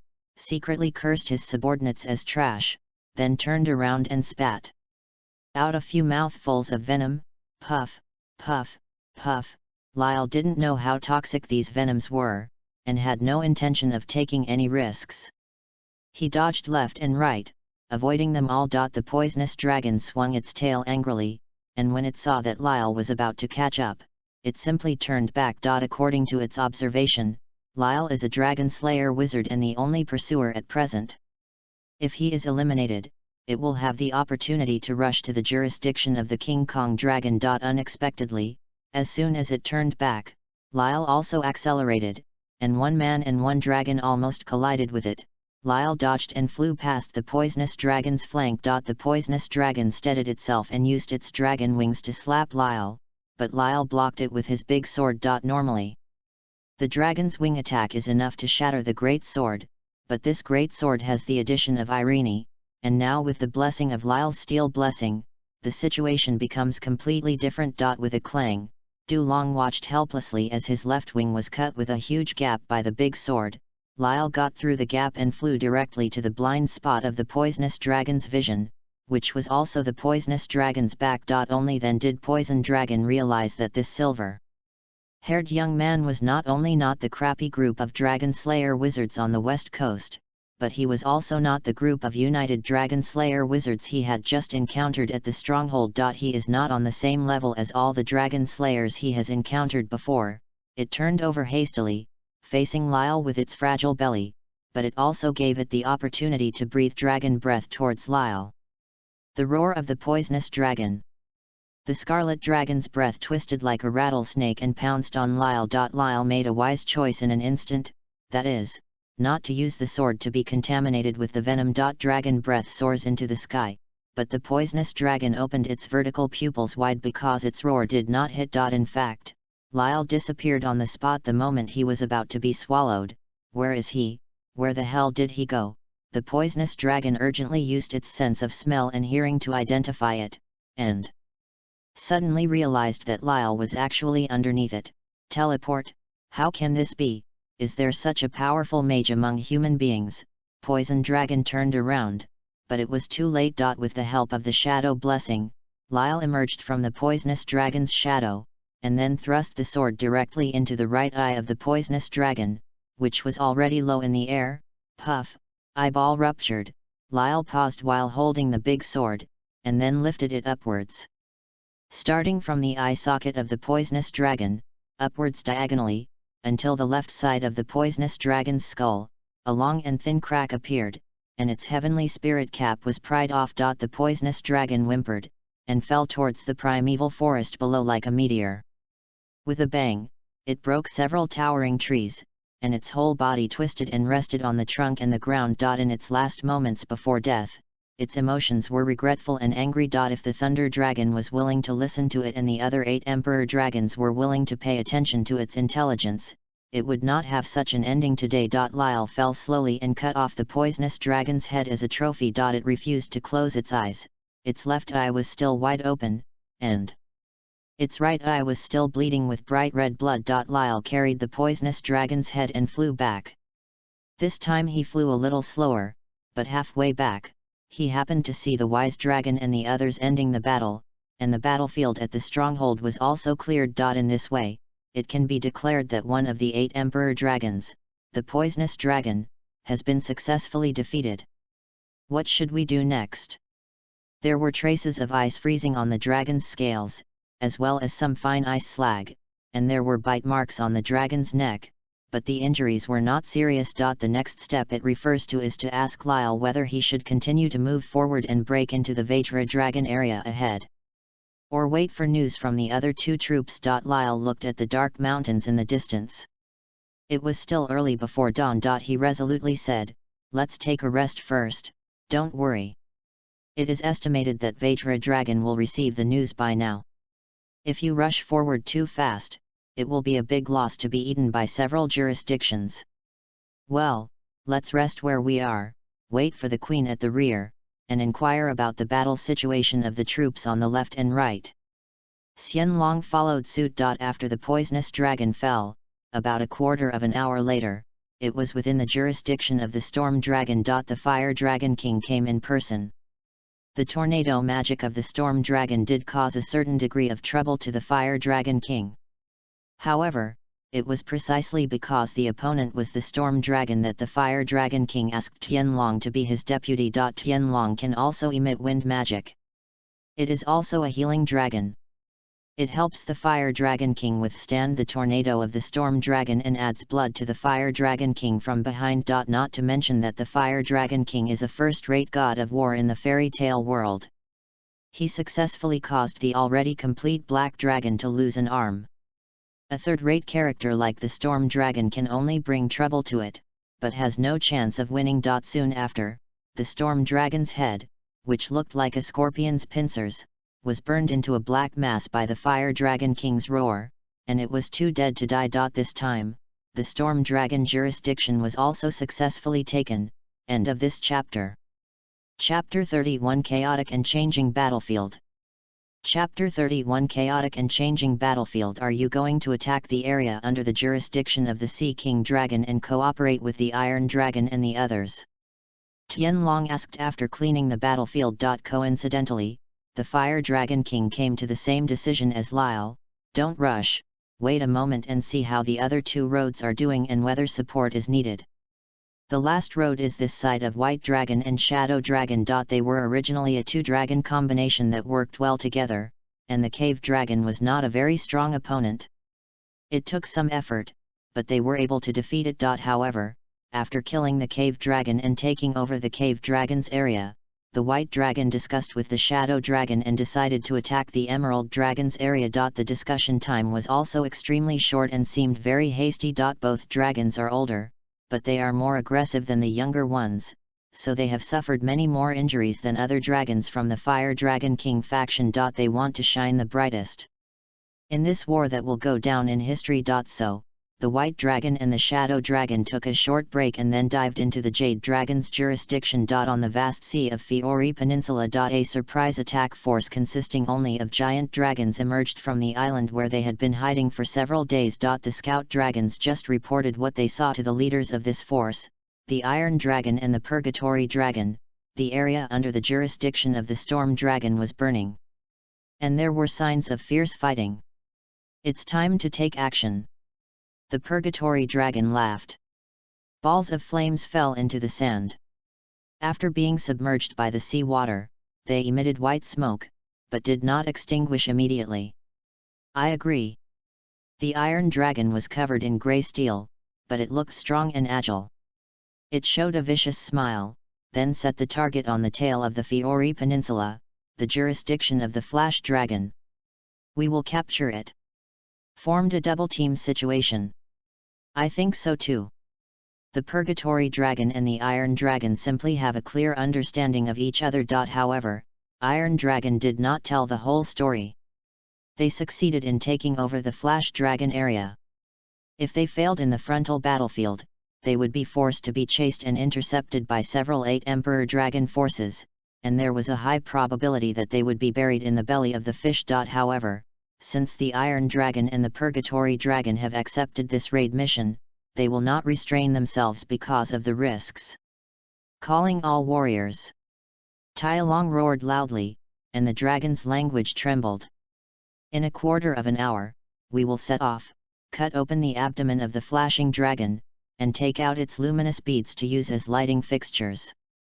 The dragon roared one after another, playing an extremely discordant dragon song. At the same time, Neptune Dragon, King Kong Dragon, and Jade Dragon received news that the 3 major jurisdictions ahead had been breached, and the specific battle situation was still unknown. The 3 groups advanced together. Although they had expected it, King Kong Dragon was still a little shocked. Igneel was actually able to gather so many dragon troops. It did not expect this decisive battle, and regretted in its heart. If it had known earlier, it should not have handed over the investigation task to Poison Dragon. Otherwise it would not have ended up in this situation. After a while, King Kong Dragon calmed down and issued an order: immediately ask our dragon to notify other jurisdictions, especially the Thunder Dragon and Flash Dragon in the rear. We have been attacked by a Gunir. We must unite immediately and cannot be separated by each other. Break. Its subordinates took the order and flew away. King Kong Dragon didn't know how effective his warning was, so he could only do this now. However, after a while, a scout dragon flew over. Lord Diamond Dragon. The giant dragon said in dragon language, I am a subordinate of Lord Emerald Dragon. It asked me to report to you. Ignir attacked the jurisdictions of the Poison Dragon, Storm Dragon, and Cave Dragon. I know that. I also sent dragons to report to other jurisdictions. That's not all. Emerald Dragon's subordinates said, there is a force that has broken through the Cave Dragon's defense line and entered Lord Emerald Dragon's jurisdiction. The leaders are White Dragon and Shadow Dragon. King Kong Dragon's expression perked up. Have you already fought? The Emerald Dragon's subordinates showed a sly smile. There is no head-on battle. Lord Emerald Dragon asked us to pretend to be defeated and lure them deeper little by little. Now they are already between us and Lord Diamond Dragon's jurisdiction, and they are still attacking Lord Thunder Dragon. Heading into the jurisdiction. Lure the enemy deeper. King Kong Dragon was stunned for a moment, then laughed. Well done, the White Dragon and the Shadow Dragon are in the pocket. As long as our 3 major jurisdictions join forces, they will be dead. I let the giant the dragon goes and tells the Sea King Dragon to hold their position, and then we will go support them. Master Emerald Dragon has the same idea. Let's eat one of the troops first. King Kong Dragon breathed a sigh of relief. At this point in the decisive battle, there was finally news that was beneficial to his side. A little later, Lyle and the Xianlong troops still stopped outside the jurisdiction of King Kong Dragon and did not rush into it. But after Lyle found out that the White Dragon and Shadow Dragon troops had entered the Emerald Dragon's jurisdiction, he jumped a little. They went in directly without even saying hello to us? Aren't they afraid that they would die without us responding from the flanks? The matter has come to an end. We can no longer wait for supplies from the Queen at the rear. Xianlong also frowned. The battlefield is like this. Information is chaotic. Both our side and the enemy will make mistakes. It depends on who can make up for the mistakes the fastest. In this way, it covered up its compatriots and said a few words, which could not be said even with its personality. If it were not a dragon but a human, Lyle could even see it blushing. Inform the Fire Dragon King of the situation of the White Dragon and the Shadow Dragon, as well as the news that we are preparing to attack. Since my left wing has penetrated, at least my right wing must be safe. Lyle has no time to kill the poisonous dragon. A sense of excitement. The Fire Dragon King will attack the Sea King Dragon's jurisdiction. They are close to the sea. It may take some time to capture them. Xianlong stared at the map and said, it's almost time for the Iron Dragon and the Purgatory Dragon to take action, right? We have to fight as soon as possible. Go in. Otherwise the Iron Dragon and Purgatory Dragon will also be in danger. Lyle patted Xianlong's thigh. Please don't put more pressure on me. I'm not, don't worry, Xianlong, we will win, it's just a little headache. Xianlong nodded and smiled. At dawn, Fish Belly White appears on the boundary between the sky and the sea. Thunder Dragon received reports from Vajra Dragon and Neptune Dragon, except Jade Dragon. It touched its dragon's neck. There was a fresh wound there, which was bitten by the Jade Dragon during the previous fight with the Jade Dragon. However, the Brontosaurus also tore off the pair of small wings on the Emerald Dragon's head. The two giant dragons were considered a tie, but the conflict was still not completely resolved. The reason why the Emerald Dragon did not report to it is self-evident. Thunder Dragon listened to King Kong Dragon's subordinates conveying King Kong Dragon's words to it, sounding like giving orders, and waved his hand unhappily to let King Kong Dragon's subordinates go out. Lord Thunder Dragon, go out. King Kong Dragon's men had no choice but to leave Thunder Dragon's cave. The Poison Dragon, Storm Dragon, and Cave Dragon are really a bunch of rubbish. They were defeated so easily. The Thunder Dragon swiped its tail and smashed the remaining flesh and blood skeletons on the ground. The Emerald Dragon obviously can't be defeated, so why are you trying to lure the enemy? Going deeper, what qualifications does King Kong Dragon have to give orders to me? And the Sea King Dragon deliberately picked up the seaside, just to see that the situation is not good, and fly back to the western continent, right? Thunder Dragon thought for a long time and found out that only the Flash Dragon at the rear was reliable, and the other 8 Emperor Dragons were not trustworthy. The jurisdictions of the Thunder Dragon and the Flash Dragon are basically the Kingdom of Fiori 400 years later. I don't know if this is fate. Just at this moment, his subordinates hurried in to report. Lord Thunder Dragon. What's the matter? The area under the jurisdiction of Lord Flash Dragon was attacked by the Iron Dragon and Infernal Dragon troops, and he asked us for reinforcements. The Thunder Dragon showed an incredibly angry expression. Isn't any of them useful? Are they all coming to me for reinforcements? End of this chapter. Chapter 32 The Encirclement. Chapter 32 The Encirclement. The light was like a pair of huge palms, overturning the darkness on the earth. The White Dragon and Shadow Dragon troops carried this light on their backs and ran as fast as they could. Their bodies were stained with blood, including their own, those of their comrades, and some of their enemies. The aggressive advance in the early hours of the morning cost the army a heavy price.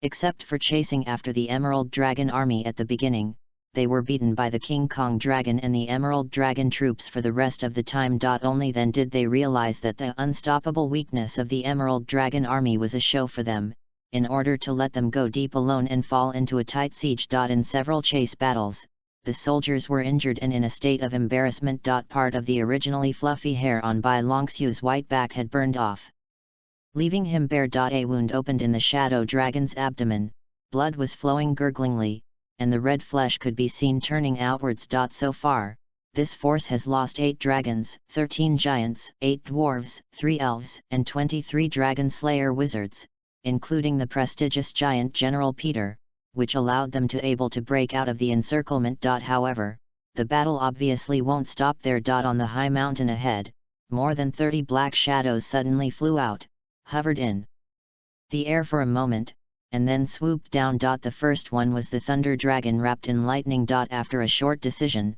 the Brontosaurus finally chose to encircle the bag with the Diamond Dragon and the Emerald Dragon, tie the bag tightly, and then kill the living creatures in the bag. Be it Flash Dragon or Neptune Dragon, reinforcing them is a secondary priority. Good food is good food that can be eaten in the stomach. The White and Shadow Dragon troops who have been running for several hours and are exhausted are such food. The Bai and Shadow Dragon troops faced this almost desperate situation. In a head-on encounter, there was no room for detours.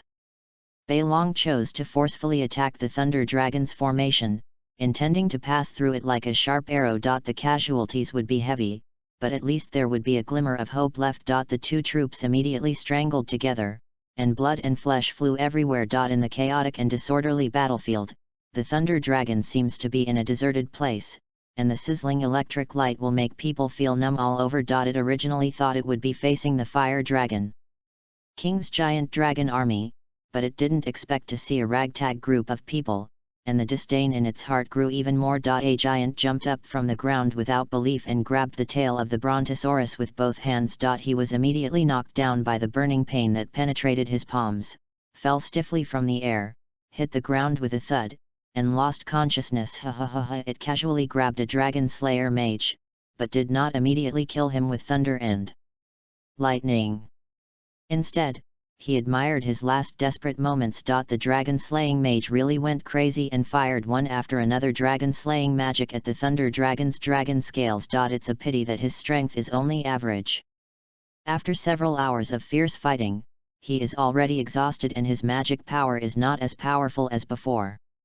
Is that so?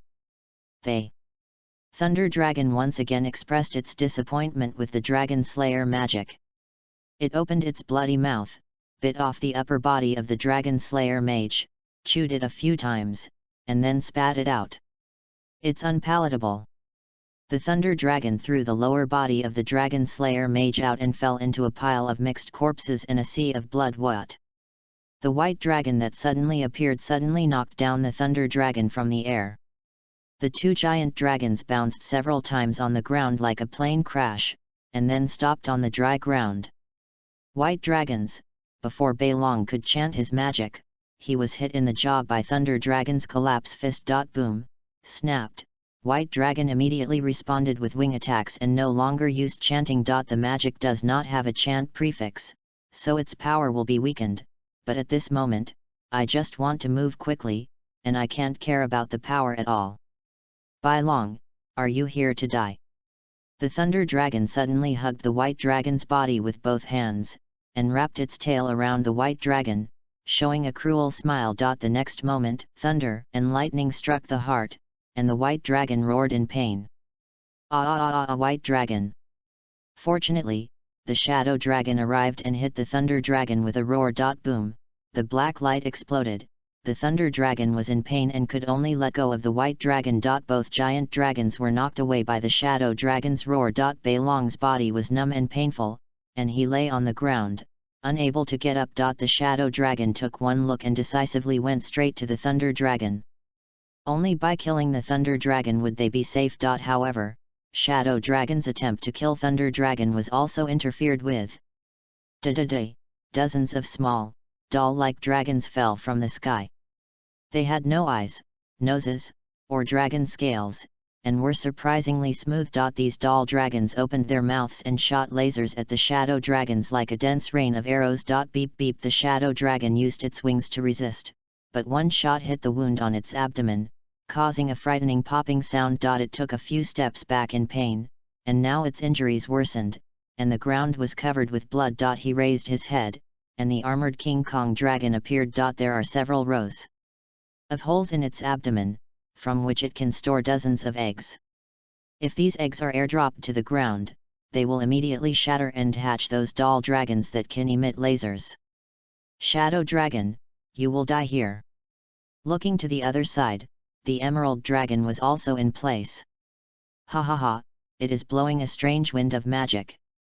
This wind can take off the helmets, armor, and clothes of the warriors, and even the magic that protects themselves will be destroyed. These unprotected warriors, as fragile as a piece of paper, were torn to pieces by the swarming evil dragons. Desperate cries for help and wailing followed one after another. The shadow dragon glanced at the white dragon and found that it was still stiff and unable to move, and he was also unconscious. The three troops of King Kong Dragon, Emerald Dragon, and Thunder Dragon have successfully surrounded them, and now it is really difficult to fly. Is this the end?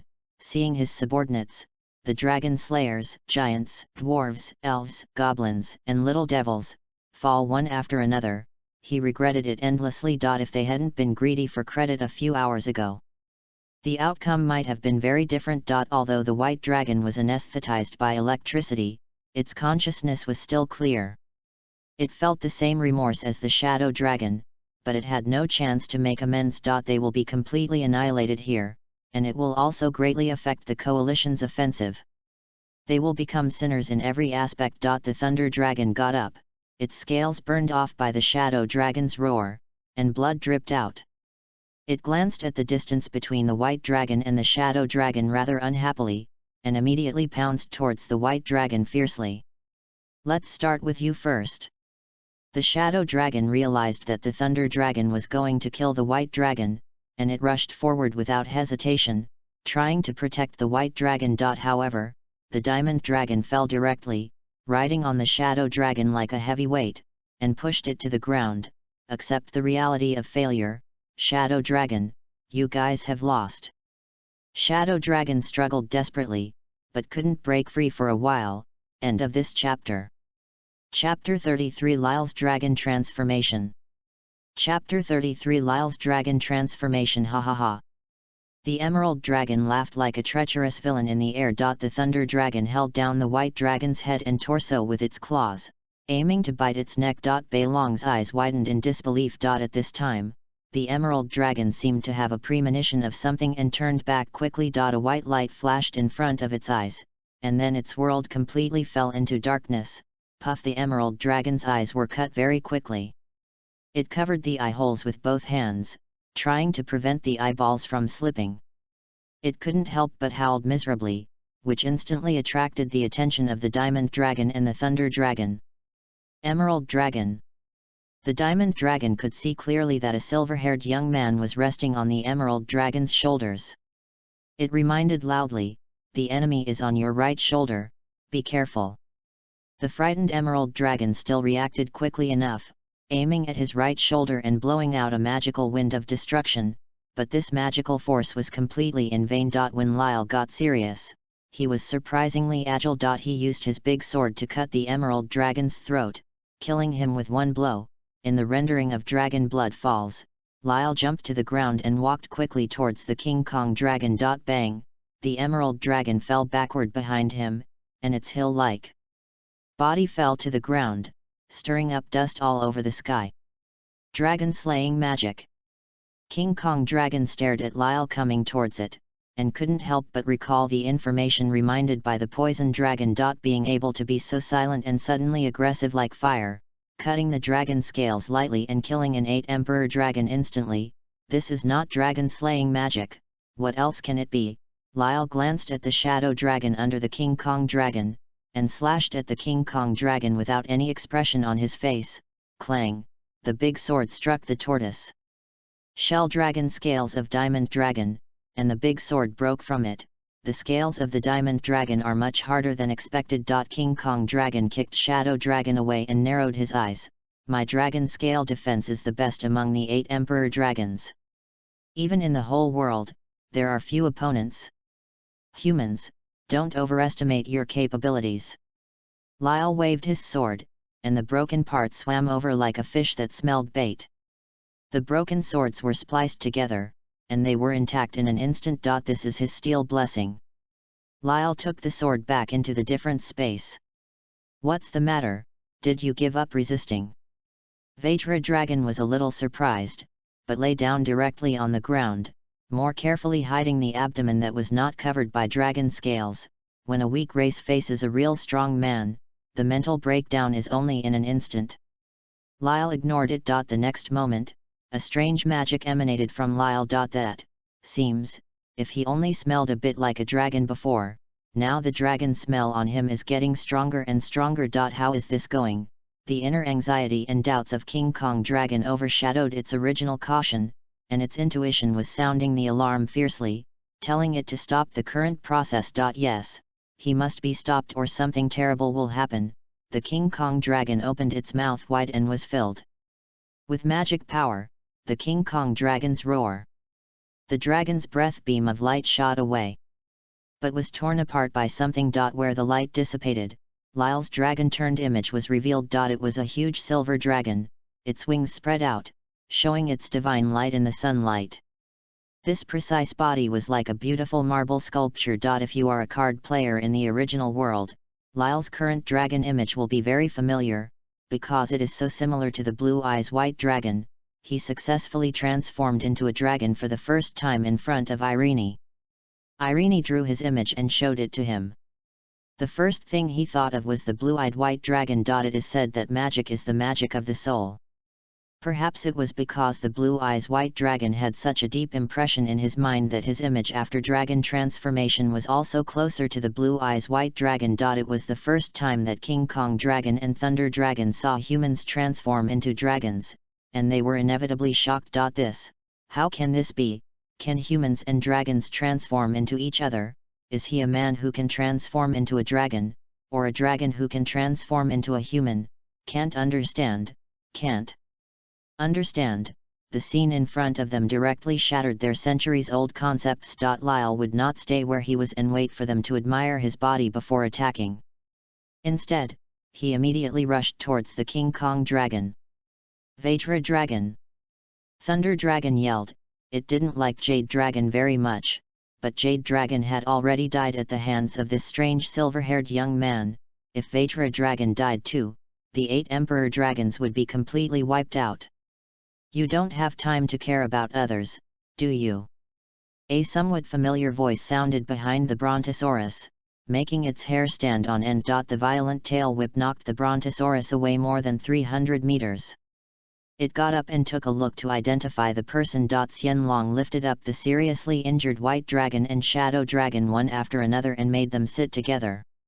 Xianlong, they hesitate to speak. Xianlong shook his head. No need to say anything. Just tell the Fire Dragon King your regrets now. Don't worry, our troops are here to support you. Sure enough, cheers of excitement rang out from everywhere, and the excitement of defeating the poison dragon troops greatly boosted the morale of the troops.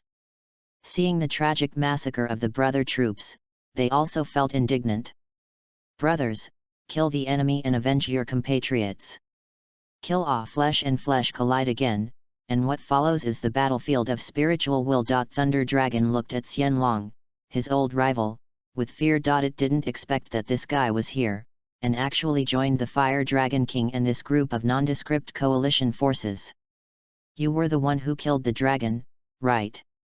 The Thunder Dragon doesn't like the betrayer of the evil dragon, but it doesn't like the enemy who kills the evil dragon even more. No, not me. You still want to deny it at this time. I just don't want to take the credit. Xianlong pointed at Lyle, who transformed into a dragon, and said with a smile, that's the one who killed the evil dragon. Is it him again? At this time, Lyle was already wrestling with the King Kong dragon. His dragon claws penetrated into the gaps between the King Kong dragon's scales, and he broke it off with force, breaking off a bloody chunk. King Kong dragon gritted his teeth and used his punch, but Lyle, who was extremely experienced in fighting, shrank his head and dodged it. It roared, and the doll dragons that were originally emitting lasers around them got the signal and ran over. Like little velociraptors, they pounced on Lyle and bit him. Lyle threw them away directly, smashing them to pieces easily with his wings and tail, just like swatting flies and mosquitoes to death. The roar of the Vajra dragon. The dragon's breath rushed towards him. Lyle took off rapidly, and the Vajra dragon adjusted the angle of the dragon's breath and continued to erupt. Die with me, hybrid humans. After Lyle made a circuitous turn in the air, he dived at a low altitude and let out his first dragon roar in actual combat. Destroyed explosive wind bomb. End of this chapter. Chapter 34 Dragon King. Chapter 34 Dragon King. Boom! Two roaring dragon breaths collided together, competing for power. Lyle was originally supposed to follow the crowd and sing the roar of the silver dragon, but he felt that the exploding wind bullet of destruction was more in line with his image, so he changed the lyrics. As a result, his roar, like the new chant, included destruction, explosion and blast. Lyle's destructive power is even better.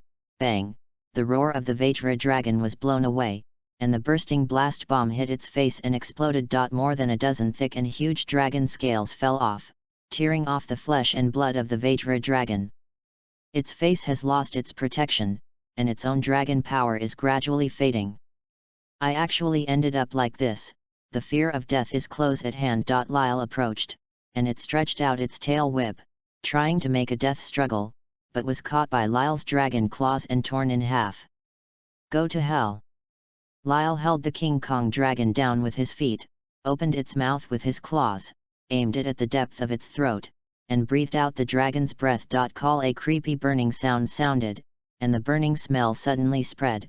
The Vajra dragon struggled a few times, and its vertical pupils lost their light. Lyle threw the body of King Kong dragon aside, and in the light of magic power, he returned to his human form. Transforming into a dragon consumes too much magic power. Thunder Dragon could only watch as King Kong dragon was killed. Is that dragon slaying magic? Is that the dragon slayer that the poisonous dragon has always feared? Damn it, why is he so many times stronger when they are all dragon slayers? However, it will soon accompany King Kong dragon to hell. White Dragon and Shadow Dragon, who came back to their senses, helped Xian Long deal with Thunder Dragon together. The three giant dragons took action. Although they all suffered varying degrees of injuries, they were not enough for Thunder Dragon to perform miracles. "You traitors!" the Thunder Dragon roared. The White Dragon ripped off its right arm, and the Shadow Dragon shot through its wings with black light. The dragon is supreme. In the splash of blood, the Thunder Dragon's head was shattered by Xian Long's tail whip. It fell heavily, ending its life. 1. We turned defeat into victory in this battle. White Dragon and Shadow Dragon looked at each other in disbelief. Xian Long smiled happily. Just like the lucky battle with the evil dragon, they won the bet, as the Emerald Dragon, Diamond Dragon, and Thunder Dragon were killed one after another. The troops of the 8 Emperor Dragon forces, who were defeated, sensed that the wind direction had changed and fled in all directions. The coalition forces are excited to pursue. All the combined forces were so excited that they ignored a small character in front of them. A man with long dark blue hair, wearing a black robe, stood abruptly in the chaotic battlefield. Looking at the battle just now, he showed a greedy look like he was seeing a beautiful toy. The power of dragon transformation is simply wonderful. His eyes turned into vertical pupils, staring intently at Lyle. Dangerous. Lyle suddenly felt the crisis, turned around, and saw the man in black robe at a glance in the sea of people. An 8 Emperor Dragon spread its wings and fled, and a Union Army Dragon pursued it. They flew over the man in black robes, but neither of them noticed the human. However, the next moment, the abdomens of the 2 giant dragons were penetrated by a beam of light. They hit the ground straight. This man in black robe actually killed 2 giant dragons in the blink of an eye. What's even weirder is that all the coalition forces are chasing the enemy. Stimulated by victory, they don't even notice the terrifying figure next to them. Lyle's intuition had already told him this man's name. The final winner of the Dragon King Festival, the Dragon King, the Black Dragon of Despair and Finality, the strongest dragon slayer mage, countless dark names. Acknowledge. His appearance here was both unexpected and reasonable. Wherever there are dragons to hunt, wherever there are battlefields of carnage and destruction, there will be a stench that lures him. Their Acknowledge's target was originally this giant dragon in the sky, but now it is Lyle, because Lyle makes him more interested. The pleasure of destroying toys grew inside him and he couldn't help himself. This is a more playable prey. Lyle felt Acknowledge's naked murderous intent, but slowly calmed down. His weird behavior quickly attracted Xian Long's attention. It followed Lyle's line of sight, looked over, and saw Acknowledge, a man who exuded the aura of a demon king that made even giant dragons fear from the bottom of their hearts. Acknowledge walked towards Lyle, half of his face was hidden in the shadows, and he grinned at Lyle with an evil smile. Xian Long called tentatively, "Lyle." Lyle didn't respond to him and just stood there as if he was stunned. The chaos of the battlefield and the silence of the moment were twisted together. Xian Long looked back at the White Dragon and the Shadow Dragon. They nodded and felt the same terrible feeling, which proved that it was not an illusion. Lyle transformed into a silver dragon at this moment and breathed dragon breath towards Acknowledge. Not bad. Acknowledge threw away his black robe that was burning with the dragon's breath, revealing his strong body. He quickly dodged and pounced on Lyle like a jackal. Lyle could only see the remnant of his fist, and the power of dragon-slaying magic knocked his entire huge body away. But my strength and speed are stronger. Lyle had just hit the ground at this time. Acknowledge approached Lyle, who was lying on the ground unhurriedly. Suddenly, his eyes narrowed. He first turned sideways to avoid the roar of the wise dragon, and then caught the shadow dragon that sneaked up on him from behind. He thrust his arm into the wound on the shadow dragon's abdomen like a spear.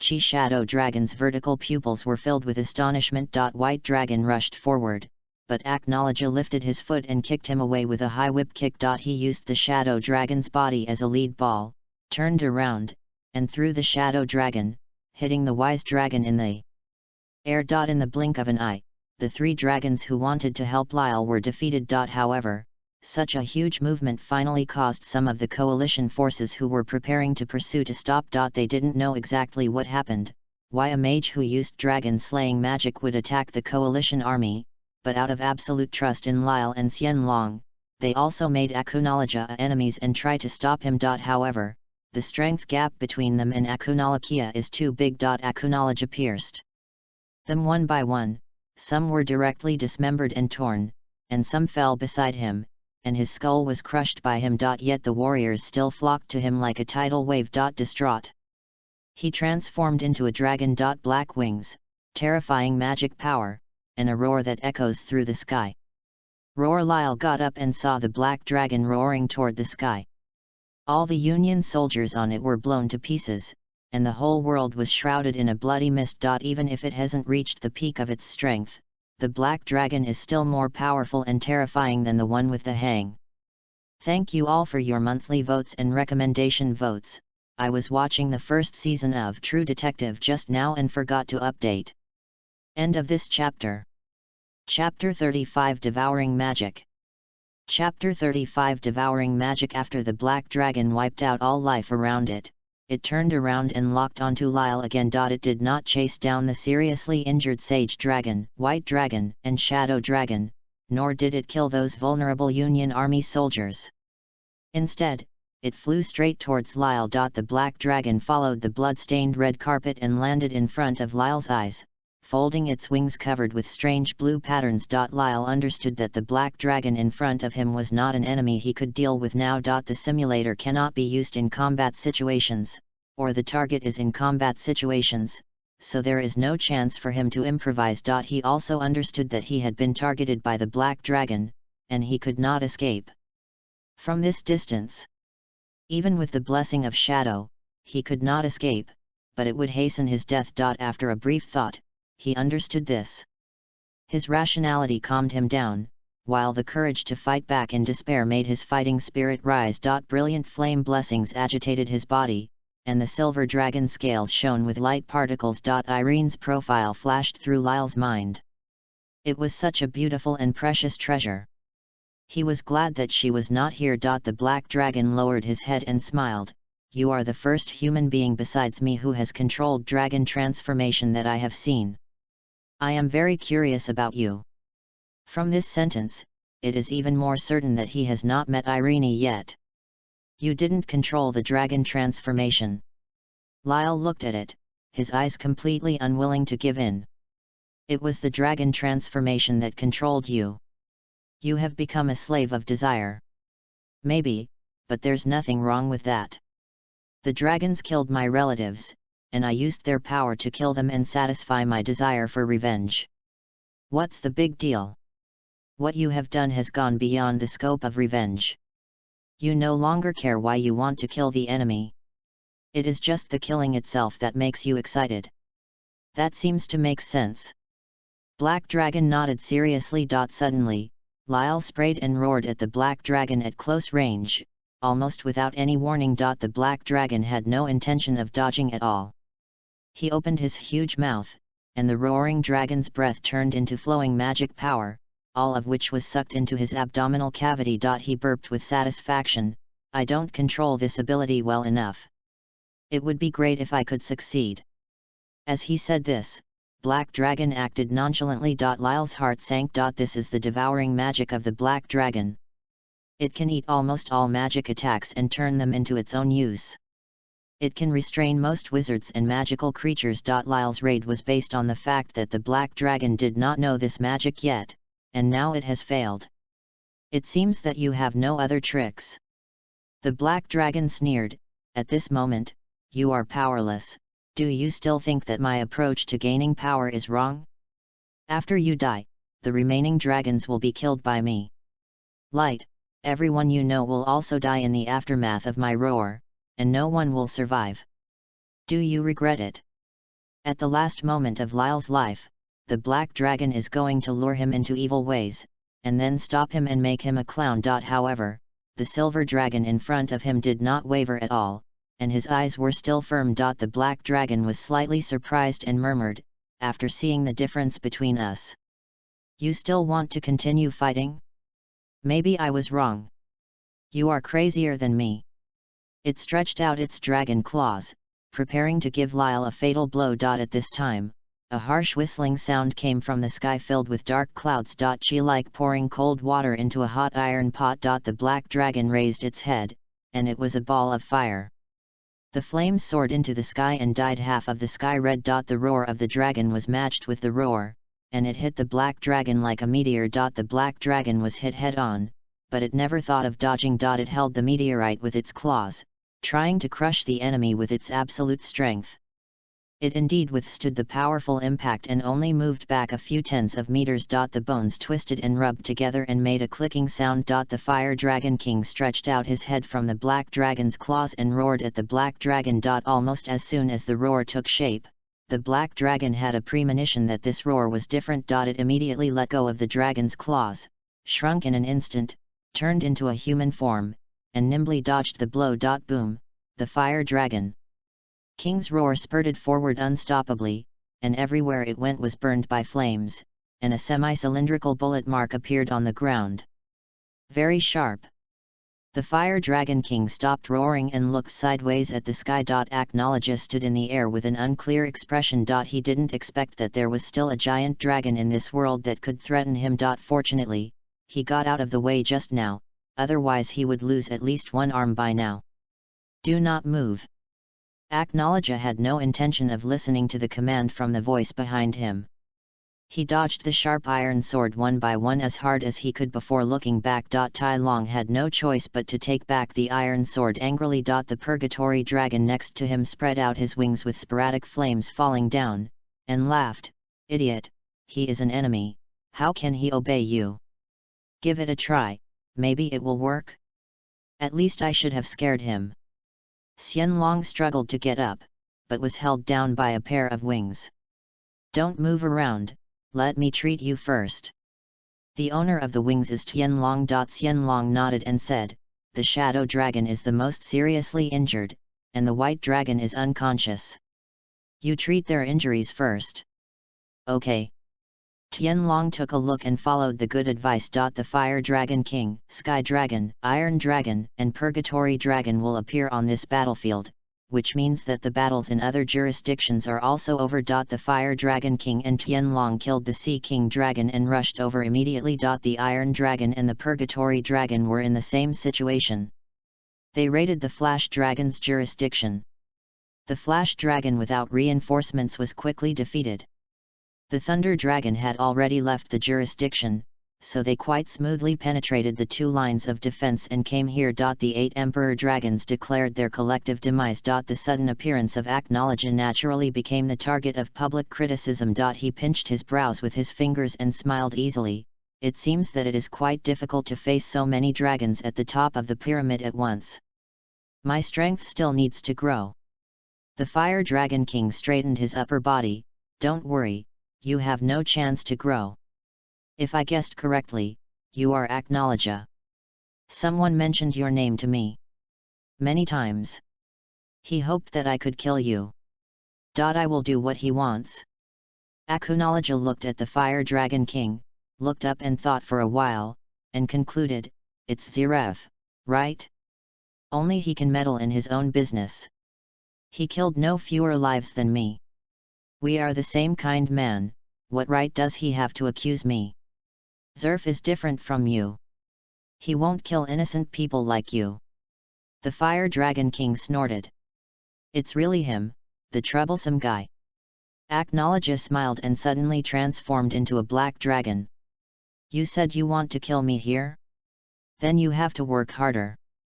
End of this chapter. Chapter 36 Misunderstanding. Chapter 36 Misunderstanding. The Purgatory Dragon took advantage of the Black Dragon's unpreparedness and projected its own purgatory flames. The Black Dragon stretched out its wings, and the flames fell on the wings and failed to burn, but were bounced away. The Iron Dragon prepared to roar and breathe. When Lyle saw this, he shouted loudly, "Stop! It can directly swallow magic attacks, and your roar will only give it stronger power." Tai Long paused and looked at Lyle suspiciously. Is what Lyle said true or false? The Black Dragon flapped its wings and laughed. "I shouldn't have revealed this information to you. You are very interesting. When I become stronger, I will come back to you." The Fire Dragon King frowned.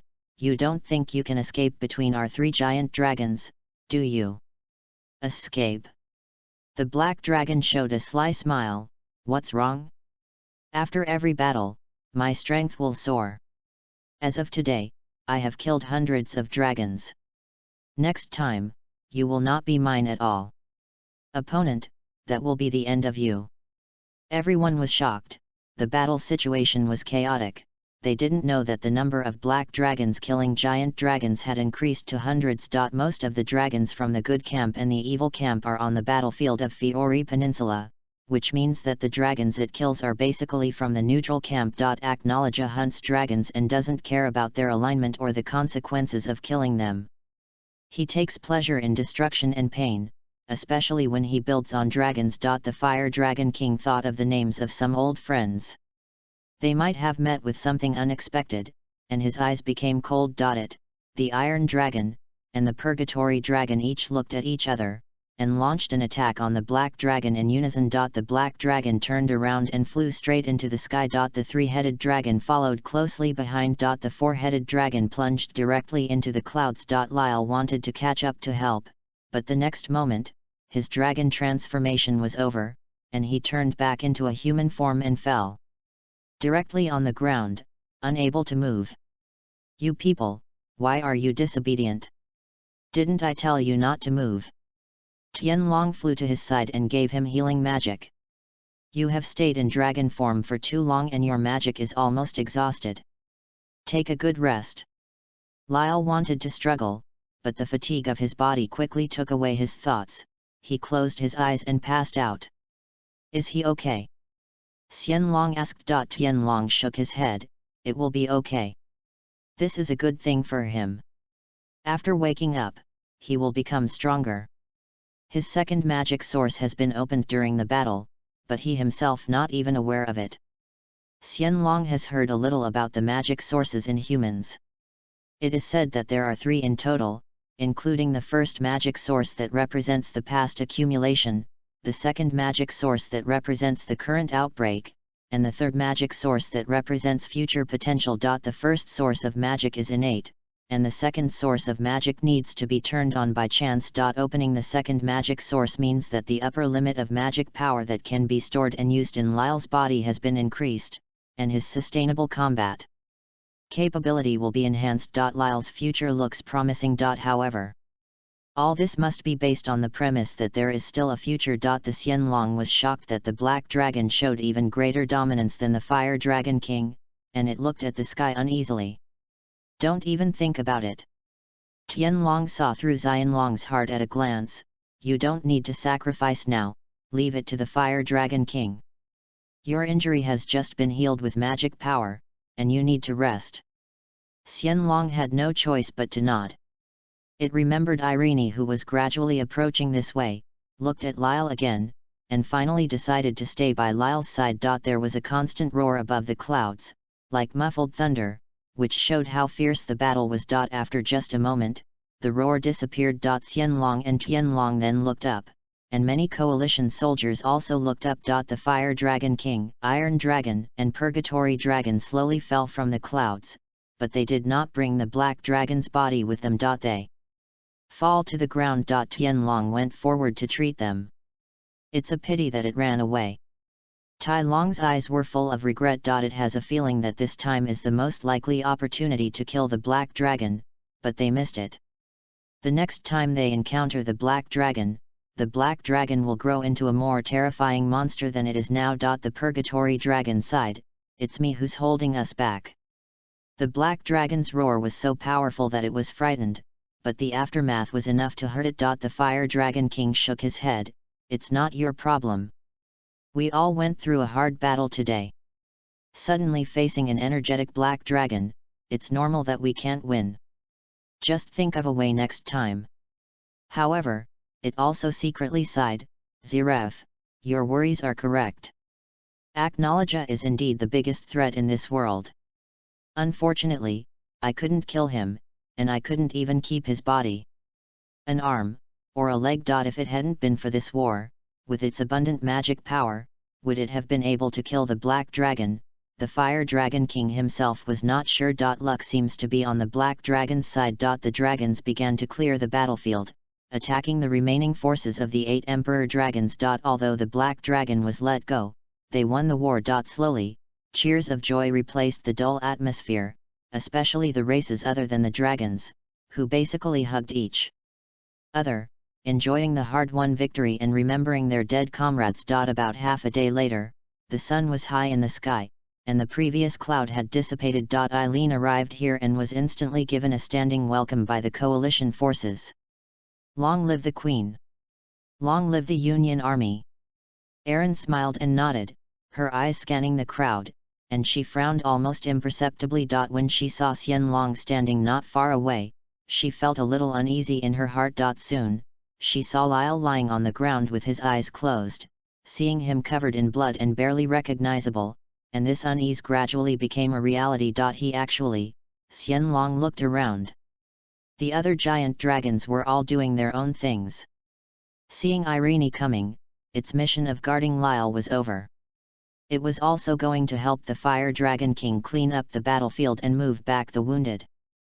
Thinking of the black dragon for a moment, it couldn't help but sigh and said to Irene, Queen, I'm going to do other things first. I'll leave Lyle to you. Erin's heart tugged suddenly. Xianlong, what does this mean?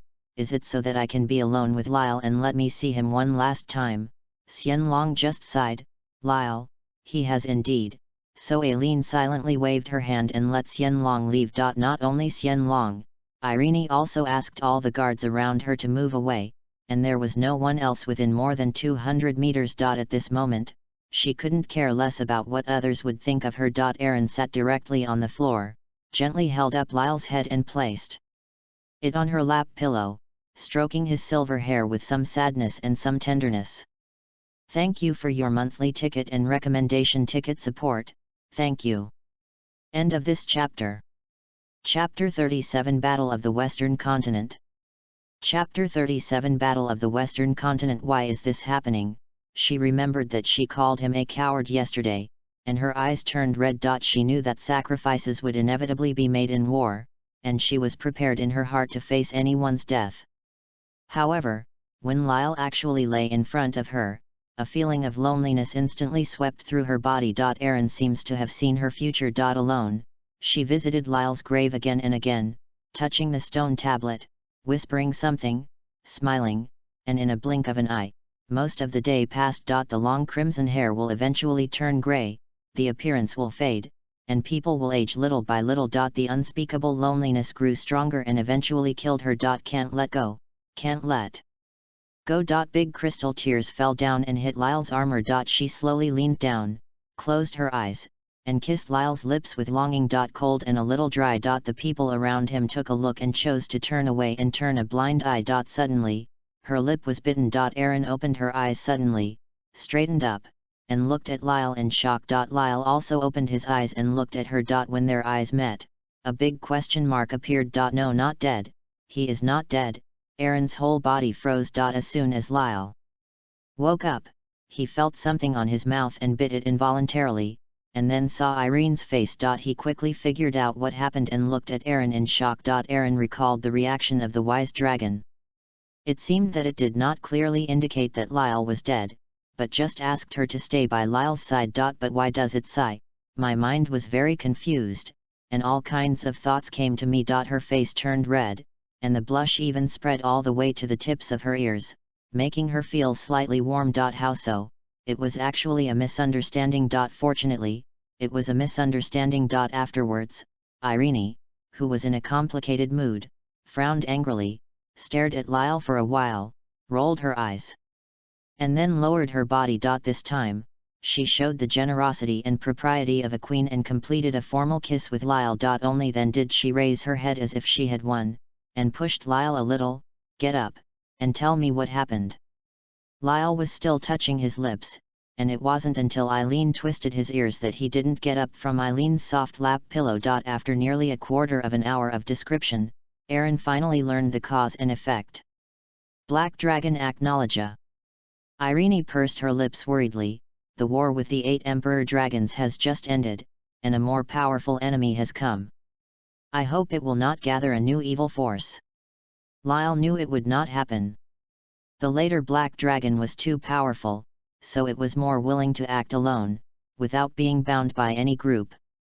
Due to its chaotic position, no matter who it was possible to become its victim, so even those who believed in it were there are not many people. That night, the Fire Dragon King and other pursuit troops returned. The forces of the 8 Emperor Dragons have been basically defeated, which means that the war from the west coast to the Fiori Peninsula is finally over, and it took less than a year. A big banquet to reward the living and pay homage to the dead began, and most of the combined army almost stayed up all night. After resting on the Fiori Peninsula for several days, the army returned home. On the day they returned to the royal city, the crowd was abuzz, and the reputation of the Queen, who represented the symbol of the Union Army, reached its peak. A figure stood on the high city wall, watching all this silently with sad eyes. The fun is theirs, I have nothing. The black mage with short black hair jumped down from the city wall and disappeared in the blink of an eye. To celebrate the victory of the war against the evil camp on the Ishgar continent,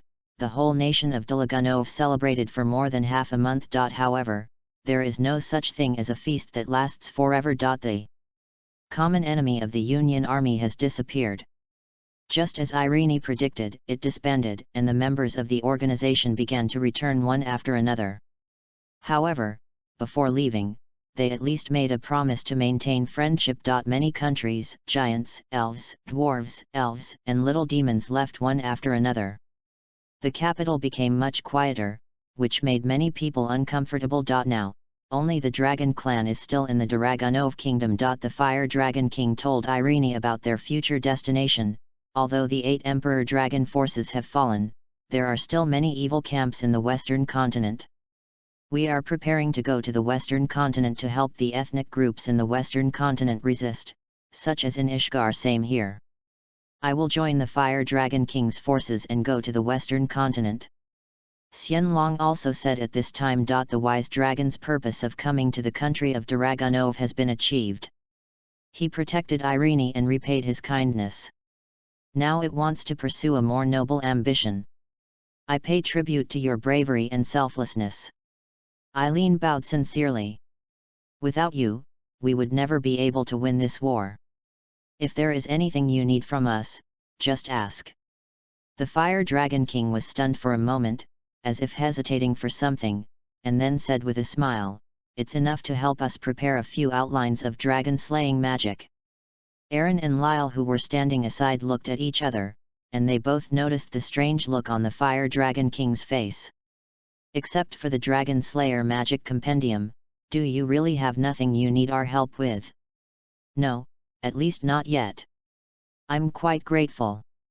The Fire Dragon King smiled and did not say what was on his mind. As a member of the Fire Dragon King's faction, Anna, Infernal Dragon, Iron Dragon, Tianlong, White Dragon, Shadow Dragon, etc. will of course follow the Fire Dragon King away. So, a week later, the mighty dragon army flew towards the west. They will cross the sea and reach the western continent, ending the rule of the evil camp there. Meanwhile, Acknowledge has been very high profile. More and more dragons died in his hands, and his power became more and more powerful. From Ishgar, he killed all the way to the western continent, becoming the Dragon Slayer mage who killed the most dragons in history. However, the fierce fighting across the sea has nothing to do with the country of Dragunov. Since the Dragon War, the country of Dragunov has been in a state of preparation for war.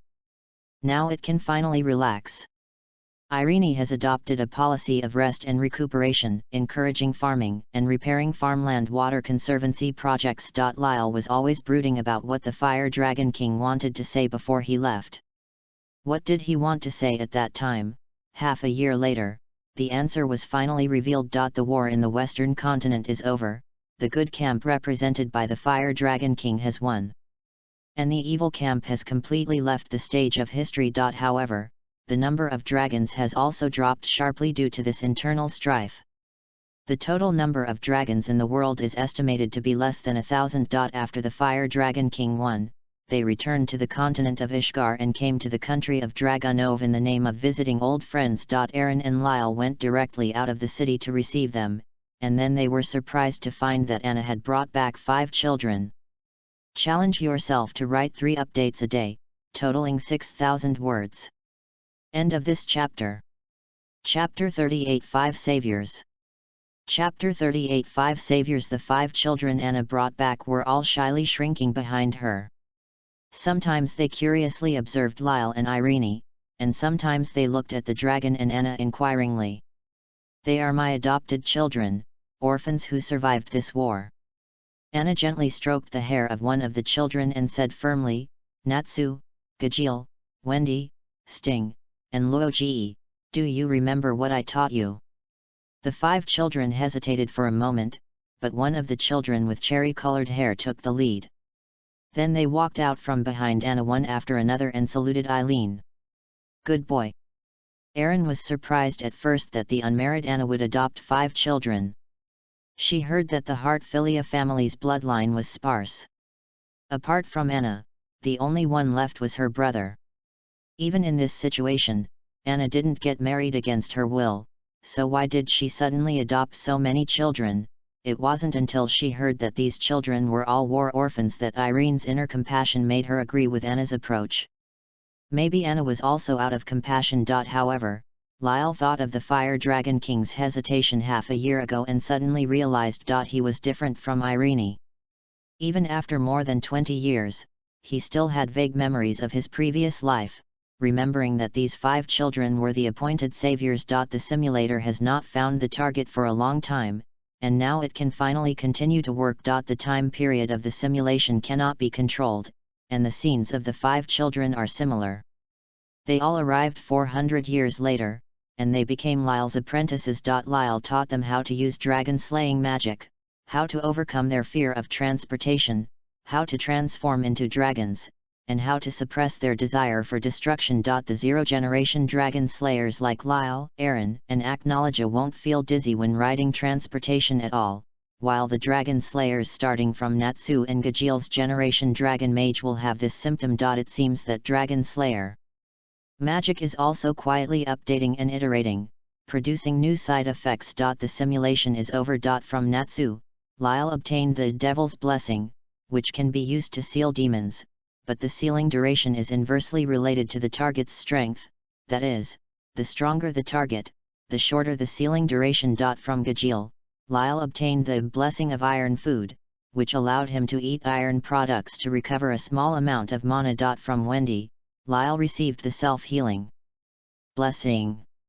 When there are wounds, toxins, or diseases on his body, he will slowly and continuously heal himself. At Sting's place, Lyle received a laser blessing that allowed him to shoot laser beams at his fingertips. From Rog, Lyle obtained the Dragon Control Blessing, which can temporarily control a dragon, and the duration is negatively related to the target's strength. The number of blessings on Lyle has reached an astonishing 14, and is still increasing. At the same time, Irene invited her friends into the royal city. After not seeing each other for more than half a year, the people here still remembered the heroic deeds of the dragons and took to the streets one after another, applauding and welcoming.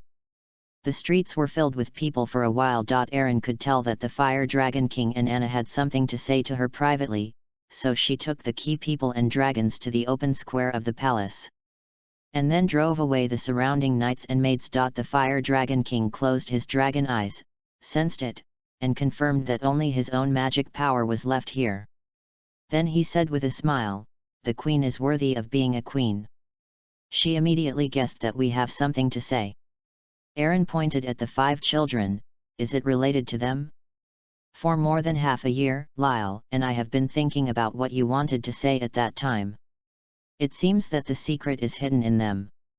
Anyone with a clear head would know that there must be something fishy about them bringing 5 children to the door. Ha ha ha. The Fire Dragon King scratched his head with his dragon claws, showing a cautious look. Where should I start? Let me talk to them. At this time, a man's voice suddenly sounded. Everyone looked over and saw a young man with short black hair sitting on the eaves of the palace a few hundred meters away, staring at them with listless eyes. Seeing him, the Fire Dragon King sighed and introduced, Queen, this is the Black Mage Ziref Dragneel.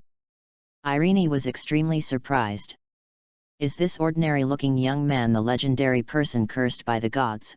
Lyle, on the other hand, had already followed his instinct and used the simulator on Ziref. But something strange happened. The simulator could lock on to Ziref, but it could not simulate the future. The future between him and Ziref turned out to be a blur. Why is that? Could it be that it's because of the god's curse on Ziref? Lyle thought about it and ended the simulation in a hurry. The one sitting on the eaves was indeed Ziref. The reason why he sat so far away was to prevent the death hunt from himself from killing the people and dragons here. Although giant dragons such as the Fire Dragon King have the ability to stop the invasion of death hunting, there is no need to take this risk. His dim eyes scanned the crowd, and when he saw Natsu, he inevitably showed a hint of sadness, and then looked away. Everyone, in order to avoid missing anything, let me start from the beginning. I believe you have all heard the rumors about me. In order to resurrect my brother, I touched the taboo of life. Therefore, I was cursed by the gods. I am immortal and may harm the lives around me at any time. This is my punishment. In this section, Ziref concealed information about his younger brother.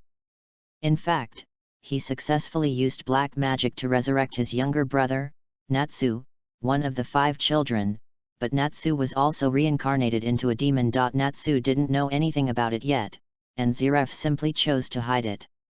I have been searching for a way to kill myself. It was also at this time that I met Aknologia, the dragon slayer mage who is now said to be the king of dragons.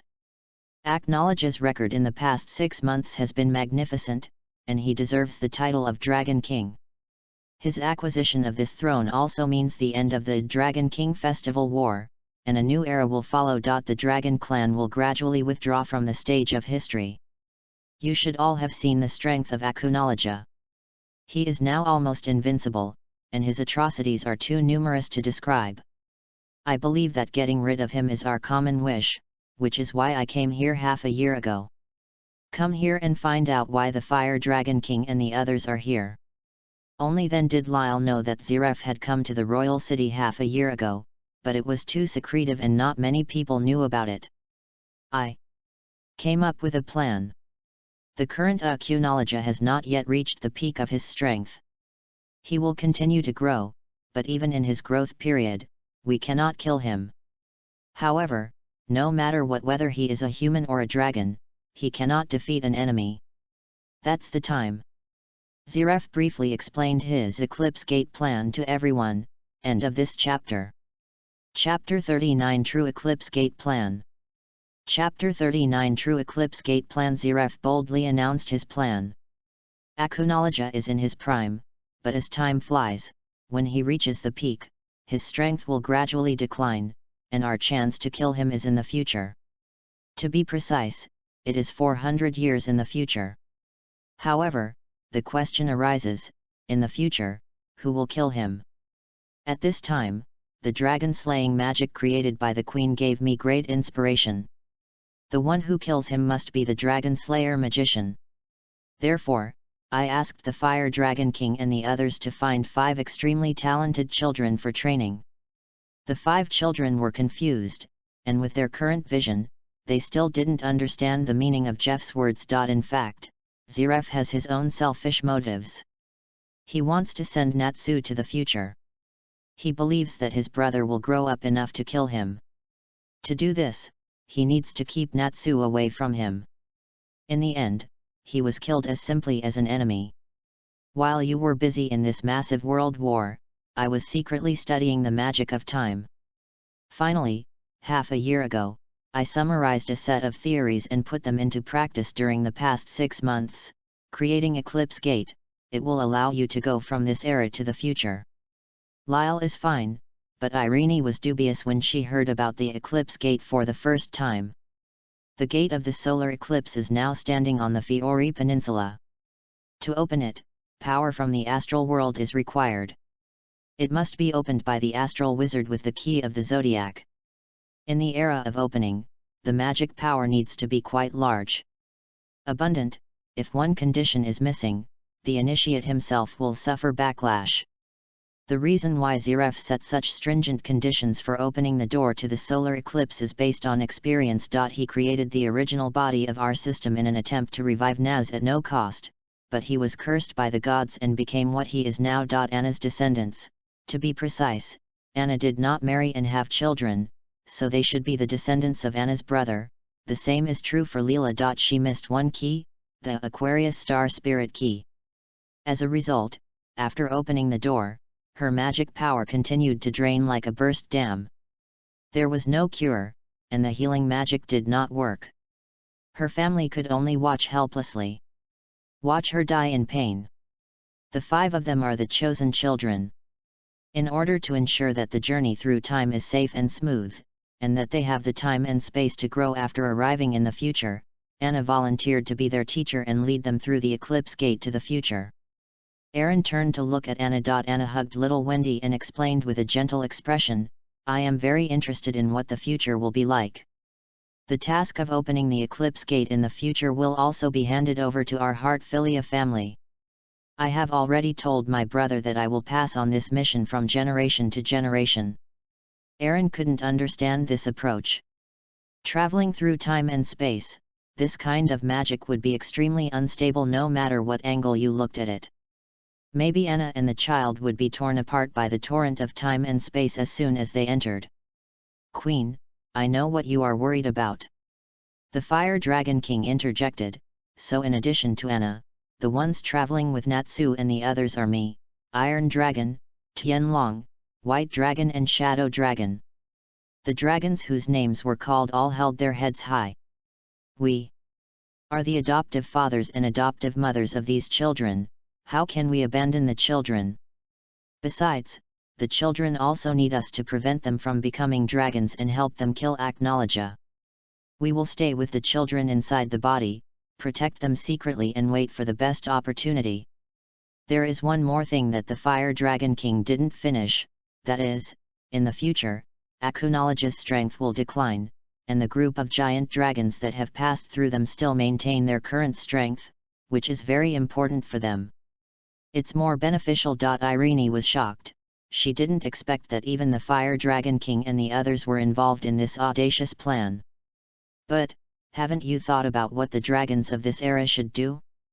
What will they do without your guidance? Acknowledge will never let them go." The Fire Dragon King waved his dragon claws. "I have thought of all these things. Therefore, starting from half a year ago, I have been gradually transferring power to the Wise Dragon and the Purgatory Dragon. They will be the future leaders of the dragons." The Wise Dragon and the Purgatory Dragon listened quietly and did not react. Obviously, they had already known the Fire Dragon King's decision. "We will create a different space on the west coast called Dragon's Mystery, which is a paradise that only recognized beings can enter." The Fire Dragon King said, "The Virtuous Dragon and the Purgatory Dragon will lead the dragons to live there, stay away from the world and avoid Acknowledge's hunting." For a moment, Erin was a little out of breath. The amount of information she heard at once was too much. Lyle stood next to her, quietly reached out and took her right hand. Warm. Erin glared at him, but didn't shake him away, instead holding his hand. In the past 6 months, she had been busy with government affairs and had more or less ignored Lyle, but Lyle was willing to wait for her, for which she was very grateful. After calming down, Erin asked, "Since you told me this, there is a place that needs us, right? The Queen is really smart." The Fire Dragon King nodded. Jeff then said, "The principle of dragon slaying magic is to allow human beings to obtain the physique and strength of the dragon race. In theory, the Queen, Lyle, and that Akunologia who have practiced dragon-slaying magic to the extreme, you will all have a lifespan comparable to that of the dragons. In other words, you can live at least hundreds of years. Lyle's eyes lit up and he realized that this was why he could live to 400 years later and still participate in the plan to open the door to the solar eclipse in X777. What do you want us to do? Aaron did not question Zeref's inference. As the creator of dragon-slaying magic, she had already come to a similar conclusion, but it had not been verified after all, so she did not talk to Lyle. Say it, so as not to rejoice in vain. I want you to protect the Heartfilia family and the Dragon Secret Realm. Zeref said, if you can survive until the day when the Eclipse Gate opens, how about you come and help your old friends? Adapt to life in that era. After hearing this, Irene looked at Lyle, then at the others, looking at the faces of Xianlong, Anna, and Fire Dragon King one by one, and finally sighed. If you must carry out this risky plan, Lyle and I will help you. Everyone smiled. For some reason, they all had an intuition, as if in the future these old friends would definitely meet again. Here, only the 5 children are still ignorant and do not know what fate they are about to face as the savior. End of this chapter. Chapter 40 Change of Dynasty. Chapter 40 Change of Dynasty. The best time Zeref planned to travel is July 377, x7, which is less than half a year away. He invited Lyle and Irene to be there to watch. Such grand ritual magic is rare in hundreds of years. Lyle agreed naturally, but Aaron was thoughtful. After a brief meeting, the Fire Dragon King, Zeref, and their entourage set off for the Fiori Peninsula to complete the final preparations. Lyle, come with me. Eileen suddenly said something without thinking, and walked away, with Lyle following behind without hesitation. She took Lyle to a palace with a serious expression. After passing through the many guards, they saw Irene's cousin Ian, a young man in his early 20s with dark red curly hair and a face full of bitterness and hatred.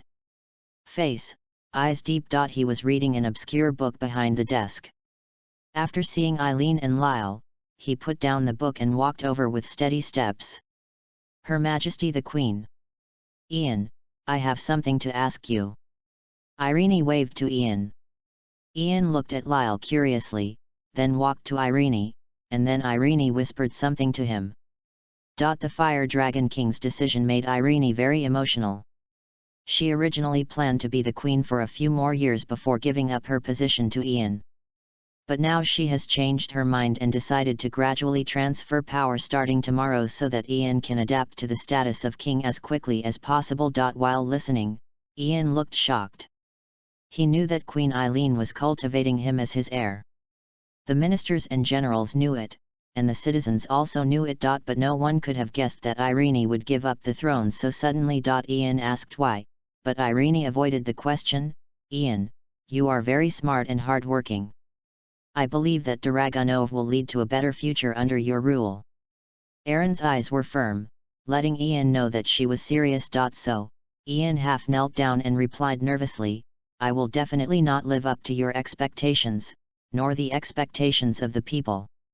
In the next few months, the country of Dragonov ushered in a series of major post-war events. First, Queen Eileen announced her abdication, and Ian succeeded the throne and became the new king. Later, Ian announced that the original policy would be temporarily suspended.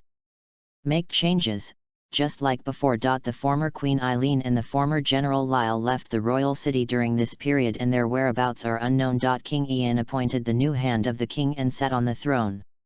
He felt the power brought by power and felt a little uneasy for a while. He wanted to investigate the movements of Aaron and Lyle, but he could never find them. He governed with this uneasiness for decades to come. Lyle and Irene were walking on the road to Fiori Peninsula. Don't call me queen anymore, just call me Irene. Irene said. Okay. Aaron. Lyle nodded, getting used to the new title. Aaron faced the cool breeze blowing in the scorching summer heat and brushed the crimson hair stuck to her cheeks with her hands. Lyle, do you think Ian can be a good king? He will. Isn't that why you leave with me and hide your whereabouts?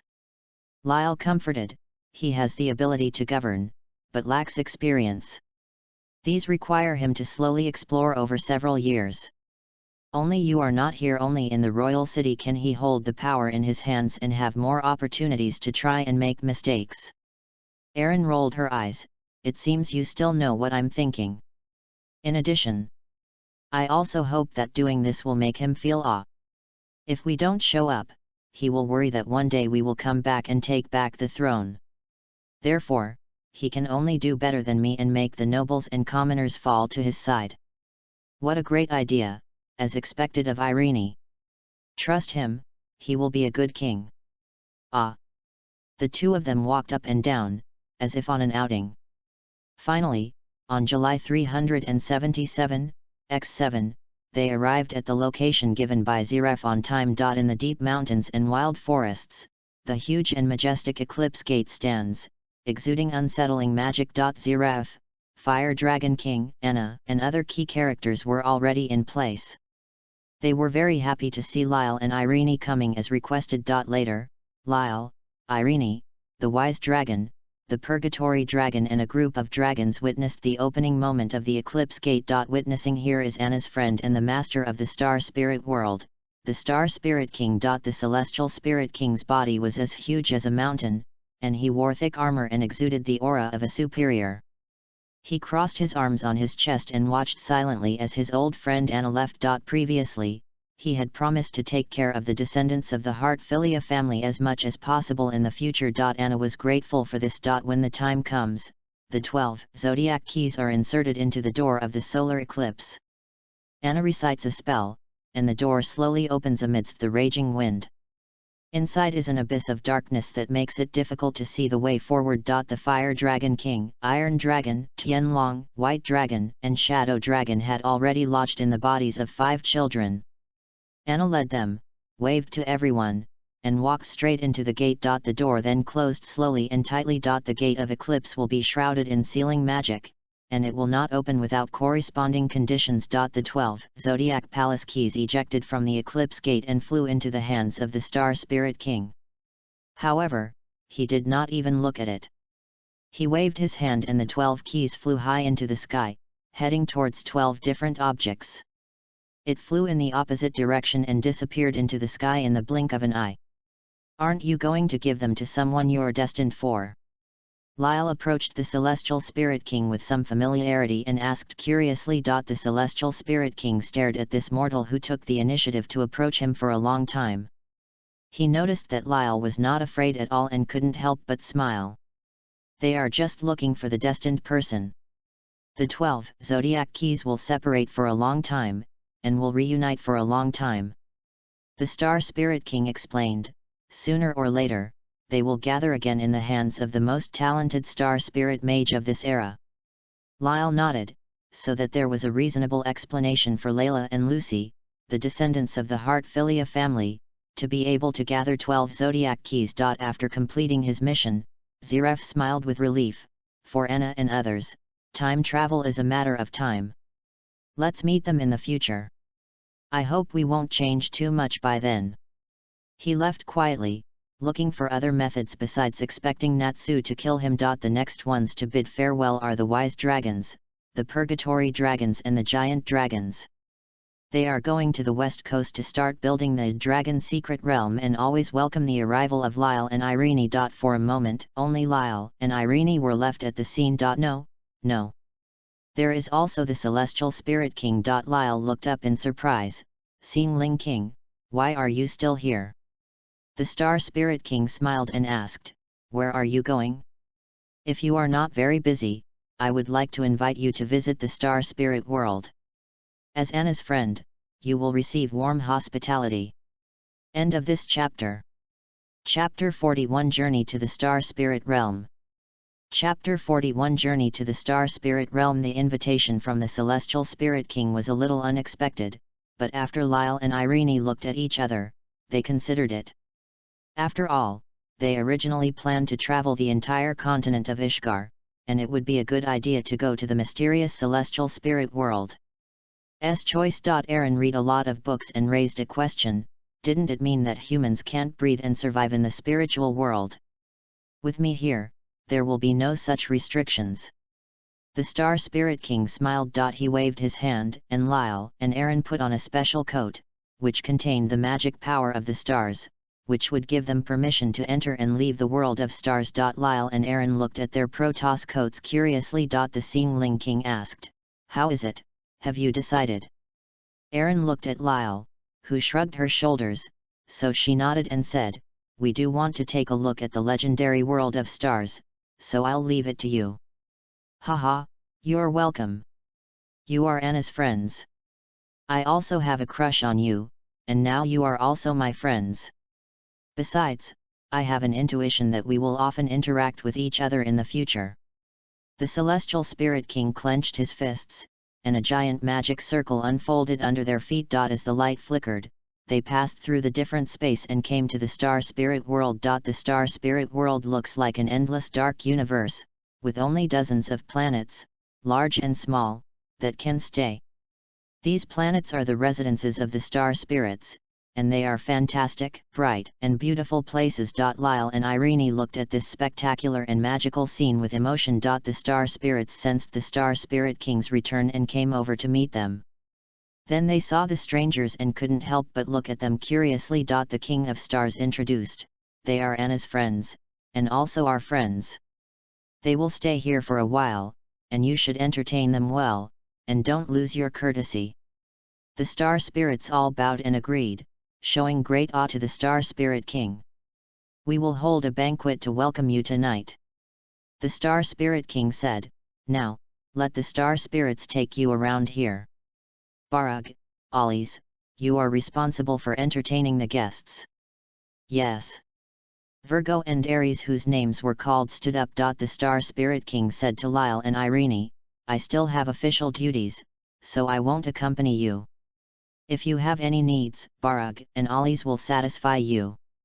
"You're welcome, Celestial Spirit King, go and do your business," Lyle said with a smile. The Star Spirit King smiled, turned, and left. However, the faces of several Protoss present turned dark. "It's too impolite to call the Star Spirit King you directly." Capricorn with the sheep's head and human body adjusted his sunglasses and said seriously, "Human beings are like this." Aquarius swayed her fish tail, and suddenly her eyes widened. "Ah, I remember them, when Anna called me out, they were right next to them. It seemed that one was named Irene, the other Lyle." Akia thought of the days when she was ordered around by Anna. Now that Anna entered the Eclipse Gate, the contract ended, and it was finally over. But when she thought about Anna ordering her to sprinkle water on the palace to cool down, Lyle and Irene were watching from the side, and such an embarrassing thing was known to others, she felt like it was stuck in her throat. And she made up her mind to stay away from the two of them. Leo, who has a sun-like hairstyle, smiled and commented, "Is that lady named Irene? She has an elegant temperament and a beautiful appearance. Especially with a good figure." Talos, whose name is Taurus but has the body of a cow, interjected bewitchingly, "I wonder if she would like to be my new contract star magician." Leo laughed and said, "You think too much, Talos. Didn't you see a gentleman standing beside Miss Irene? Lyle, right? She already has a guardian." Talos stared at Lyle for a while and muttered, "I don't think he is any better than me. I am more suitable for the role of guardian, right, as long as you are happy." Lyle and Irene didn't know that the stars in the zodiac were talking behind their backs. Under the guidance of Baeljuge and Ollie's, they began to visit the world of stars. However, before that, Barug, with short pink hair, bowed to Lyle and Irene and said expressionlessly, "How do you want me to entertain you?" Lyle and Irene were both stunned for a moment and looked at each other. The curly-haired Aries timidly explained from the side, "Baeljuge can change her appearance, to meet your needs," so that was it. Irene understood. She had seen new knowledge. Just when she was about to decline, she saw Barug wave her hand. The magic caused Barug to start a series of costume changes: black and white maid costume, female knight costume, female elf costume, witch costume, nun costume, to name a few. 2 guests, please choose one of these. Lyle watched intently. He hadn't seen so many tricks for a long time. How long has passed? The dead memory has been resurrected and is constantly attacking him. Erin rolled her eyes and couldn't bear it anymore. She reached out to Lyle's waist and pinched it, causing Lyle to scream in pain. Barg then stopped changing. I understand, I will entertain you with this outfit. The outfit she is wearing now is a pure white layered princess dress. Her short pink hair has also turned into long hair. When it is tied up, she looks like an iceberg beauty. Then, let's go this way. Baileyuch, wearing a princess dress, led the way. Irene wanted to resolve the misunderstanding at this time, but it was too late. Barg took them to visit the world of stars like this, without any shame. On the contrary, Lyle and Irene, who followed behind, felt uncomfortable under the gaze of many stars. That night, the Star Spirit Realm held a grand banquet to entertain distinguished guests. Lyle took advantage of the crowd to activate the simulator, and blessings were delivered to him like wholesale. What is simulated is what will happen in the next 400 years. Protoss, as contracted Protoss, met Lyle by chance on various occasions, said hello, and took risks together. This is probably the future. The scenes are all very fragmented. He received a total of 14 blessings that night. From the Celestial Spirit King, he received the blessing of Celestial Spirit Realm Shuttle. As the name suggests, he gained the ability to freely shuttle between the human world and the Celestial Spirit Realm without being affected by the rules. Coming from Akia, he received the blessing Aquarius and will not suffocate in the water of water. From Sagittarius, he receives the blessing Sagittarius, which increases the accuracy of long-range attacks. Coming from Baileyuch, he received the blessing of Virgo and could change his appearance freely. From Leo, he received the blessing Leo, which can emit dazzling light. Coming from Gemini, he received the blessing Gemini and could read the target's inner thoughts. The weaker the target, the more inner thoughts he could read. Coming from Talos, he received the blessing Taurus and his power was increased. From Scorpio, he received the blessing Scorpio and can control sand.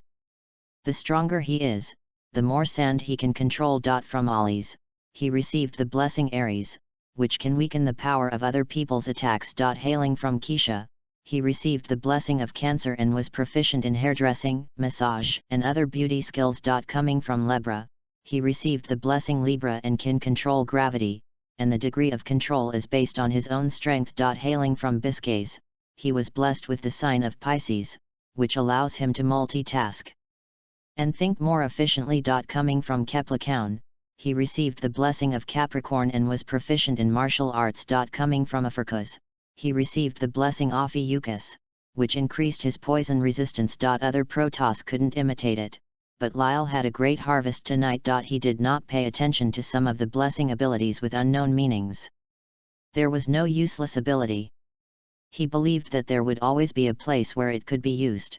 End of this chapter. Chapter 42 Return to the West Coast. Chapter 42 Return to the West Coast. Lyle and Irene have lived in the Star Spirit Realm for a few days and have established good relationships with most of the star spirits here. Especially Lyle. The Protoss are not surprised that he wakes up every morning with his upper body naked and sweating profusely while holding up his sword. Occasionally, Aquarius Akia would pass by and joke a few words with a smile. Hey, are you exercising again? Not bad, not bad, your figure is okay. One day, my sister and I will go see the world together. There were also people who didn't like him at first, but later changed their attitude. For example, Talos the Taurus thought he was more suitable to be the guardian of Aaron, so he challenged Lyle, but was knocked down by Lyle in less than one round. Afterwards, he challenged it several times, but also lost miserably.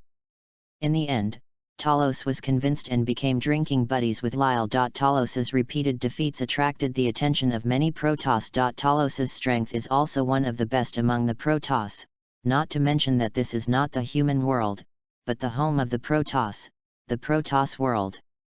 Talos also has a strength bonus, so he can't beat Lyle. It can be seen that Lyle of strength. Only then did they realize that Lyle and Irene were invited by the Celestial Spirit King not only because they were Anna's friends, but also because they themselves were rare and powerful magicians. Driven by curiosity, more and more Protoss came to challenge Lyle, and the projects they challenged were also diverse. Sagittarius competed with him in archery, Virgo Baroque competed with him in digging holes, Leo discussed with him how to win the favor of women, Cancer Keisha debated with him the importance of hairstyle, even Capricorn Kepli Cowan, who is always known for his seriousness, came off the stage to show off his physical skills with Lyle several times. There are winners and losers in the challenge, but more importantly, the Protoss have greatly changed their views on Lyle and Aaron. They understand them better and are willing to treat them as friends sincerely. Aaron learned more from Crooks of the Southern Cross, a Protoss who was extremely knowledgeable, but he had severe narcolepsy and sometimes fell asleep mid-sentence. There was nothing she could do about it. She could only wait for Southern Cross to wake up. Lyle and Irene also saw the daily life of the Protoss. They didn't look very busy. During their contract with the Celestial Spirit Mage, they were forced to put aside all important matters and quietly wait for the call. However, being summoned to the human world only lasts for a while, and they will be able to come back soon, and they can spend the rest of their time freely. Aquarius Akia is a weird one. She doesn't care about the time period of the contract. Once she is busy with business and is summoned away, she will definitely curse the contracted Celestial Spirit Mage. It's just that she can be considered a tsundere character.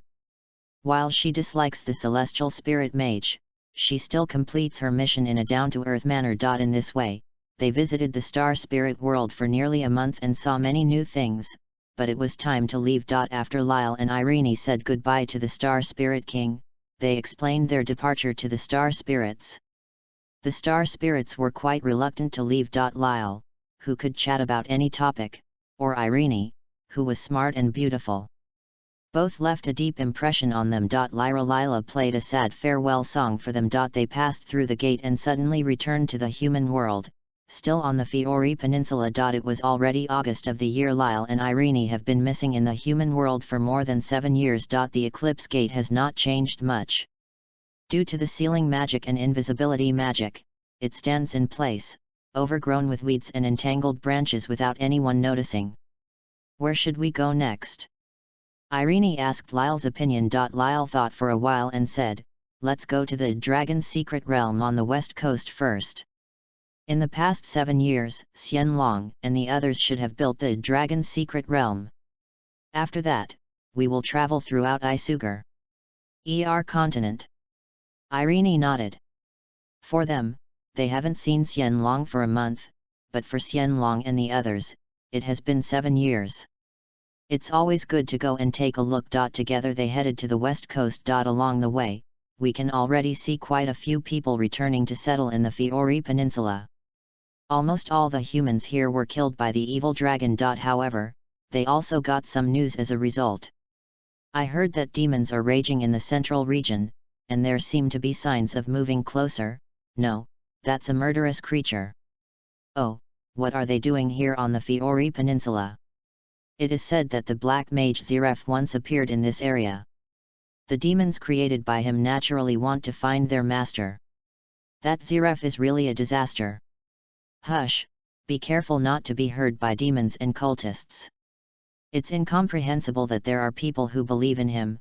The conversation gradually faded away, and Lyle and Irene looked at each other with different expressions. Eileen was of course surprised that the young man who could create the Eclipse Gate just to kill the Black Dragon actually created a creature that harmed the world. This contradictory behavior was puzzling. Lyle knew that Ziref was both good and evil. Ziref's main purpose in creating demons was to have them kill him and end the curse. If the last 100 years were the age of dragons, then the next 100 years will be the age of demons, which is even more dark and bloody. What's even more frightening is that many of the things these demons do are very unsavory. There is also news about the Black Dragon. Since being crowned the Dragon King, Aknologia has become invincible. In the following 7 years, he only took action 3 times, destroying a country each time, just for fun. Every time after massacre of the country, he would disappear again. Humanity has launched crusade against the Black Dragon more than once, but none was as large as the coalition forces during the Dragon King Festival War. and the result was a disastrous defeat. Lyle and Aaron soon arrived on the west coast. They first went to see the victim's stone monument here, which was engraved with the words to commemorate and mourn the compatriots who died in the struggle against the evil camp. It was Eileen's idea to erect this stone monument in the first place. Compatriots, of course, refer to not only humans, but also other races. They also died heroically in the war, and only then did they return to the human world for a period of peace. However, they didn't expect that less than 10 years after the world had been at peace, there would be a new crisis. This time, this crisis was created by someone they were familiar with, Zeref. Aaron felt gloomy and didn't know what to think about Zeref. They started looking for the dragon's secret realm, which was a different space and couldn't be found on the map, so they needed a little luck. 2 updates tonight. End of this chapter. Chapter 43 Human Body Bomb. Chapter 43 Human Body Bomb. It should be around here. Lyle spread out the map of the west coast, looked down and then up again. His tone was not very sure. Xianlong didn't say the specific location of Dragon's secret realm at that time, he only gave one the general location. After all, it hadn't been built yet, and we disappeared for another 7 years. Aaron looked at the stone tablet inserted in the mud, with silver letters engraved on it, Jayadun Village. She closed her eyes and sensed the magic flowing in the air. Dragon-slaying magic gave both her and Lyle stronger senses, and concluded, there is indeed the smell of dragon activity here, mixed among humans. It's almost imperceptible. In addition, there seem to be other creatures. Lyle looked at her curiously and she nodded. So Lyle also closed his eyes, and sure enough he sensed some unusual magic power. Excluding dragons and humans, it seems to belong to elves and goblins. Aaron still remembers the magical qualities of those allies during the United Army. Lyle frowned. Not only that, but there is also something quite evil. Is there any? Aaron is now weaker than Lyle, and she is a little unsure of her own judgment. Maybe Lyle is right. It doesn't matter so much. Lyle quickly put this abnormality behind him. Let's go to the village and take a look. Maybe we can find some clues about the dragon's secret realm. Aaron agrees. The two walked forward along the yellow mud. Stone walls were built on both sides of the road, only half a person's height. There were puddles and weeds in the mud, but there were more messy footprints and ruts. Most of the houses in the village are short and scattered, often 100 or 200 meters apart, with either dense trees or rows of crops planted in the middle. As soon as Lyle and Irene stepped into the boundaries of Jayotan village, they immediately noticed something was wrong here. They saw no one on the street, only a few broken boards and ropes thrown into the corner. However, there were people in the village, and the magic reflected that the villagers were staying indoors. Irene looked at the house next to her, and she could see peeping eyes from the corner of the window. With panic and tension, those eyes quickly disappeared. It seems there is indeed a problem here. Aaron now recognized Lyle's intuition. Lyle shrugged his shoulders, took a few steps forward, raised his voice, and shouted, "Villages of Jayotan village, don't be afraid, we are just travelers passing by, looking for something to eat and drink. If possible, would you please come out and meet?" The two waited there for a while, but the villagers in the house showed no intention of coming out. Aaron shook her head. When I see them, it's like seeing the citizens of the Dragunov kingdom who were frightened by the evil dragon. It's useless. Something must have frightened them. Just let me in and ask them to come out. Lyle geared up and walked towards a 2-story wooden house. Irene pulled him, rolled her eyes, and said, "Don't act recklessly, it will arouse their resistance. Forget it if they don't come out. Let's take a walk around and see what happened." Okay. So, the two of them walked around Jayotan village. In addition to confirming that there is indeed some evil magic remnant, we also saw some traces that seemed to be after explosions and burnings, including potholes, charcoal, gravel, etc. I'm becoming more and more curious about what happened in this village. Lyle waved his hand. Actually, it's almost certain, right? Eileen deduced. Combining the rumors I heard before, plus the evil magic that appeared here, and the frightened expression of these villagers, it should be a demon. Lyle sighed and said, Zerf really left us with a lot of trouble. If he doesn't wipe his own ass, he will have to let humans pay for him. The key is to settle the accounts with him. He is probably also very happy, wishing that someone could kill him because of this matter. It's a bit psychopathic. Irene concluded. That's it. Lyle said, the curse of the god cannot be lifted by normal means. If you are immortal and immortal, as long as you are by his side, you may be accidentally killed by him. Spending such a long time alone will not be good mentally and spiritually. Question, I don't believe it. Irene glanced at Lyle quietly, remembering that when the war with the 8 Emperor Dragons had just ended, she mistakenly thought that Lyle had died in the battle. Combined with her mood at the time, she understood Zeref a little bit. However, I understand that what Zeref did is still too bad. Irene. Lyle suddenly called her. She thought her thoughts had been seen through, and was startled. Then she noticed the serious expression on Lyle's face. There is something approaching this village. Irene calmed down, and also noticed the aura not far away, which was very chaotic. Most of them were human, and only a trace belonged to that evil aura. Is it a demon? It should be. Should we intervene? Observe first. The two of them hid behind the tree, deliberately hiding their magic aura, as if they had never passed by here before. After a while, crying and howling sounds came from the hillside not far away, and then, a group of human figures appeared. This group of people were in ragged clothes and had messy hair, as if they had just crawled out of the hole after digging for a month. They were men and women, old people, children, and young adults. They were all barefoot. While crying, he ran towards Jayadun village. It looks like a weird picture of hell beings. At this time, there was finally movement in Jayadun village. First, a house opened the door, and a woman ran out, shouting daughter. A man followed behind her, but he could not catch the woman and could only watch helplessly. Watch her rush towards the group of people coming down the hillside. Then, more and more villagers in Jayadun village opened their doors.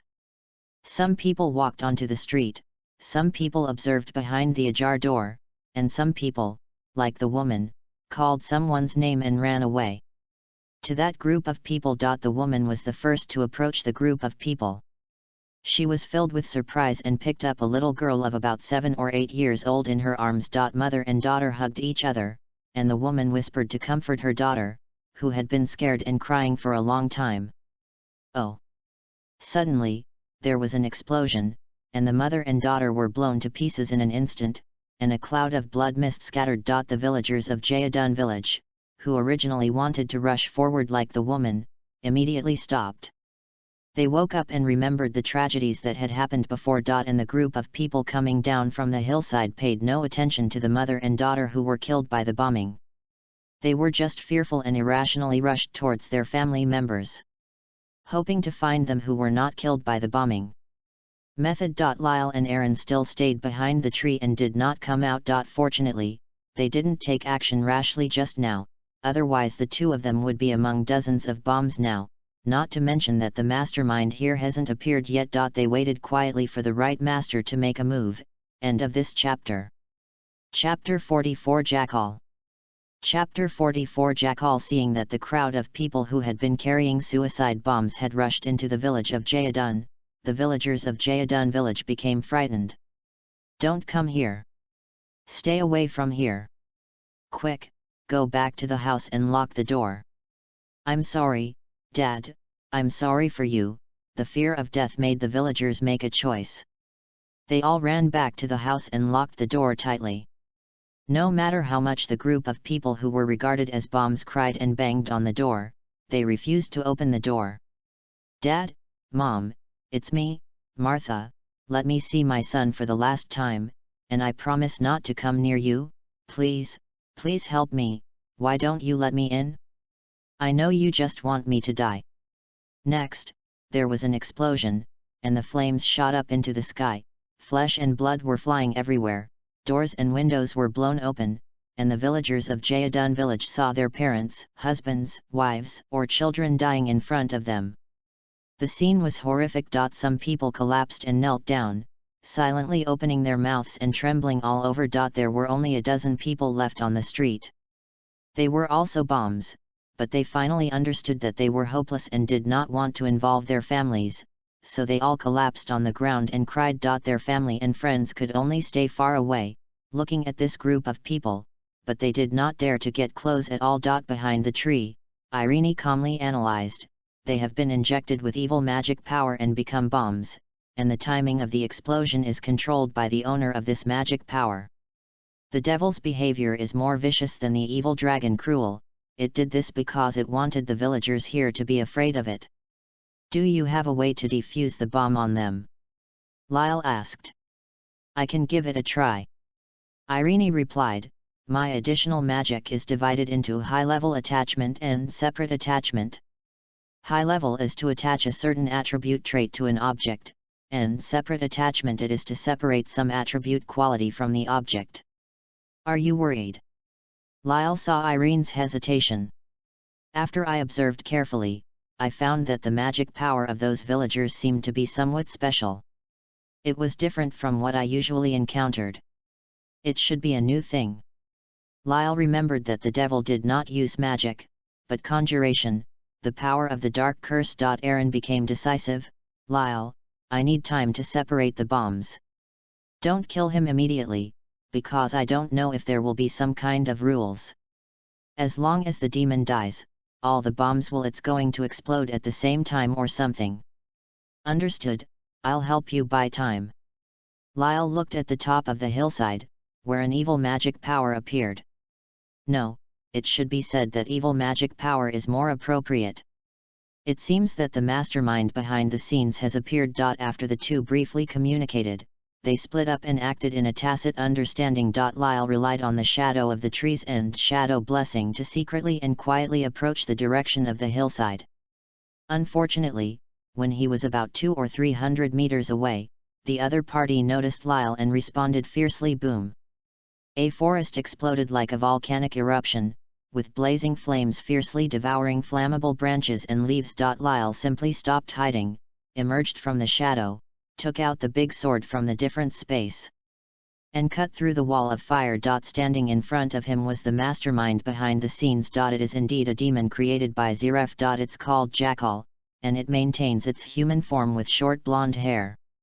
When it saw Lyle, it gave him a wild smile. Jackal was no longer an unknown person at this time, but became a heavyweight more than 300 years later. He was a member of the Gate of Hades, one of the 3 famous dark guilds. You are different from those humans. The Jackal moved his nose, sniffed, and said, it's a magician, right? But the result is the same. I met too many magicians along the way. They begged me. That expression when you don't kill them is really great. Lyle rushed directly to the Jackal and slashed with his sword. The Jackal jumped back, dodging the sword. The speed is unexpectedly fast. If I were distracted, I might have been cut by you. After the Jackal landed, he pointed to where Lyle was standing and said with a smile, by the way, I have touched you.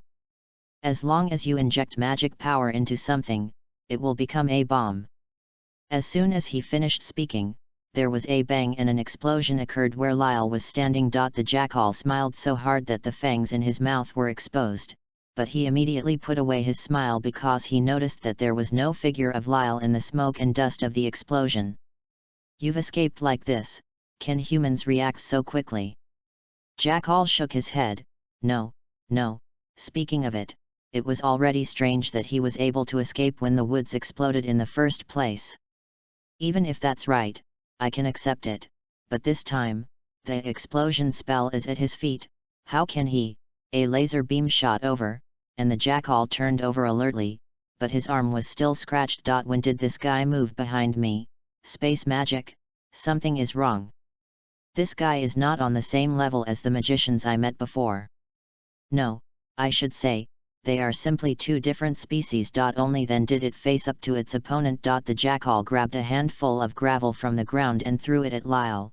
Scatter and explode. In an instant, a series of explosions occurred in the gravel in the air, covering a very wide area, this time ensuring that all directions of Lyle were blocked. Haha! The jackal put his hands on his hips and stared at the billowing smoke. However, before he could react, his right arm was cut off with a sneer. The jackal only reacted because of the severe pain. He stared at his empty right side and quickly retreated in shock. After several consecutive jumps, he was hundreds of meters away. Appearing behind me again, absolutely space-moving magic. What happened to that incredibly big sword? It cut off my right arm easily. The defense on my body should be indestructible with ordinary steel. For a time, countless questions came to my mind. And when Lyle was carrying the big sword and stepped on the jackal's right arm that fell to the ground, his anger took away his little reason in an instant. Really? Cutting off my right arm makes you happy, doesn't it? The jackal's body expanded violently, and in a short time it became a giant with a wolf head and human body. The exploded wolf fur was golden yellow, and only the left side was the hair on the arms is jet black. I'll show you the difference between humans and demons. As soon as the jackal moved, there was only an afterimage of him moving in the air, like a golden lightning bolt. Arriving in front of Lyle in the blink of an eye. Lyle used his sword to block the jackal's claw attack. The jackal kept exerting force, but couldn't move the sword away with its claw strikes. How can it be? A mere human being with strength and speed superior to mine, I am the life created by that adult. The jackal's eyes were scarlet, and the spell was injected into Lyle's sword. Explosion. Well, let's resume double updates. I tried 3 updates in about a week, but it was a bit difficult, and the saved manuscripts are almost exhausted. End of this chapter. Chapter 45 Reunion. Chapter 45 Reunion. Once an explosion occurs at such a close range, he will never be able to avoid it. The jackal thought so. However, the explosion did not occur. Lyle's Ares blessing and Nirvana blessing made it only make a pop sound, like a fart. None of the thunderous attacks that jackal expected were effective, and he couldn't help but froze on the spot. Lyle kicked his foot and hit the jackal on the chest. The jackal flew backwards and hit the ground. The jackal immediately stood up straight, with one movement. It no longer dared to show its flaws in front of Lyle, otherwise it would lose more than one arm. It's just that what happened just now was too difficult to understand. He could feel his explosive spell being activated, but most of the energy that exploded disappeared in an instant. No matter what, Jackal's mentality has changed at this time. No matter what, he must make a quick decision here without leaving any future troubles. Lyle had similar thoughts. Especially when he heard a chirp and a firework exploded in the air. He immediately understood. This is the signal from Irene to him, which means that she has solved the curse on the villagers of Jayadun village. Now, the jackal is of no use. The next moment, Jackal could clearly feel a change in Lyle's momentum. The dragon's power made the jackal's eyes widen. Didn't this guy show his full strength just now? He soon realized that this conjecture was correct. Lyle jumped a short distance to the shadow in front of the jackal. This time the jackal finally saw clearly how Lyle moved instantly. There was no time to think about it, and the crisis instinct made the jackal react. Exploding spiral. The spiral generated by the explosion rose from the ground, but was extinguished in the blink of an eye. Lyle's big sword pierced the jackal's shoulder, and then slashed down fiercely. The jackal's tall body was cut in half. Lyle brushed away the splattered blood and looked down at the jackal on his upper body. As expected of a demon, even in this state, the jackal still retains consciousness. Tell me, who asked you to make the villagers of Jayotan village into bombs, and what is the purpose? Lyle finally asked the jackal. The jackal just showed a sad smile. He, because I like, they will definitely not let you go. Lyle used the Gemini blessing to confirm that this was indeed the jackal's inner thoughts. Does he mean his kind? What a bunch of crazy creatures. However, the jackal's crazy behavior is not over yet. It is covered in black light and its magic power is accumulating. Come to death with me, the jackal laughed crazily. Lyle retreated suddenly. Even with the blessing, the jackal's look as if it was about to self-destruct still made him dare not take risks. Boom. A book with the jackal's name appeared, then quickly disappeared. That is the Book of Zeref, the core of the devil. Without it, the jackal cannot be resurrected. Sure enough, the jackal used its life to explode itself, but the explosion produced not flames, but a black mist, which was released with the explosion and quickly occupied the top of the entire hillside. Lyle leaned over cautiously and could feel the tingling pain when he touched it lightly with his fingers, and the magic flowing on his fingertips stayed in place as if frozen. Magic barrier particles. Lyle understood, jumped back, and the magic flow at his fingertips returned to its original state. Magic barrier particles are the abilities of the demon city created by Zeref. They can be released through self-destruction. They can hinder the flow of magic power and allow magic power to drain from the living body.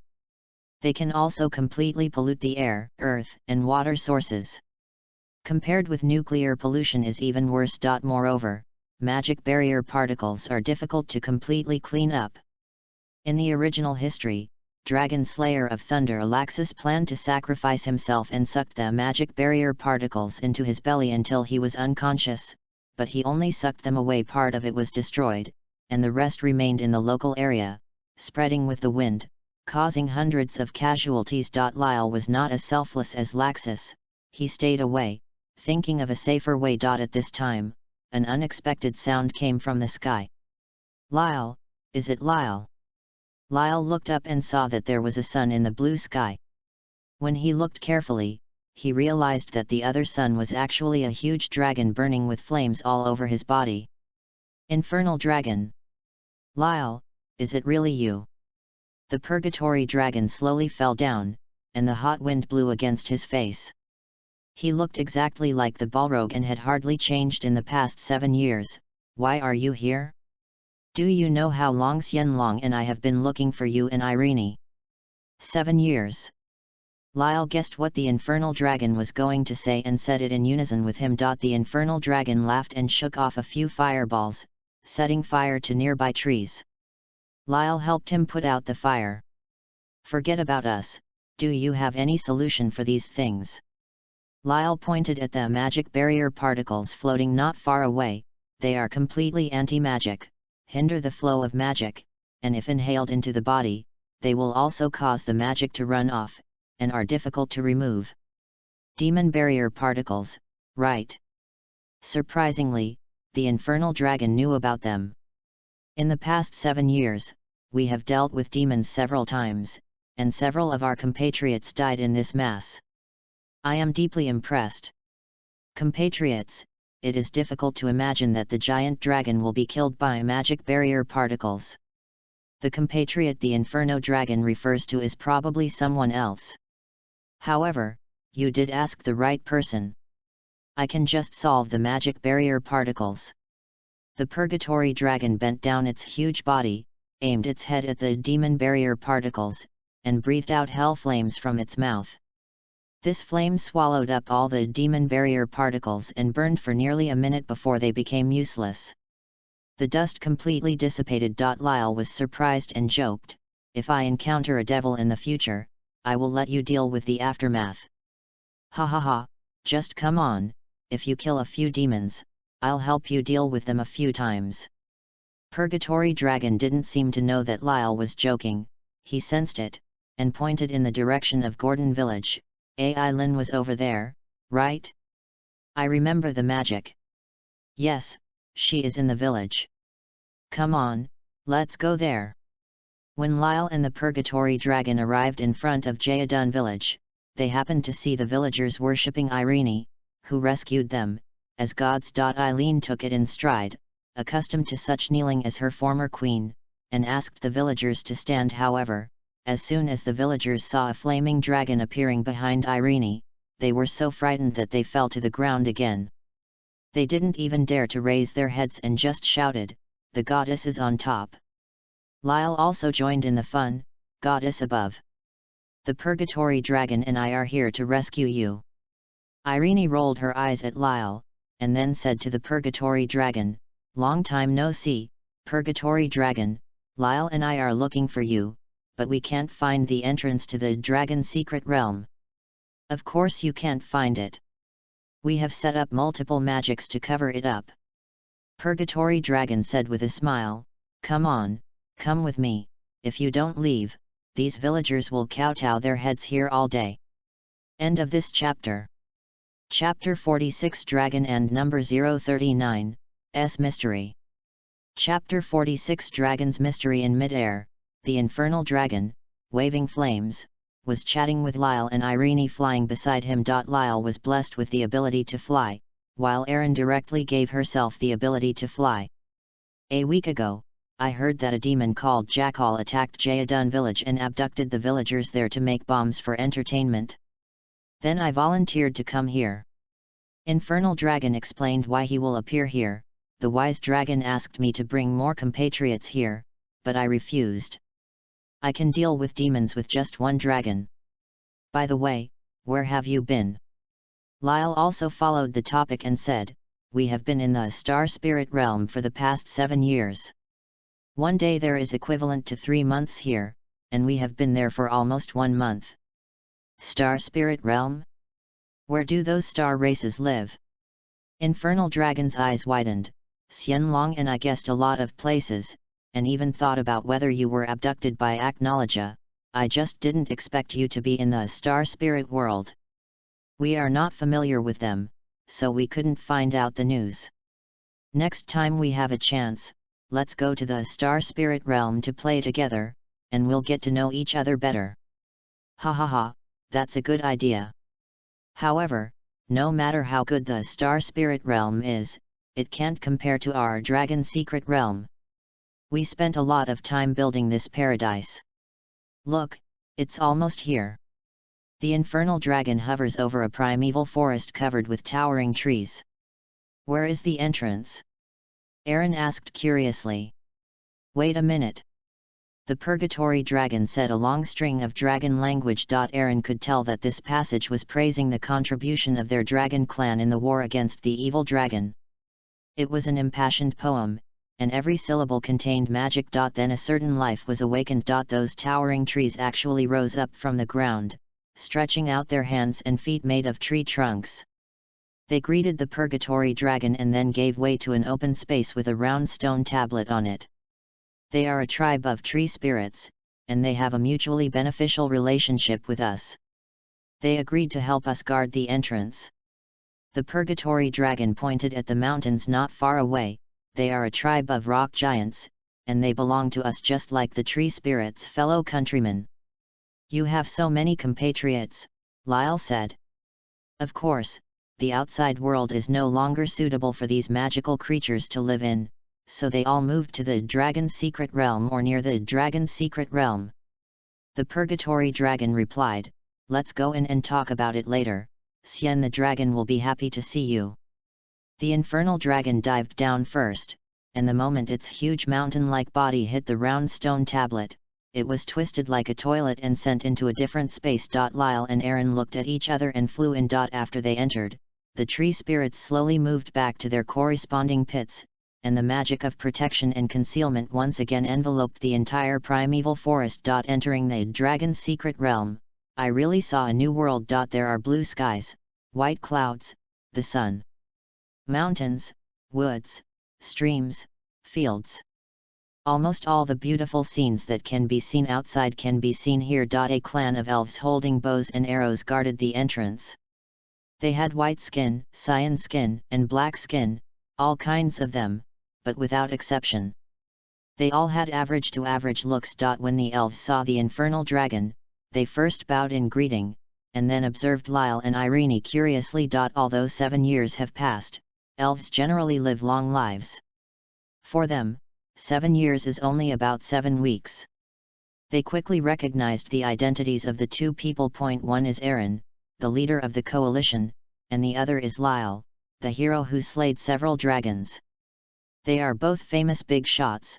Most of the elves were dignified and polite, but at this time they inevitably became excited. The purgatory dragon smiled and said, okay, it seems that you all recognize them. Yes, they are Lyle and Irene, and they are also our compatriots. I will take them to see the Xianlong first. Yes, the elves responded in unison. Inferno Dragon, Lyle, and Irene continued to fly. High in the sky is the territory of the dragon, while low in the sky is the territory of the goblin clan. These cute little guys are flying around, their two pairs of wings shining beautifully in the sunday. Tree elves, rock giants, elves, and goblins are all our brethren, said the infernal dragon. They are very reliable and can do many things that we cannot do. We originally wanted to invite more magical creatures, but the giants have decided to move to the Fiori Peninsula, the little devils want to live on the island, and the dwarves prefer their underground kingdom. Is Xianlong okay? Eileen asked with concern. Everything is fine. The Purgatory Dragon smiled. Don't worry, it's just 7 years, not 700 years. We haven't aged so fast. Look, that's our palace, and the wise dragon is there. Lyle and Irene looked down and saw a huge city at the end of the mountains. The buildings in this city are tall and wide, with chaotic styles, including spires, domes, and square roofs, but they can't hide the majesty of the city itself, as if it were an ancient ruins in the crazy mountains. Even modern people like Lyle, who have seen modern cities, or queens like Irene, who have owned an entire country, were shocked at this moment. Ha ha ha. You should take a mirror and see the expressions on your faces now. The Purgatory Dragon laughed. Let's go, we're about to land.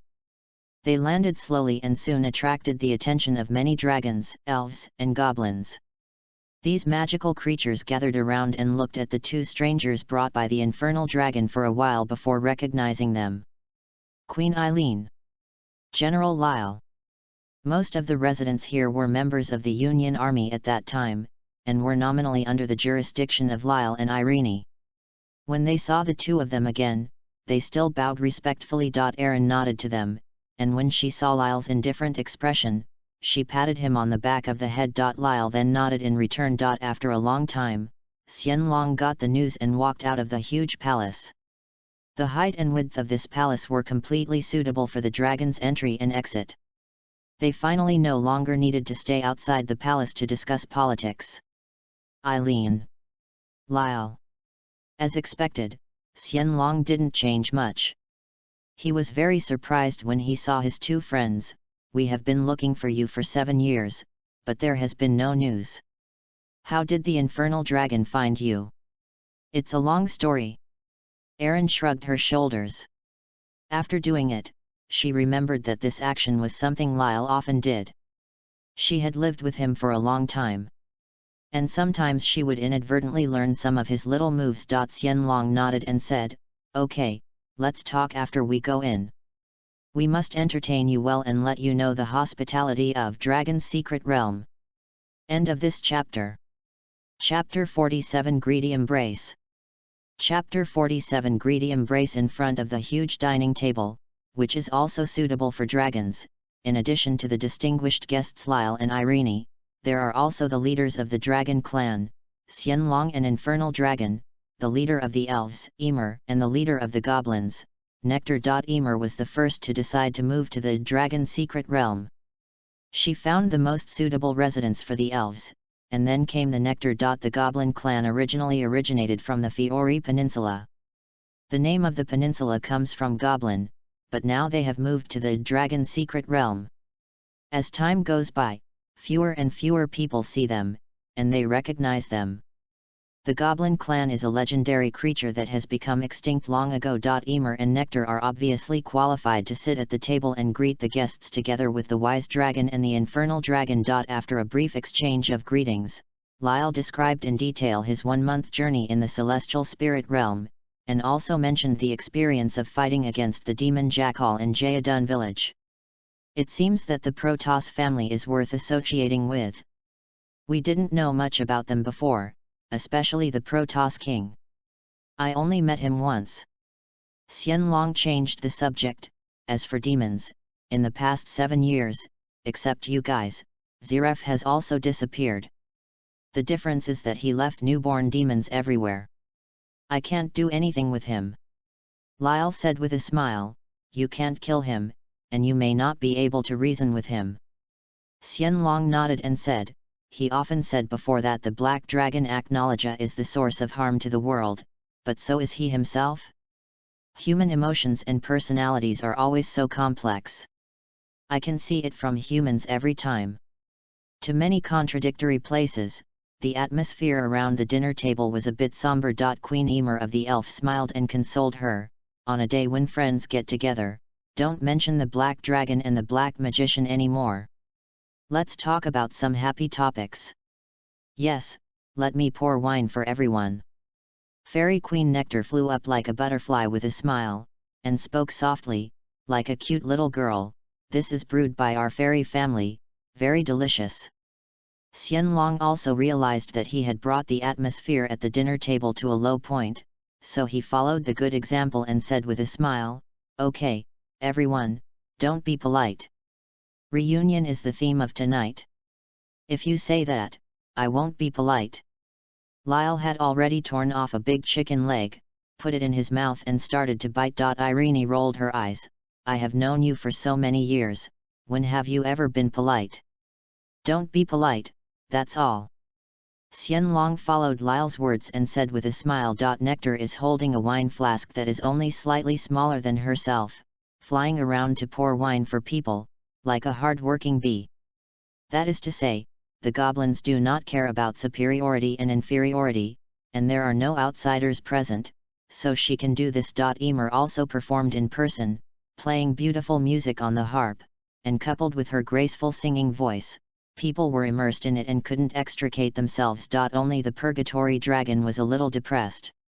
He had to swallow the food before it was scorched by the flames of hell every time, and he also had to worry about whether he would light something on fire if he moved randomly. But after Lyle came to his side to help put out the fire, he also relaxed a lot, and the two had a drink together, and he still remembered that Lyle was an alcoholic. A banquet ended late at night, and Emer and Nectar left one after another. Lyle drank some wine. Since Irene was sitting beside him, he restrained himself a lot. He was not drunk and his brain was still clear, but his face was a little red. Aaron poured him a glass of water with disgust, watched him finish it, and then poured another glass. The purgatory dragon approached Xianlong and asked in a low voice, have Lyle and Irene's rooms been tidied up tonight? I forgot about this. It's ready. Emer is more careful than the two of us. Before the banquet started, he ordered us to clean out a room next to the elf palace. Xianlong glanced sideways at the purgatory dragon. The purgatory dragon's eyes widened. Emer is still thoughtful. No, why did he only clean one room? The two of them. Oh, halfway through the words, the infernal dragon also reacted and looked at Lyle and Irene. Let's not worry about it and let nature take its course. Xianlong whispered. I understand, I understand. The purgatory dragon laughed. Two elf maids came in. They were ordered by Emer to lead Lyle and Irene to the residence of the elf palace. The two stood up to say goodbye to the virtuous dragon and the infernal dragon, and then followed the footsteps of the elf maid to the beautiful elf palace. If the dragon palace where the wise dragon and the purgatory dragon are located is spectacular and grand, then the elf palace pays more attention to the beauty of art and details. Every door, wall, and lamp seems to have been carefully designed. When Lyle and Irene arrived at the room, the maids took leave and closed the door, only then did they realize that they lived in the same room tonight. Eileen looked around the room in confusion. There was indeed only one bed and only one quilt. Lyle turned his head and saw that the tips of Irene's ears were red. He couldn't help but shiver. Then he staggered to the big bed, lay down on it, and murmured, I'm not drunk yet, drink again. Ah, the purgatory dragon. Erin crossed her arms and just rolled her eyes at Lyle's poor acting skills, but did not expose it. This bastard. The door was quietly locked. Facts have proved that Lyle was indeed not drunk, because when he and Irene were hugging each other, Irene disliked the smell of alcohol on his body and forced him to take a bath in the bathroom in the corner of the room. He washed it very neatly. Later, they took a bath separately. The next day, when Lyle was still craving for love, Eileen couldn't bear it and kicked him out of bed. It was already 3 o'clock in the morning. If they didn't get up, Xianlong and the others didn't know what they would think of them. What's more, Irene didn't want to see Lyle smiling after he succeeded, so why was she the only one who was shy? Enough, the food in the elf palace is relatively vegetarian, but in order to take into account the tastes of Lyle and Irene, Emer also selected some dishes from the Dragon Palace and the Goblin Palace, which is commendable. I'm afraid of those who are vegetarians themselves and ask others to be vegetarians. If they don't eat, it would be disrespectful to them or too cruel. In the afternoon, the two of them played together in the dragon's secret realm, and the elves did not follow them knowingly. But their free time didn't last long. When they walked near the entrance of Dragon's secret realm, they happened to hear the rapid ringing of the bell from there. Is there an invasion by a foreign enemy? Lyle flew into the air and took a bird's eye view. He realized that the elf guarding the entrance had sounded the alarm. Should we go and have a look? Go and take a look, maybe you can help. Aaron replied. So, the two flew over and arrived at the entrance in a short while. The elves saw them falling from the sky, recognized them as Lyle and Irene, and told them the situation. I don't know why, but the tree spirits and the rock giants were fighting outside.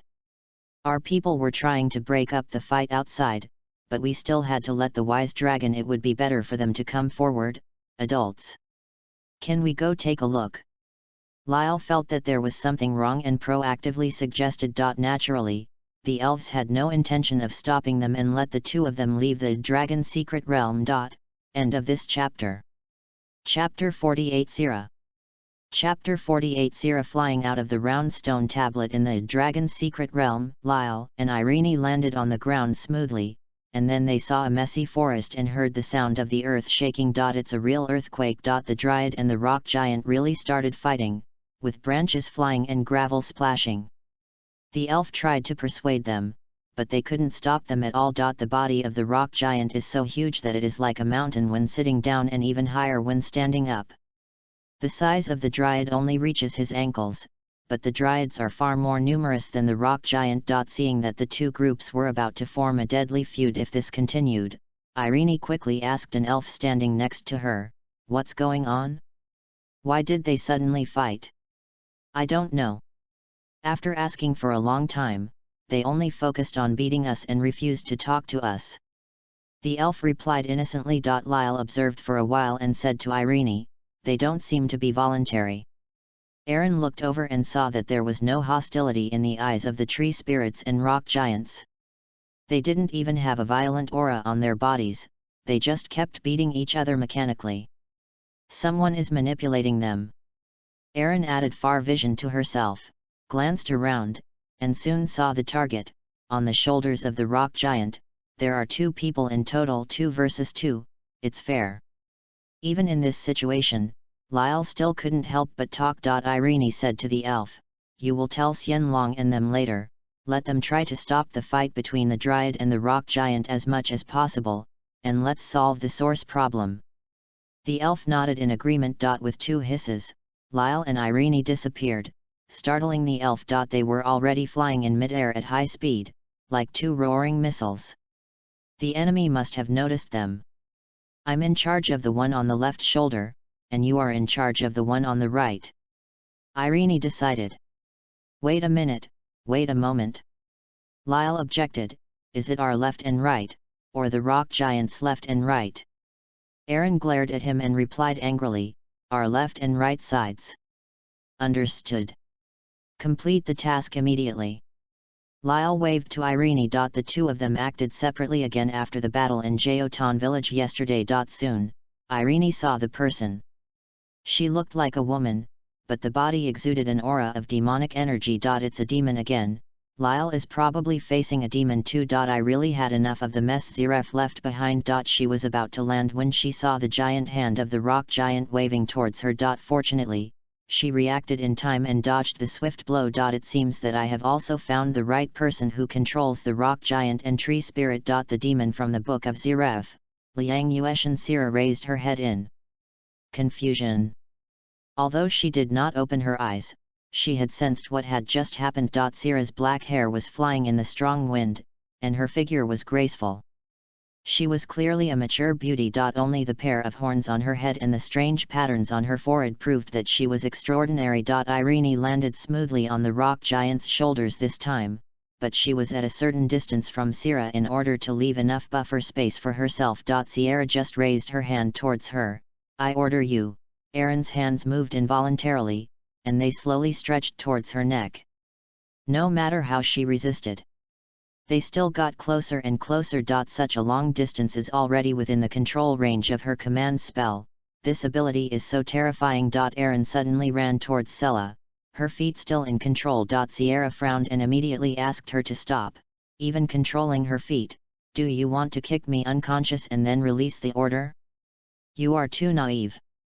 Irene's hands finally remained. He pinched her own neck and slowly applied force.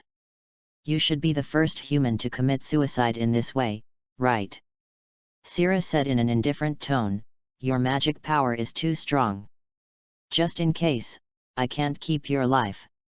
It's a pity that the body is too important to me. It is quite difficult to control, otherwise you will be a good manipulation material. The next moment, she felt that her magic power was disconnected from Irene's body. Irene collapsed directly on the shoulders of the rock giant, and her control over the rock giant and the tree spirit was also disconnected. What happened? Sierra opened her eyes in surprise, and then heard her own mouth spit out words uncontrollably. I attached my personality to your body. I ran towards you just now, not to attack you, but to shorten the distance between us. Are you inside me? Sierra was shocked. To be precise, I am in your thoughts. Sierra opened her mouth and said another style of words. If outsiders were around, Sarah would be seen talking crazily to himself. I order you to leave my body. I command you can't command me. You can actually use my spell. Of course, I am one of your personalities now, so I can naturally use the spells you have. This is the first time I have tried the personality addition on a target other than Lyle, and it seems to be very successful. The Dryad and the rock giant had stopped fighting each other, and the rock giant they were standing on turned to look at them with a look of surprise. What's standing on my shoulders? The two personalities of Irene and Sierra compete for control of Sierra's body. They unanimously choose to command the body and explode the spell power to the extreme. Demonization, like demon barrier particles, is a skill common to the demons in the Book of Ziref. At that time, the jackal was demonized into a wolf-headed body. Sierra became demonized at this time. Her eyes turned into pure gold, her skin became darker, and black lines appeared, like blood and tears, and the evil spell became more intense. Their respective purposes are different. Sierra hopes that after being demonized, the increase in evil spell power will help her seize the initiative, while Irene hopes that Sierra can vent her spell power to her heart's content, and it is best to use up all of it. Two people succeeded one after another. Erin commanded Sierra to release a shock wave filled with most of her spell power toward the sun in the sky. Magic light, the shock wave rushed into the sky, but it was still too far away from the sun and dissipated without even breaking through the atmosphere. However, Irene also reached the limit, and Sierra quickly regained the dominance. I order you to leave my body. Erin immediately pulled away from Sierra's thoughts and returned to her body. I saw the demonized Sierra pointing her hand at Irene. I'm ordering you to stay where you are and don't move. As expected, Erin couldn't move. Afterwards, Sierra aimed at Irene's head with the little mana left, preparing to give Irene a precise headshot. At this time, something dramatic happened. The rock giant finally distinguishes between good and evil. He raised his hand, stretched out his fingers, and flicked Sierra off his shoulder with a pop sound. Irene, who survived the catastrophe, couldn't help being stunned. End of this chapter. Chapter 49. Chapter 49. The other side. Time went back to before Sierra controlled the rock giant and slapped Irene, who wanted to land with her palm. Lyle also saw his enemy. A strange woman wearing a helmet that looked like Frisia's first form. Even the smile on her face was the same version as Frisia's. But her hands and feet have sharp claws, which is a bit different. This is also the demon from the Book of Ziref Zinglish and Kwangwa. Human?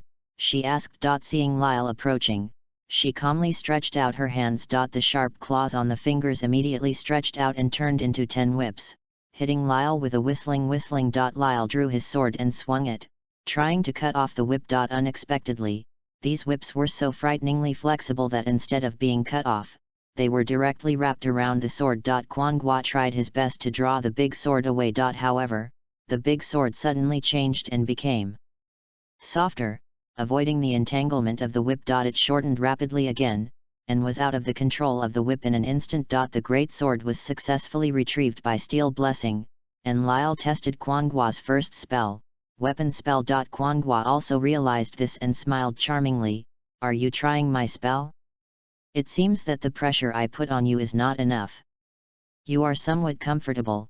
Lyle was sensitively aware that her voice was getting softer and softer, and his vision was getting blurry. This is my strengthening spell, which can both strengthen the 5 senses and deprive them. Quanghua slowly moved in front of Lyle to show her ease. You can't hear me at all, that's it, right? It doesn't matter, I will return the touch to you, and then strengthen the pain, so that you can fully understand that you are in purgatory.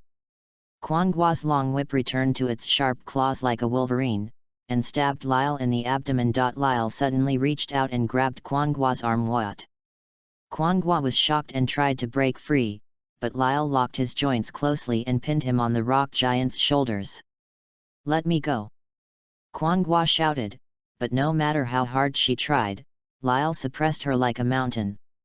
You must be thinking, why can I, who has been deprived of my 5 senses, hear your voice and see your attacks? Lyle said with a smile, the power of your spells on me has been reduced, and besides, I can still hear your voice, although it's only fragmentary, but it's enough for me to judge what you want to do. Lyle refers to his White Blessing, Aries Blessing, and Gemini Blessing. Gemini allows him to read a small part of Quanghua's thoughts, while Pure White can resist evil magic. In actual use, it includes evil magic and spells, and Aries weakens attacks. Quanghua gritted her teeth. She couldn't tolerate being pinned down by a human being. Get out of here! The curse was violent, and the strong wind swept Lyle up. Then, after landing, he saw the demonized Quanghua. A bit like a harpy, her eyes were calm again. Several long whips carrying electric current emerged from Quanghua's claws, biting Lyle like several pythons. Lyle stretched out his right hand and swung it down. The gravity brought by the blessing of Libra suppressed the long whip. Self-strengthening. Quanghua narrowed his eyes and wanted to fight Lyle to the end. Power strengthening. The long whip blessed by strength gradually lifted up. Lyle stretched out his other hand and pressed them down again. Cut. Quanghua withdrew his long whip and disappeared from the spot. Speed enhancement. Lyle remembered this. The jackal used similar moves, and flew around like this, leaving only after images. But Quanghua is obviously much faster than jackal. Her various physical qualities are constantly being strengthened, and as time goes by, she will only become stronger and stronger, so she is not in a hurry to attack. Lyle knew that Quanghua's eyes would be fixed on him at this moment, so he was ready to take action at the moment when he showed his flaw. Thinking of this, he suddenly had an idea. Lyle dropped his hands. The next moment, dazzling light shot out. This is the Leo blessing that allows him to shine. Quanghua's eyes were stung, and he couldn't help screaming, and his movements were half a beat too slow. And in less than a second, Lyle caught him. His fist hit Quanghua's face, sending her flying into the sky. Another kick hit her in the abdomen. However, Lyle didn't stop yet. His punches and kicks came from all directions, making Quanghua understand the difference in speed and strength. Her consciousness gradually blurred, her demon transformation was lifted, and her whole body fell straight to the ground. However, with the demon's physical strength, even if it fell vertically from the rock giant's shoulder, there would not be much damage. Lyle did not pursue, but glanced at Irene first and realized that she had also finished the battle. Aaron pointed to the direction where Syrah fell and said, "Kill them now. She is not the virgin." Although Quanghua and Syrah have not killed anyone in front of them, their status as demons alone is enough for her to commit murder. Okay, but let me try something new first. Lyle thought this was a rare opportunity to catch 2 weak demons. Then hurry up. Lyle always has new tricks up his sleeve. Even if it hadn't been for last night, Irene would have known about it. The rock giant watched blankly as the 2 men flew off his shoulders. The dryads watched as the 2 of them dragged the seriously injured Kwangwa and Sira together. Seal. Lyle used Devil's Blessing, which is a blessing specially used to seal demons. The length of the seal is related to the demon's strength, and Kwangwa and Sira are now the best experimental subjects. Kwangwa glared at Lyle angrily. And Sira closed her eyes resignedly, and sat cross-legged on the ground. Soon, they felt that their spell power was restricted, and then their ability to move and think became sluggish. The Xianlong and the Purgatory Dragon had just arrived. After they landed, they asked about the situation. Aaron spoke briefly. "It's the devil again," the Purgatory Dragon said angrily. "Fortunately they didn't succeed, otherwise a few more of our compatriots would have sacrificed." Xianlong lowered his head and asked Kwangwa and Sira, "How did you find the dragon's secret realm? What is the purpose?" Of course Kwangwa and Sira wouldn't say it. However, Lyle had already heard fragments of their voices and inferred from the few words. They probably knew that the dragon's secret realm was nearby here, but they could not find the entrance. Later they found that the jackal was dead and followed some clues. Found it here. As for the purpose, Lyle looked at the virtuous dragon and the Purgatory Dragon, and said, "Their target is probably your dragon family. If you can control you, then there will be a terrifying mercenary army." Xianlong's vertical pupils narrowed dangerously and he shook his head. "The demon created by Ziref is really causing endless harm, everyone agrees." Suddenly, a young voice came from deep in the forest. Are you talking about me?" Immediately afterwards, a young man with black hair walked out stepping on the fallen leaves. It was Ziref, who had been missing for 7 years. End of this chapter. Chapter 50 The Curse of Immortality. Chapter 50 The Curse of Immortality. The appearance of Ziref made Lyle and the others nervous. After all, what he did was completely different from when he helped build the Eclipse Gate 7 years ago. No one could confirm his current status. Position. "Don't be so nervous," Ziref said with a bitter smile. "I won't take action against you." Even though he said this, Lyle and others still did not let go of their vigilance. Kwangwa and Sira also recognized the black magician who created them, and couldn't help but be extremely excited. Especially Kwangwa, who still shouted hoarsely in the sealed state, "Master Ziref, are you here to rescue us?" She felt very ashamed in her heart. Instead of helping Lord Ziref, she actually asked Lord Ziref to come over personally to break the situation.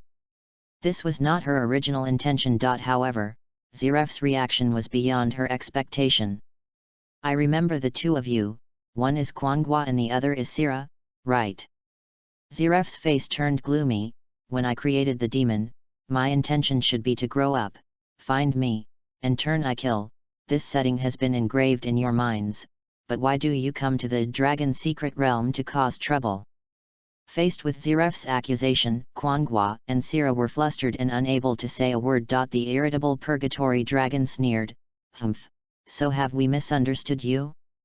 The demon you created and the atrocities committed in the past 7 years have nothing to do with you." Ziref shook his head and replied sincerely, "How come it doesn't matter? They were all created because of my selfishness. I did not restrain them, so I have the greatest responsibility." Everyone didn't expect Ziref to admit his mistake so frankly, and they were stunned for a moment. Only Lyle saw his hypocrisy. "Ziref, if you really blame yourself so much, why don't you gather them all together and catch them all? As long as your location is exposed, they will swarm in fanatically. Besides, up to now, aren't you still creating demons? You have no intention of stopping." Everyone was shocked, frowned, and looked at Ziref. He is worthy of being a black mage, and his words contain the magic of inducement, which can easily make others trust him and think that he is innocent. Ziref's expression was still gloomy, and he sighed, "Yet, why don't I stop?" The infernal dragon couldn't stand listening anymore. The more he listened, the more disgusted he felt, especially when he thought of his compatriots dying under Ziref's demon. He suddenly moved forward and breathed out the flames of hell. The rolling dragon's breath swallowed Ziref up in one breath, burning his body. Ziref refused to hide and was enveloped in flames, but did not make a sound. Go to hell and repent, the purgatory dragon said bitterly. Everyone was surprised. They didn't expect the infernal dragon to attack without warning.